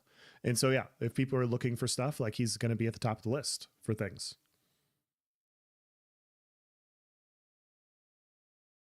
Narc followers and Steven followers can be as polarized and extreme as each other. I mean, anybody at extremes can be far off from everybody else. I guess. I just think in this situation, one's provably false. That's all. No one gets more views than Narc. I do not. Came and tried the game after Christmas because people were clearly still enjoying it through the whole period, and I've enjoyed my time so far. I'm having a blast. I am. It's a laggy, buggy mess. There's some issues that need to be fixed. I'm having fun. Is it grindy? Absolutely. Do I want to see some other things in the future? Absolutely. But do I still have so many archetypes to play and try out? Yes. Like there's so many more things that I need to test myself. That is just a factual truth. Okay. Well, that's at least good to know. I'm thinking about some of the other components of this too. Thor's got him. And so yeah, I mean, Thor's a bigger streamer. That's such a. Does Thor do enough content enough to be a bigger creator in this space than him? Yes, he streams. That's tough. I'm not trying to say Thor's not a creator. Thor's like so much more, right? Like he's so much more than just an Ashes of Creation content creator, I guess is what I'm trying to say. So yeah, like we could say second. That's fine. It's really funny for me to be like, yeah, somebody with like millions of followers is smaller than somebody with like 60,000 followers. Yeah. But I hopefully understand like where my thought process was there, if that makes sense. If you're talking about like, yeah, go ahead. He is putting a ton of time in Ashes for sure. Yeah. It's like when you put these things into perspective and your audience is a very, I think Narc's bigger than Pirate Software. We miss playing against them. I miss playing against them too. They're fun. I enjoy your takes. I love watching you. We have a lot of people in the studio that are Asmund Gold fans. I mean, that's why I invited you to the Asmund Bald Guild when you joined Alpha One. I remember that very well.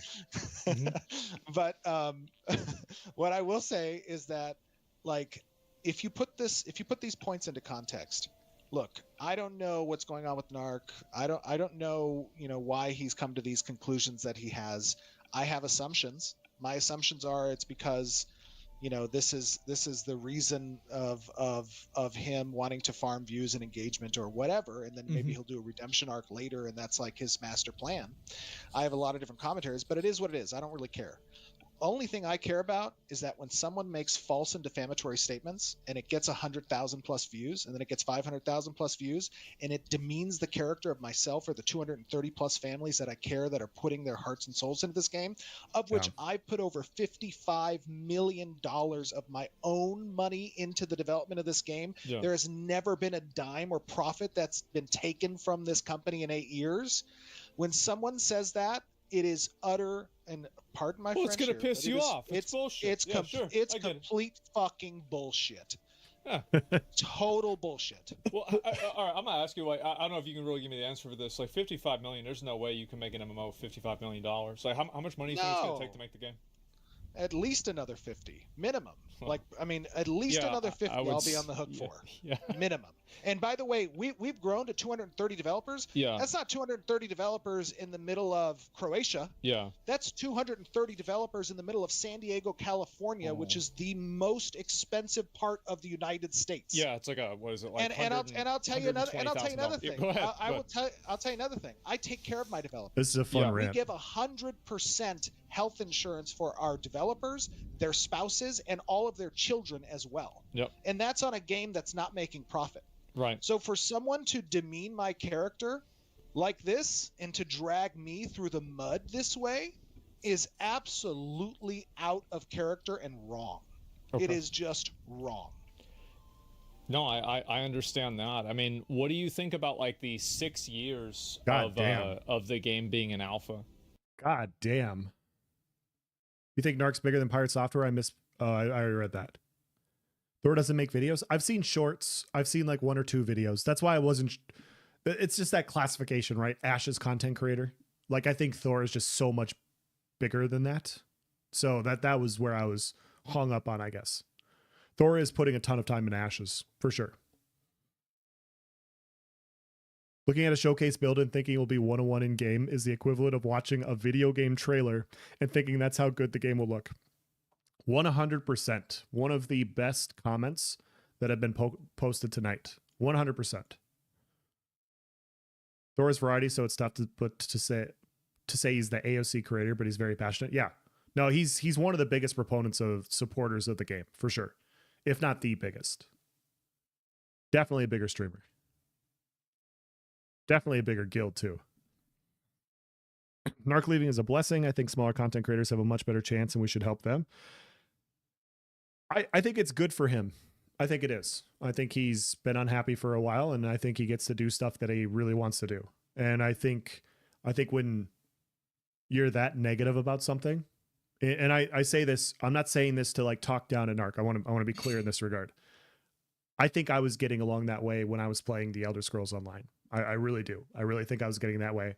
And I had people in my community that were enjoying the game. And I know what it feels like where you're enjoying a game and somebody's constantly ragging on it, like constantly negative, because that's how they feel about it. And you sit there and you're like, just fucking quit, man.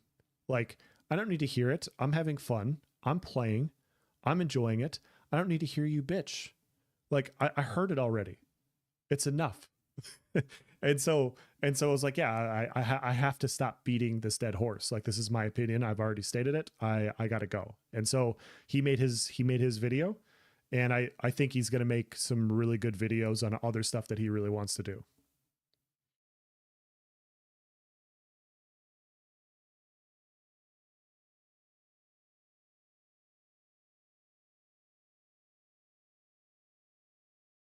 This video was great. It's been pretty good so far.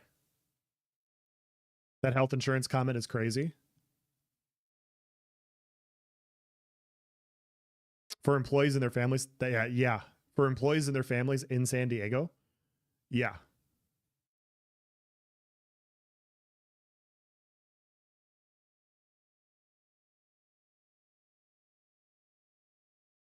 Still getting paychecks from selling $250 FOMO keys. That's why fancy office perks insurance. So I ran these numbers on another video. Should we finish this, or should I run like numbers on what they've made from relatively from those keys? So you guys kind of have an idea. So I feel like Narc got the jealous. He lost the popularity contest in Alpha 2 and his baby raging about it. He shot him. Like, if we're talking about politics in Ashes of Creation, he 100% shot himself in the foot. If you guys want to talk about that, I was on the same server he was. He absolutely shot himself in the foot. And, you know, it was kind of funny when like Nice and I were talking about how reputations have consequences in Ashes. And people were like, yeah, you know, reputations don't matter. And we're literally seeing the consequences of reputations and reactions to guilds, guild names, people in guilds because of what they do. It's been highly amusing. It's been highly amusing to say the least.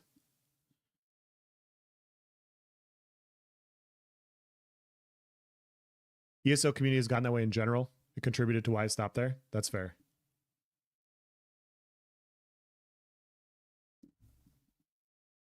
Finish this? Okay.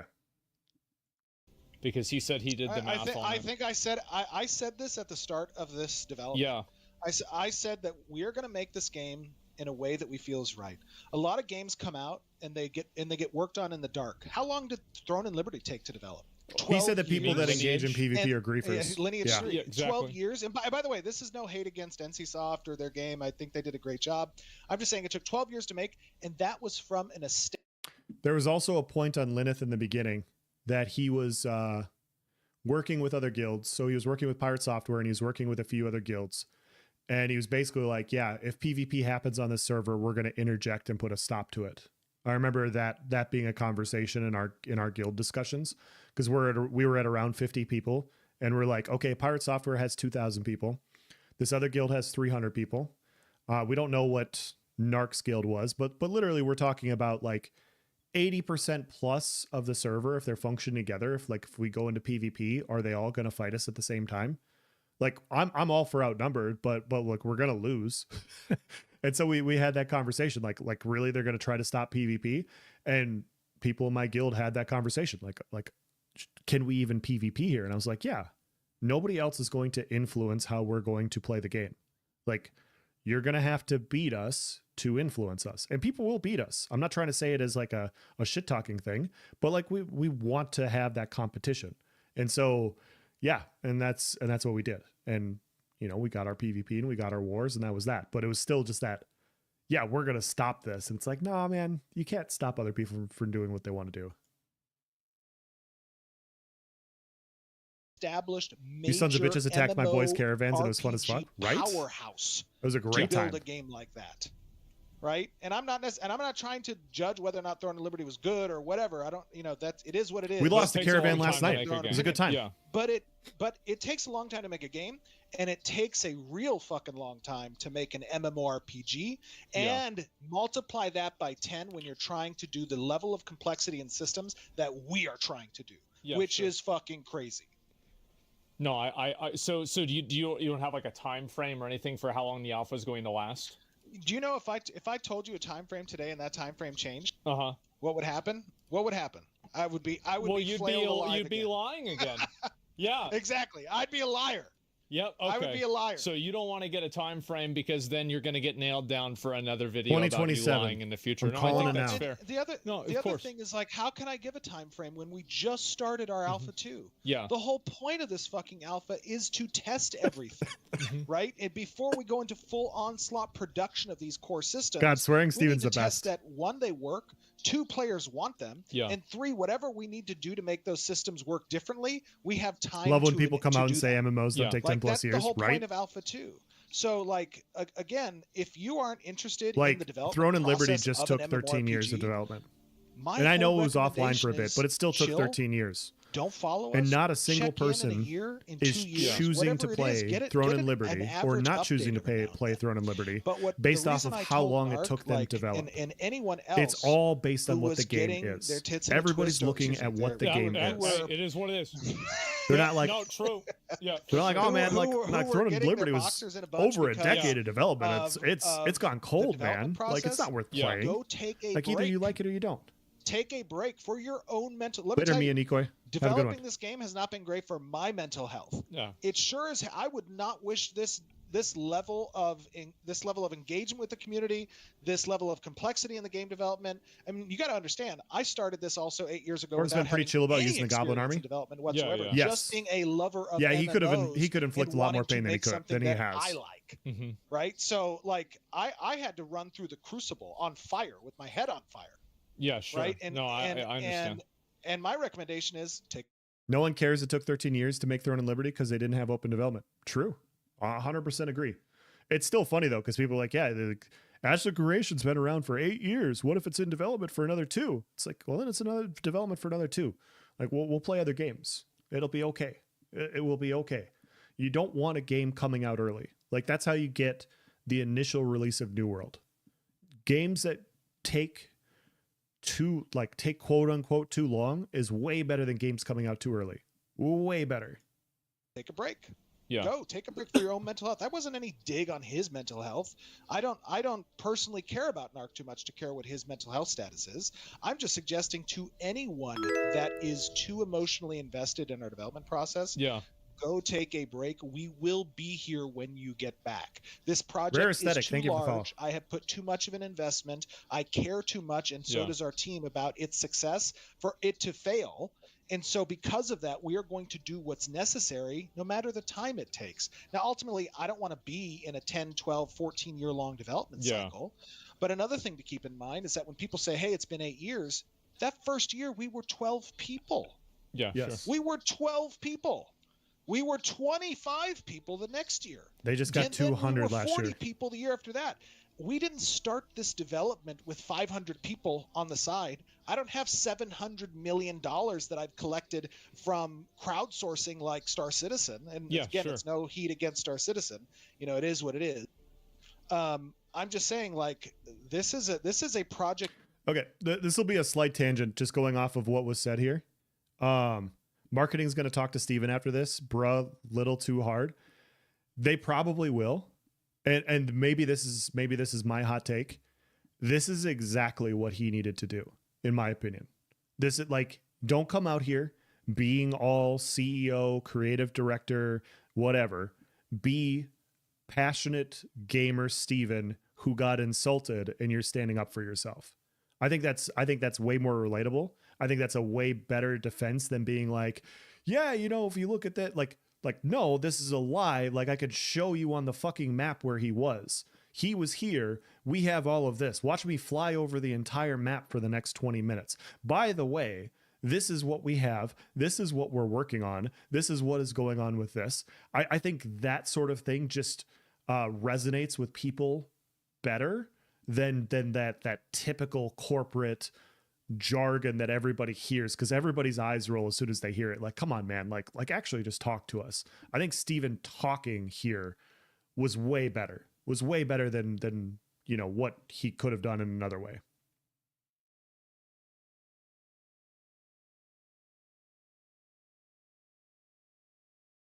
Built a passion. And by the way, Ashes isn't going to be for everybody. We are a PvX game. Probably half the market doesn't want PvP. I like this, but there are going to be people who see this as punching down. Half of the market share of MMORPG 100%. players probably do not want our flag. 100%. But I understand that. Narc is also well experienced in punching down. A game like us, I think half of the people he should be fine don't with like our visuals, don't like our art, don't want our mechanics. Okay, do we want to gatekeep the other half of the market share that do want that? Yeah. Is it if you don't like it, does it mean it shouldn't be made? People are mad when you're corporate. People are mad when you're human. No winning. I'm glad he just was honest with his own feelings. 100%. Of the people who are putting their blood, life, sweat, and tears into the project and make. You can disagree with like Steven's direction or what they talk about, or design choices or anything like that. The one thing I don't think you can question is his passion for Ashes of Creation. Like, he is very, very passionate about this project, and it's obvious every time you talk to him. Like, every time he talks about this game, like it is his project, and it is also like, his own world he's creating, and it's like his special thing, and he's proud of it every time he talks about it. You could tell.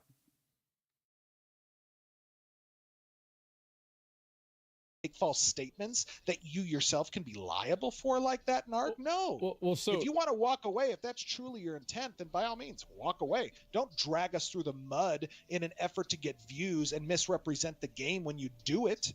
Like, come off of it. So we could go back to this old desert situation, right? About it being an expansion to the desert. Now, whenever you were talking about the expansion to the desert that was going to happen on December 20th, this would be a good answer. What is that? Question. This is a good question. That's the note. Okay. So these three locations, you see this node that says Athenar, Sunhaven, and Asmara. Like, those were nodes that didn't exist before the 20th. Okay, so those all got added. Now they can you go to one of those? Like, because I think you went to one of them. Okay. Hold on one second.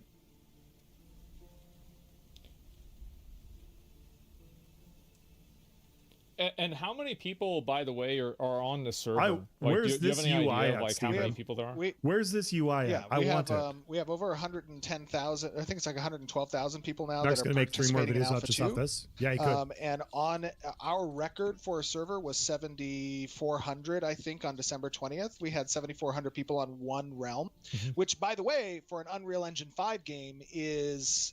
I don't know of any other UE5 games that have released that have been able to achieve that number. So if anybody else knows that, that's they can. I don't think so. Yeah, I'm not. I don't think so. So this is the Sunhaven node. Okay. Right? And this. So this is one of, and this was added in the December. Okay. So this is correct. So to say that like there was nothing that was added, this was added. Absolutely. Okay. Yeah, there were 3 nodes that were. And there's 2 more of them besides this. Correct. Yeah, that's right. And they were encampments before this, and they were crossroads before that.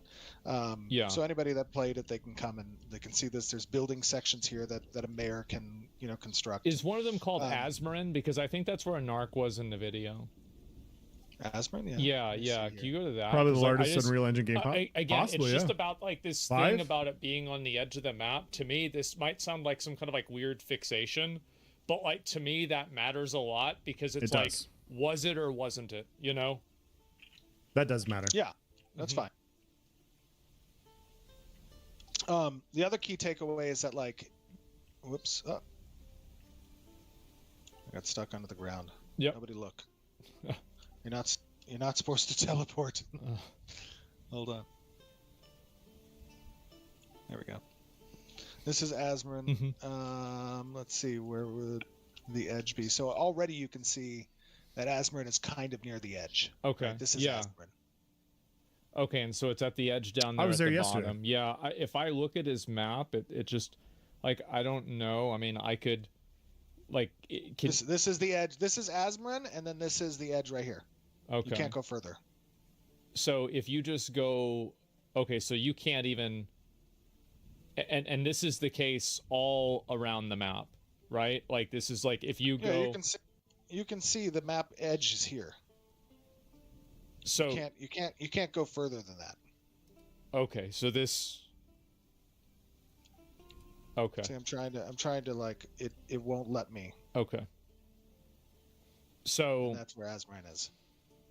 But again, right. The key point isn't so much whether or not he was at the edge. That's fine. Yeah. Maybe he was 100 meters off of the edge. I don't know. But regardless, the point is he showed side-by-side comparisons of our showcase from 2 years ago, and he said none of this is in the game. That is what he said. Yeah. He said none of this is in the game, and that's bullshit. I just released a video that showed all what you're looking those at assets right now. I'm just saying I said bullshit was added first. into the game on December 20th. Yes. So Steven, if you want to to add it into the game on December 20th. Anybody who's been playing here, let me ask this dude. Here, let me just ask this guy. Steven could probably port over the wall. True. Hello, Mew. Hold on. He's got the carpet. And this is in the live version of the Alpha 2 that other players can regularly see. Yeah, absolutely. Hold on. Okay. So you're asking how long you've been playing? I just asked him. He says since Alpha 1. Okay.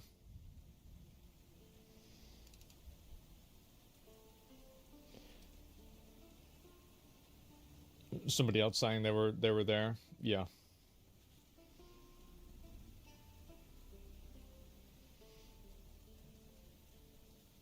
May I ask a question? All right.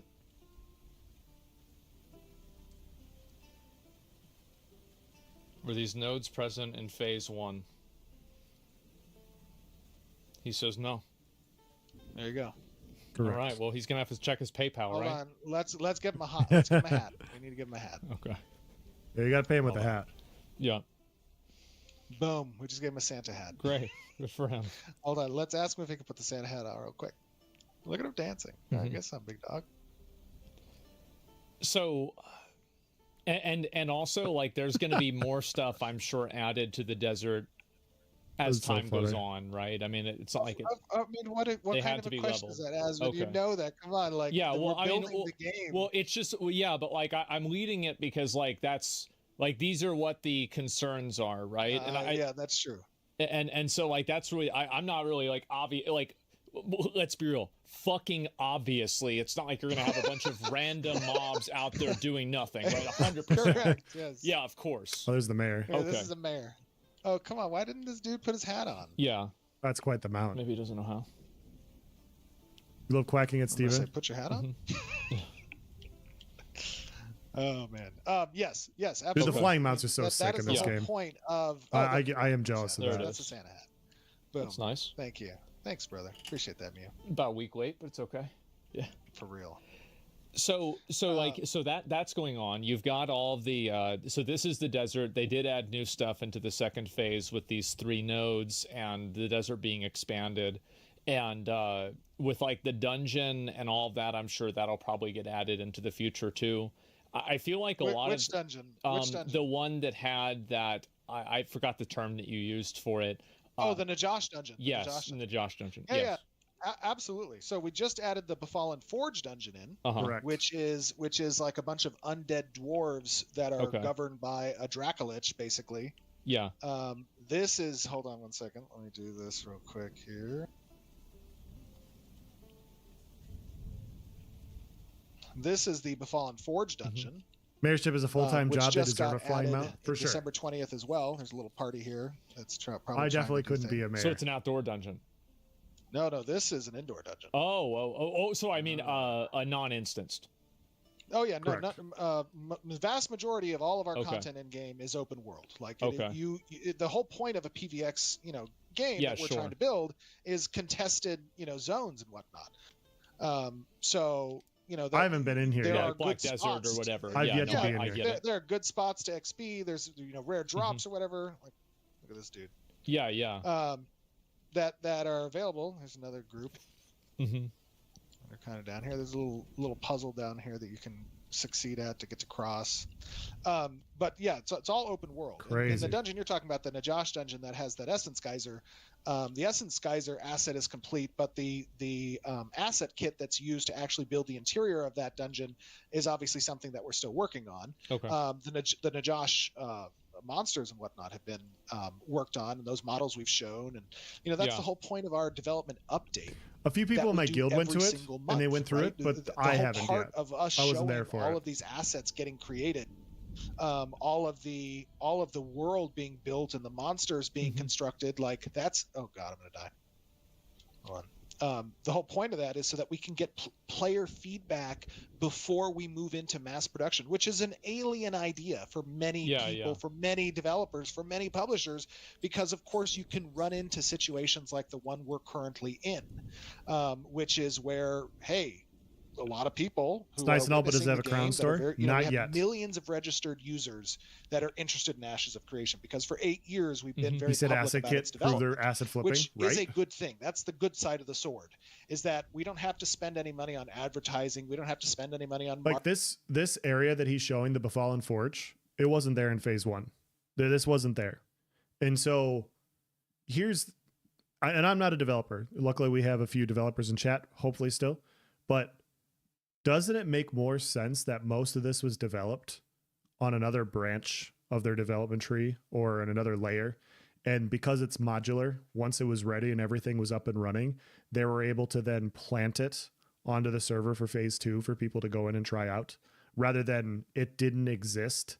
And then all of a sudden, in like a 2-month period, they just kind of threw it together and they're just like, yeah, this goes here now.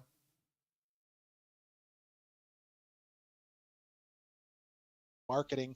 There is a cost, like things just don't exist outside of alpha. Each month, kind of prepare something like this to be shown to the public. This entire that's why we dungeon have a community team. That's why we flies in the face of they don't have stuff that outside of Alpha 2. They did it in one day between phase 1 and phase 2. Exactly. Like this is all a one-day thing, guys. They just threw this together in one day. They got it all ready to go. We have Margaret, who heads up that team, right, in the communications team. And a lot of development teams don't like having to kind of, to essentially having that exposure to do regular updates, because there's also like there's a degree of accountability with it. No, absolutely, I can easily see absolutely. And the biggest concern is that like something changes and the community. I don't do game dev, but yes, projects can have branches and branches can be merged into the main. Yeah.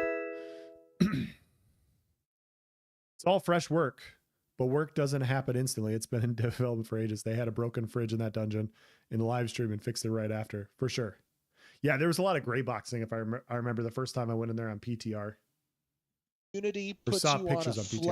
I haven't been in there yet. Right, sorry. Where it's like, oh, you I saw some promised people this, in. and now it's not a thing anymore. Well, the whole gambit, the whole gamble of this approach is that we can be open about the changes, and we can foster some degree of understanding from our community when those changes happen for the game. Like, isn't that what we want to see, rather than getting something we had no idea about on day one, hating it, and then the game fails, and now boom, that game is gone.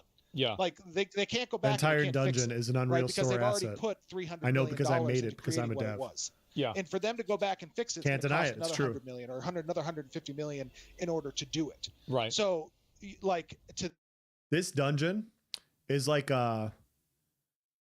you know that memory game that they play with like 3 and 4-year-olds, where they believe that, I don't know if you guys, I remember this from like a psychology book a long time ago, but like if you take a ball and you put it like in your hand and you hide it from like a 3-year-old, they believe that the ball has disappeared because they don't have that memory recall to realize that it's in your hand anymore. They believe it disappeared. And then when you open your hand, they're like, oh shit, ball. That's why peekaboo is so much fun for like babies and stuff. Is this dungeon like an entire MMO version of peekaboo? Does this make sense? Like it never existed. It has never existed in any other realm. And then all of a sudden it now exists, and it's always existed, and you're an idiot for bringing it up. Like, what are you talking about?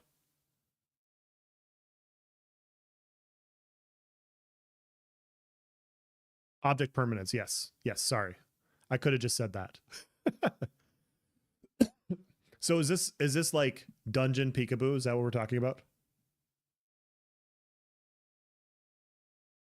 So this never existed until it existed, and now it's always existed, basically.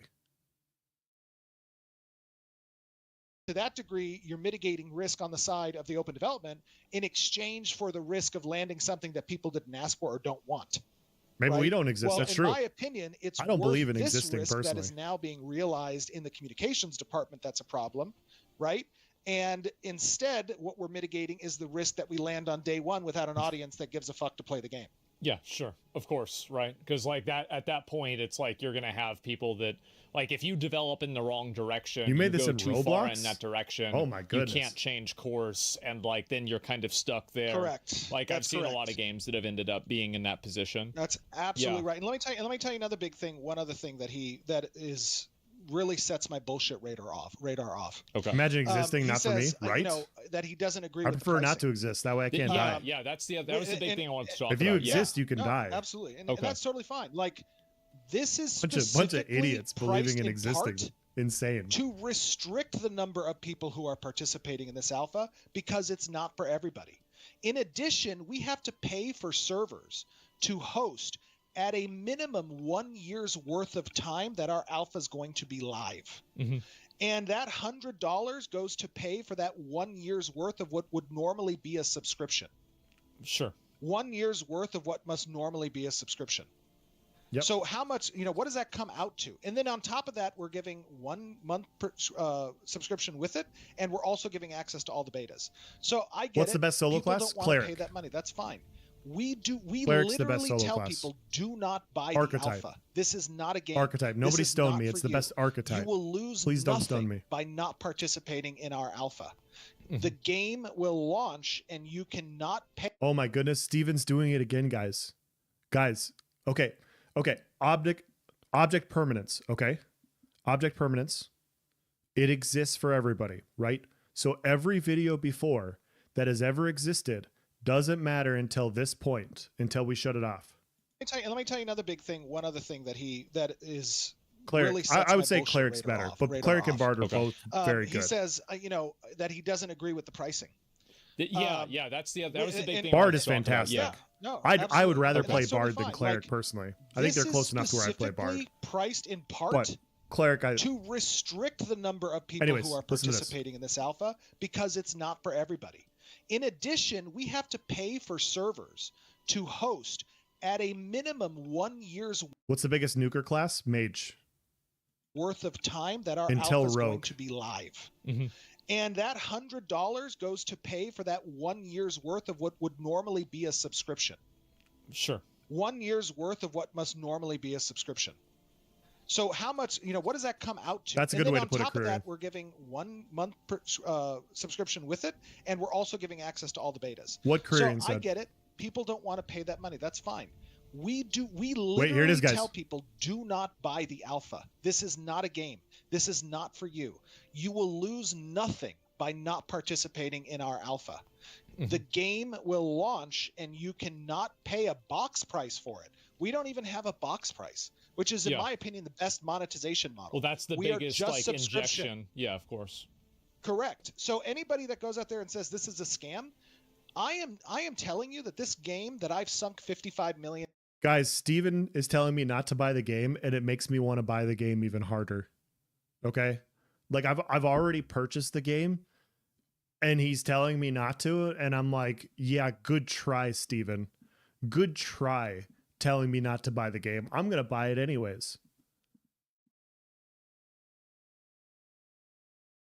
Or more dollars into. I'm absolutely buying it again now. Years, so far. myself personally, like, this so is far, just this marketing tactic that's just destroying 50, me. Probably. Yeah.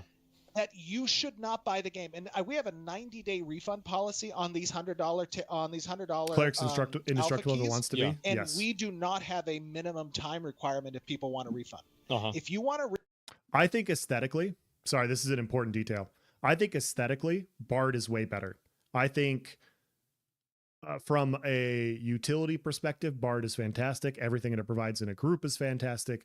If you wanted to play Bard, I would personally lean Bard over Cleric. But yeah, I've seen some Clerics starting off do some wild things that I can't do on my Ranger or my Fighter. Same with Bard too, of course. But yeah.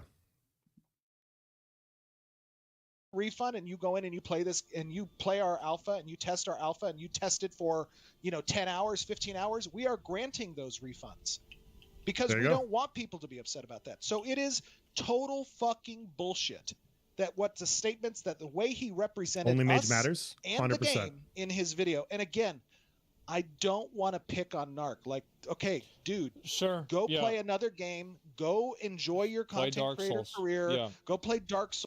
I didn't know that they were providing refunds, by the way, like for people that don't want to play. Like they tried it, they didn't like it. I didn't know that they were doing that because I've had a few people made a comment like, yeah, I wish I never bought this. It's good to know that if I get that again, like they could ask for a refund. I think that's fantastic to know. I'll have to save that part in the future. Souls, do you? That is, it's all. This is your life, brother. You go do you. But you left. You lit. So yeah. So if they're telling you not to buy it and then you buy it and then you don't like it and they're giving refunds, is there a complaint anymore? 90-day unlimited playtime is crazy, right? The match and you threw it behind you and you said, "Fuck you, Steven. Fuck you, Ashes, and fuck you, developers." And that's fucked up. Well, there it is. Well, I feel like there's a lot of development teams that feel that way, and just from like my own personal opinion, I wish that more development teams would communicate honestly rather than, go through like 8 layers of PR bullshit, because it's like you don't really know what somebody's thinking. You're not having an honest conversation. It's a bunch always of something fakery. to complain about. Fair. For sure. No, I do really appreciate you coming on. Is there something and legitimate about it and everything. to complain like, about with respect to their monetization? I'm sure it puts you in a weird position, especially with like the people in your team, etc. But I don't want to be like, let's put ourselves through this thought experiment real quick. Sorry. Let's say we don't follow Ashes, right? We don't follow Ashes. We see a fighter clip because fighter's the best. I don't care what anybody else thinks. Fighter's the best. And they're like, man, I'm going to buy this. I'm going to buy this because it's a fully finished game. It's going to be so fucking dope, and I'm going to play it, right? Wow, it's a lot of money. I don't care. I want to pay for it. I'm going to pay this. And you pay it, and you feel like you were cheated because you were expecting something that, you weren't following, right? And they're still able to provide a refund. Before 90 days, of course, I guess. At that point, is there anything where you're just like, yeah, what else can you complain about there? Ticking time bomb finally went off? Yes, it is. Yes, it did. Sorry. Can you imagine being Steven's corporate lawyer whenever Steven goes online? Right? in this position. Yeah, like, this is not why I started. Mispronounced this mage. Is not Fair. why I've devoted Yeah, 8 years of my life to building this game. I don't want to be here talking about drama. Yeah, I don't like. Sucks, man. I fell for the don't buy my game marketing scam tactic. I was forced to return it for my money back. Can't believe this company, right? They're clearly out for profit. They're clearly out to make so much money off of keys. Drama. You don't like drama. I don't like drama. The community probably. You think loves they'll the offer drama, Narc a refund? Well, Narc didn't pay do for his not- key. I'm sure it's entertaining. Somebody but else it's paid for his not key. Why we're doing what we're doing. So maybe they'll give the I other get it. person the refund. I get it's entertaining. I get that it sells. And I know that it's some level of exposure, but I just want to make a great game. Mm-hmm. That's all I want to do. Oh, there's one other thing. Yeah. That was in our video here. Hold on. That refund If point there's is anything huge. else you want to cover, like I'm ready to see it or hear it or whatever. Alpha is cheaper than buying I all the just Destiny got a 2 content. message that was 100%. like, hey, you should show the snail. Okay. Because that was in the desert video. Yeah, too. it was. Yeah, I mean, so I never mind. I'm not even going to say this. I'm not even going to try and. No, never mind. I'm taking it back. Taking it back. We'll watch this. This is our snail. That's the mount, right? The blue one? Oh yeah. Yeah. It's a very rare snail. Okay. We'll write a His name snail. is a wisp whelk. And you can walk around on the wisp whelk. I'll go on the Bro. fast one. Okay, so this is He- the one exactly from the He video. busted out the snail. Yep. And not only that, the snail, the little horse snail, we call it a He horse. busted out the snail that he was It still bitching has some about. textures that need to be added. It's missing some mats that I Wow. think unfortunately got stomped when we did a master material update on the saddle. But you can take the snail and you can press period here and it'll turn into a little snail.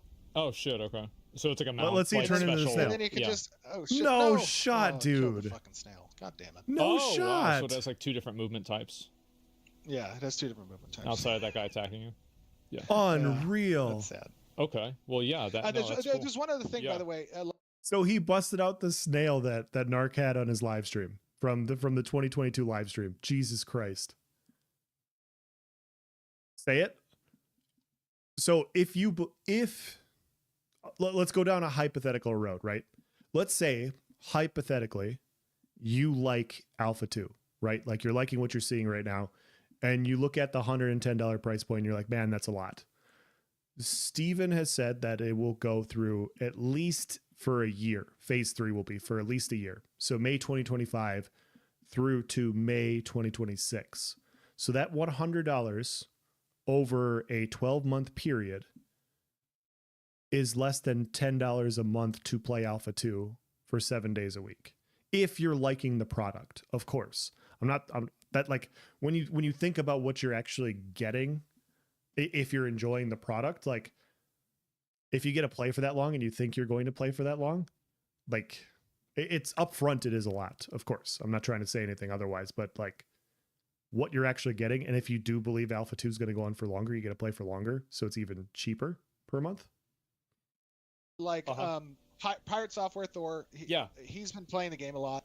Was fun, great content. Looking forward to follow you in the future. Godspeed. Have a lot of systems. Have a good night, dude. Off of the Thanks way for hanging that out. Eve's economy and like Zero Sec Space and stuff have been. I just got all the Destiny 2 architected. content We have for a lawless $50. zone. Nice. We have we have a territory in the open seas that are kind of similar to Zero Sec. And a lot of the things that Narc said about Pirate are just real quick, totally unfair and. I'm sure. Sorry, I gotta go back to that snail. Outside of that. Yep, and not only that, the snail. I gotta go back to the snail, and I gotta look at the Narc video again. We're gonna do a side-by-side comparison here, real quick. Tag on it with the promise that eventually these things will make it into the game. There it is. Alluded to this being.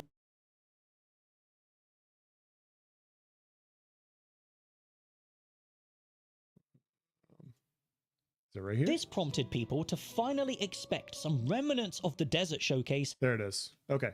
Let me screenshot this so we don't have to put the whole video. And then we could do like a side-by-side comparison of what it was in 2022 to what it is now. Okay? That's what we're going to do.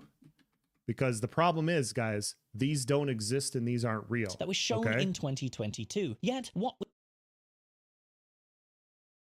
Okay. remnants of the I desert gotta get it. showcase I gotta get the good side by side here. One second.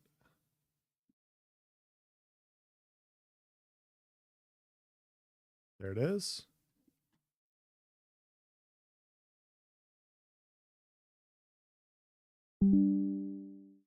Screenshot captured.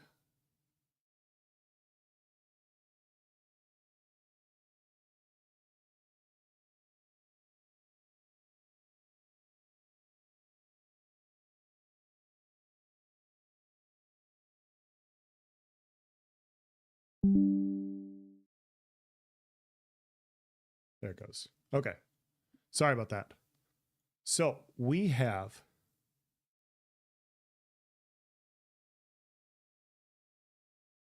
I'm hyped the Snorse is in, right? I didn't think I wanted a snail mount until all of a sudden I saw the snail mount. Like, holy shit.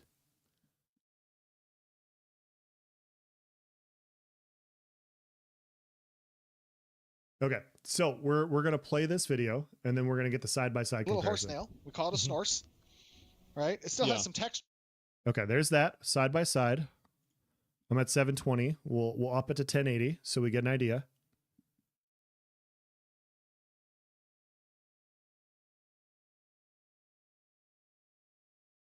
Not exactly the best because he's moving a little bit. Textures that need to be added. It's missing some mats that Okay, I got to slow it down because apparently, like, I have fucking boomer hands right now, and I'm not going. think. Yeah. Unfortunately, got stopped. Let's get the crawl down moment. Did a master material update on the saddle. Okay, so that's a good zoomed in picture. Okay, here's what we got. Here's the concept art of the Snorse. And here's the Snorse. So we got these little sticks, right? Like we got the sticks right here. We got the sticks. We got the little leather behind it. We got the colorful thing with the skeleton in here. It looks like they removed some of the like it looks like there's more of this like skeletal frame, whatever this framing is. It looks like there's more in the 2022 and it looks more thick and pronounced in this one. The details on the head look the exact same. Do we have the little flare up in the back? But you can. Okay, let's go to the other side. Take the snail, and you can press period here. Sorry, I got it in half turn speed. into a little Steven's snail. not drunk, I promise. Oh shit. Okay. So it's Turn it into a goddamn snail right now. Special. And then you can just. There it is. Okay, we got it, guys. We got it. Enhance. So now.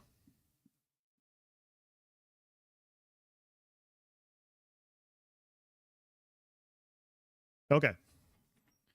We have very clear and definitive proof. We have side by side both snails. And I was wrong because the other side had like the thicker structure. This left side has the more rigid. So that didn't change at all. I was wrong. This isn't the same thing. This is not real. Look at this, guys. It's clearly not real. Like, where is the person on this snail right here? Right? Like Steven's on this one. Where's the person on this one? How did the snail get out here? Clearly there was a person riding it. Or do people not exist in Ashes of Creation either?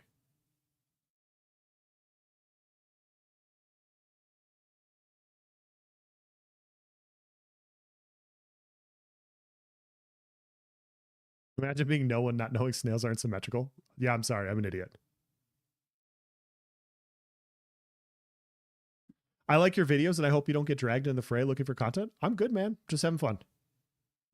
Just having fun. Good to see you, by the way, David. It's been a while. I'm just having fun. Like, if the desert, like, fuck you didn't exist, if the insurance fuck you didn't exist, The Snail one I feel like it's right up there with the most definitive. Like this is up there with just like, yeah, actually we have this thing that you can ride right now. People are a figment of big person.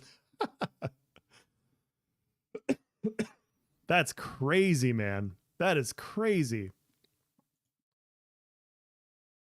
Oh shit! No! Oh, killed the fucking snail. God damn it! Oh wow! So that's like Look, two different. Steven, if you're listening, I don't need badass weapons.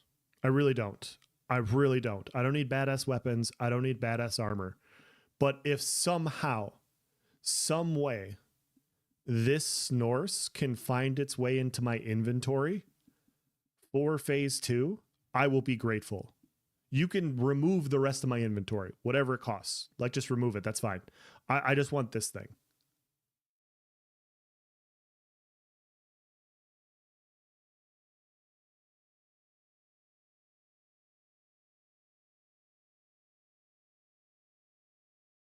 Players don't exist. Glad to be back. Yeah, man, for sure.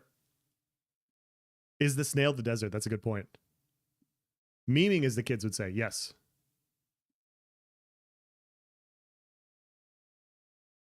It's likely tied to the desert econ manager. He was talking about it earlier. I bet the Snorse is a hunting term. I bet it is. I just bet it's not there yet. This thing is fucking sick, though. I'll make more content than Narc if I get a Snorse. I will do that. I will make a video every single day if I get a Snorse. I am incentivized by Big Snorse monetarily to do videos, okay? Just, you don't need to pay me in referrals. Pay me in Snorse mounts, please. Different movement types. Yeah, it has two different movement types. Outside of that guy attacking you. Yeah. Yeah, that's sad. Okay. Well, yeah. God, That, so cool. There's one other thing. That thing by is the way, so like, cool. Pirate Software Thor. Yeah. He's been playing the game a lot. I know that he's a big proponent of it. We definitely have a lot of systems that are mirrored off of the way that Eve's economy and like zero sec space and stuff have been.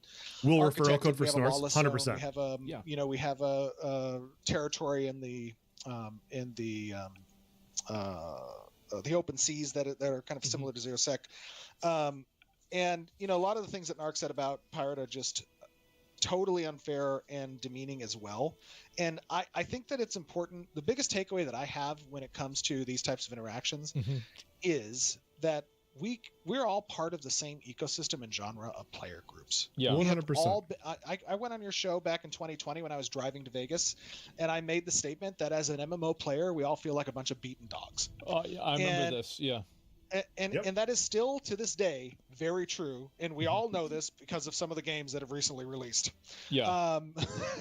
But what I will say is that there is some level of camaraderie that should be had within our community as MMORPG gamers, because the only way that we're going to get games that answer the calls of things that we want, which is not gotcha quality of life bullshit monetization, which is not pay to win, which is not undermining the player achievement in game and integrity. Like, those are the core tenets that I think are most important when it comes to actually bringing in an MMORPG to today's market, that I think a lot of developments and a lot of publishers are still getting wrong. Got him with that one. Oh yeah, of course.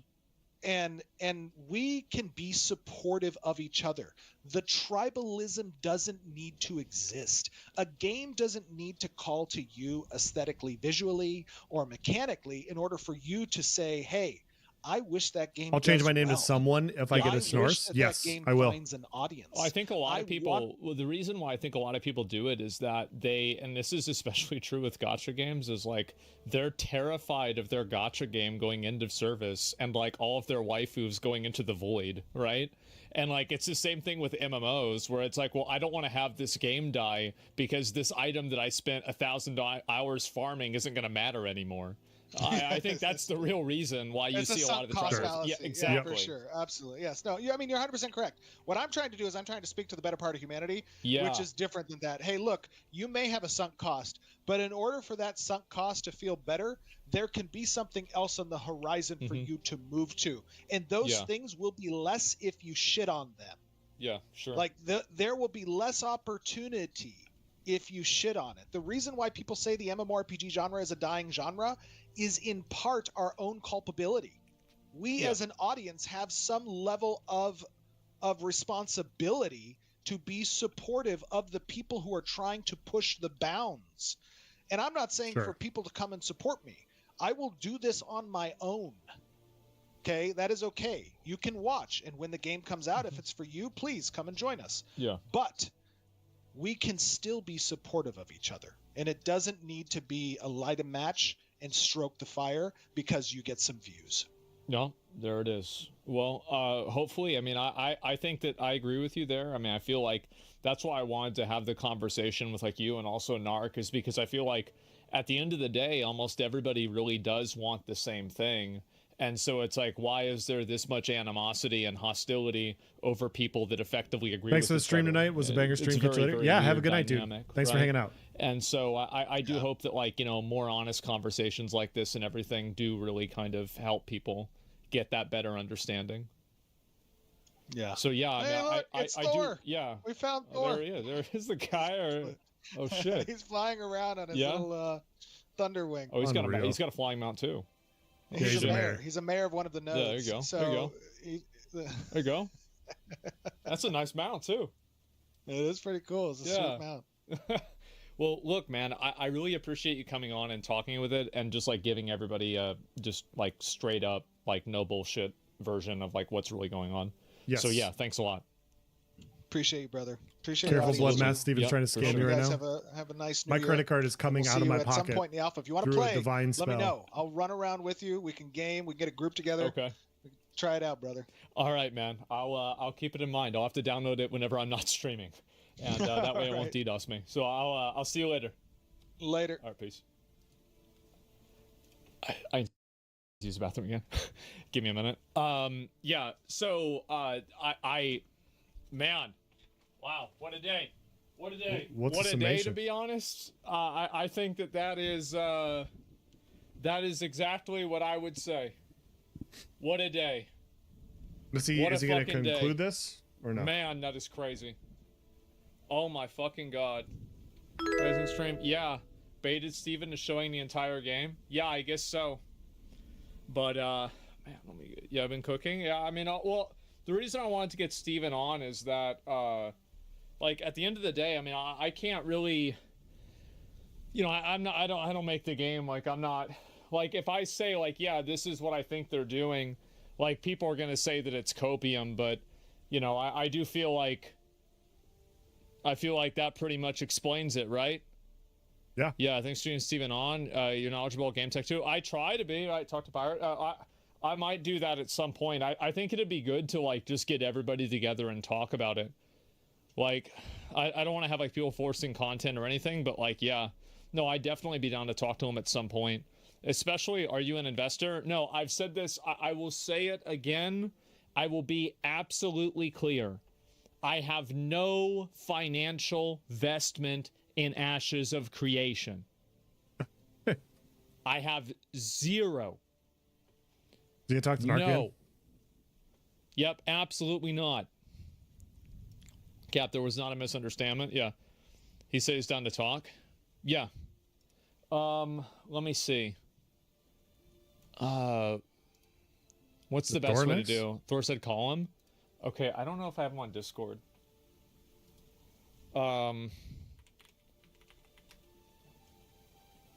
I can't do Thor tonight, guys. I can't.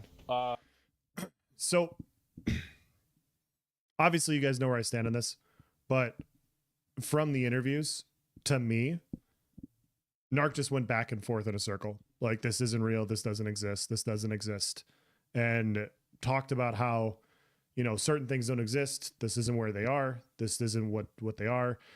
Was asked if he knows anything about game development. Said no. Was explained some forms of game development that Asmongold's used. Was explained that this is how people incorporate things, and then went on to say that the desert doesn't exist. These things were what we were led to believe back in 22 don't exist, and on we went, right?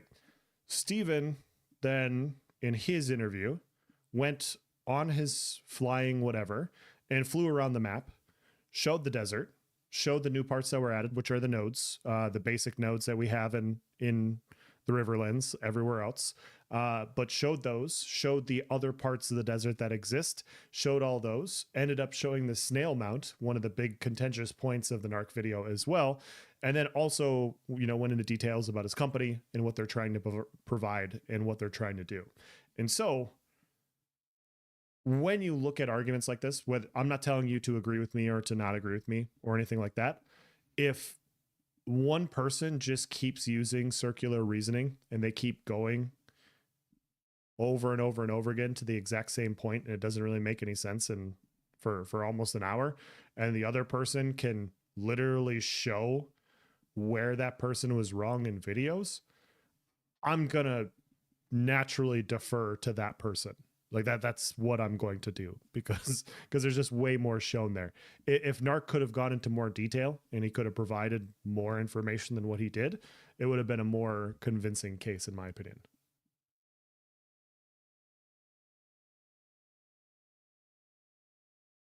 What was the timestamp so I can pick it up? Around the 3 hour mark. See if I get him in here. Hey, if you do it with 8, it's possible, but the bosses are about 304. You don't get everything handed to you. I try to make the content. What can I say? 303 or so. We try to have a show. We try to put on a show. That's the. Yeah. Did not disappoint. Did not disappoint. Steven was. That was great. That was great to hear. I really like to hear that, because now I want a Snorse mount. I really, really do. I want that badly. So anyways, I'm going to end this video here. We're going to see if we can find somebody to raid. Thank you for hanging out, guys. It was a good time. Let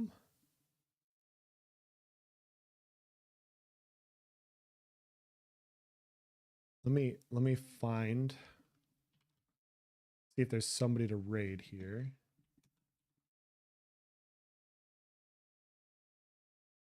Is Grappler really playing Ashes right now?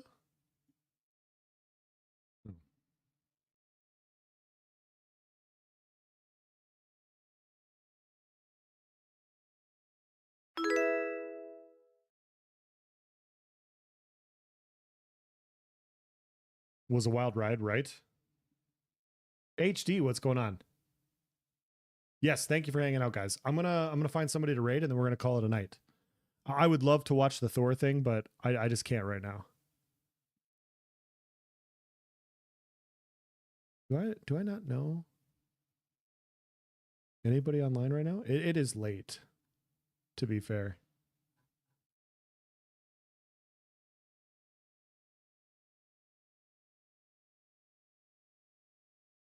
Yeah, I do not. Okay. All right. I'm just gonna end it here. Good to see you, homie. Take care. Yeah, guys, you guys have a good night. I'll try to stream later on this week. I don't know what my timetable looks like this week, but I'll let you guys know. We will do other content besides this. I think everything that's been posted has been thoroughly debunked. We can end on one thing though, for those that didn't see it. Real quick. Let us. We'll do one last one for the road. Go here. Go here.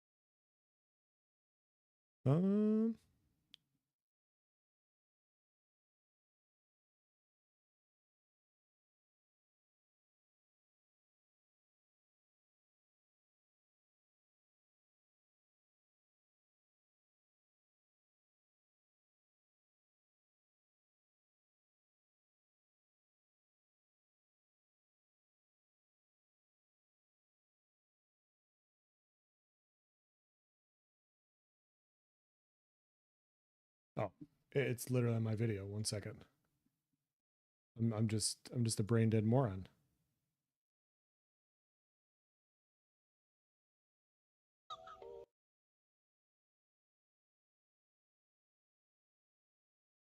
There we go.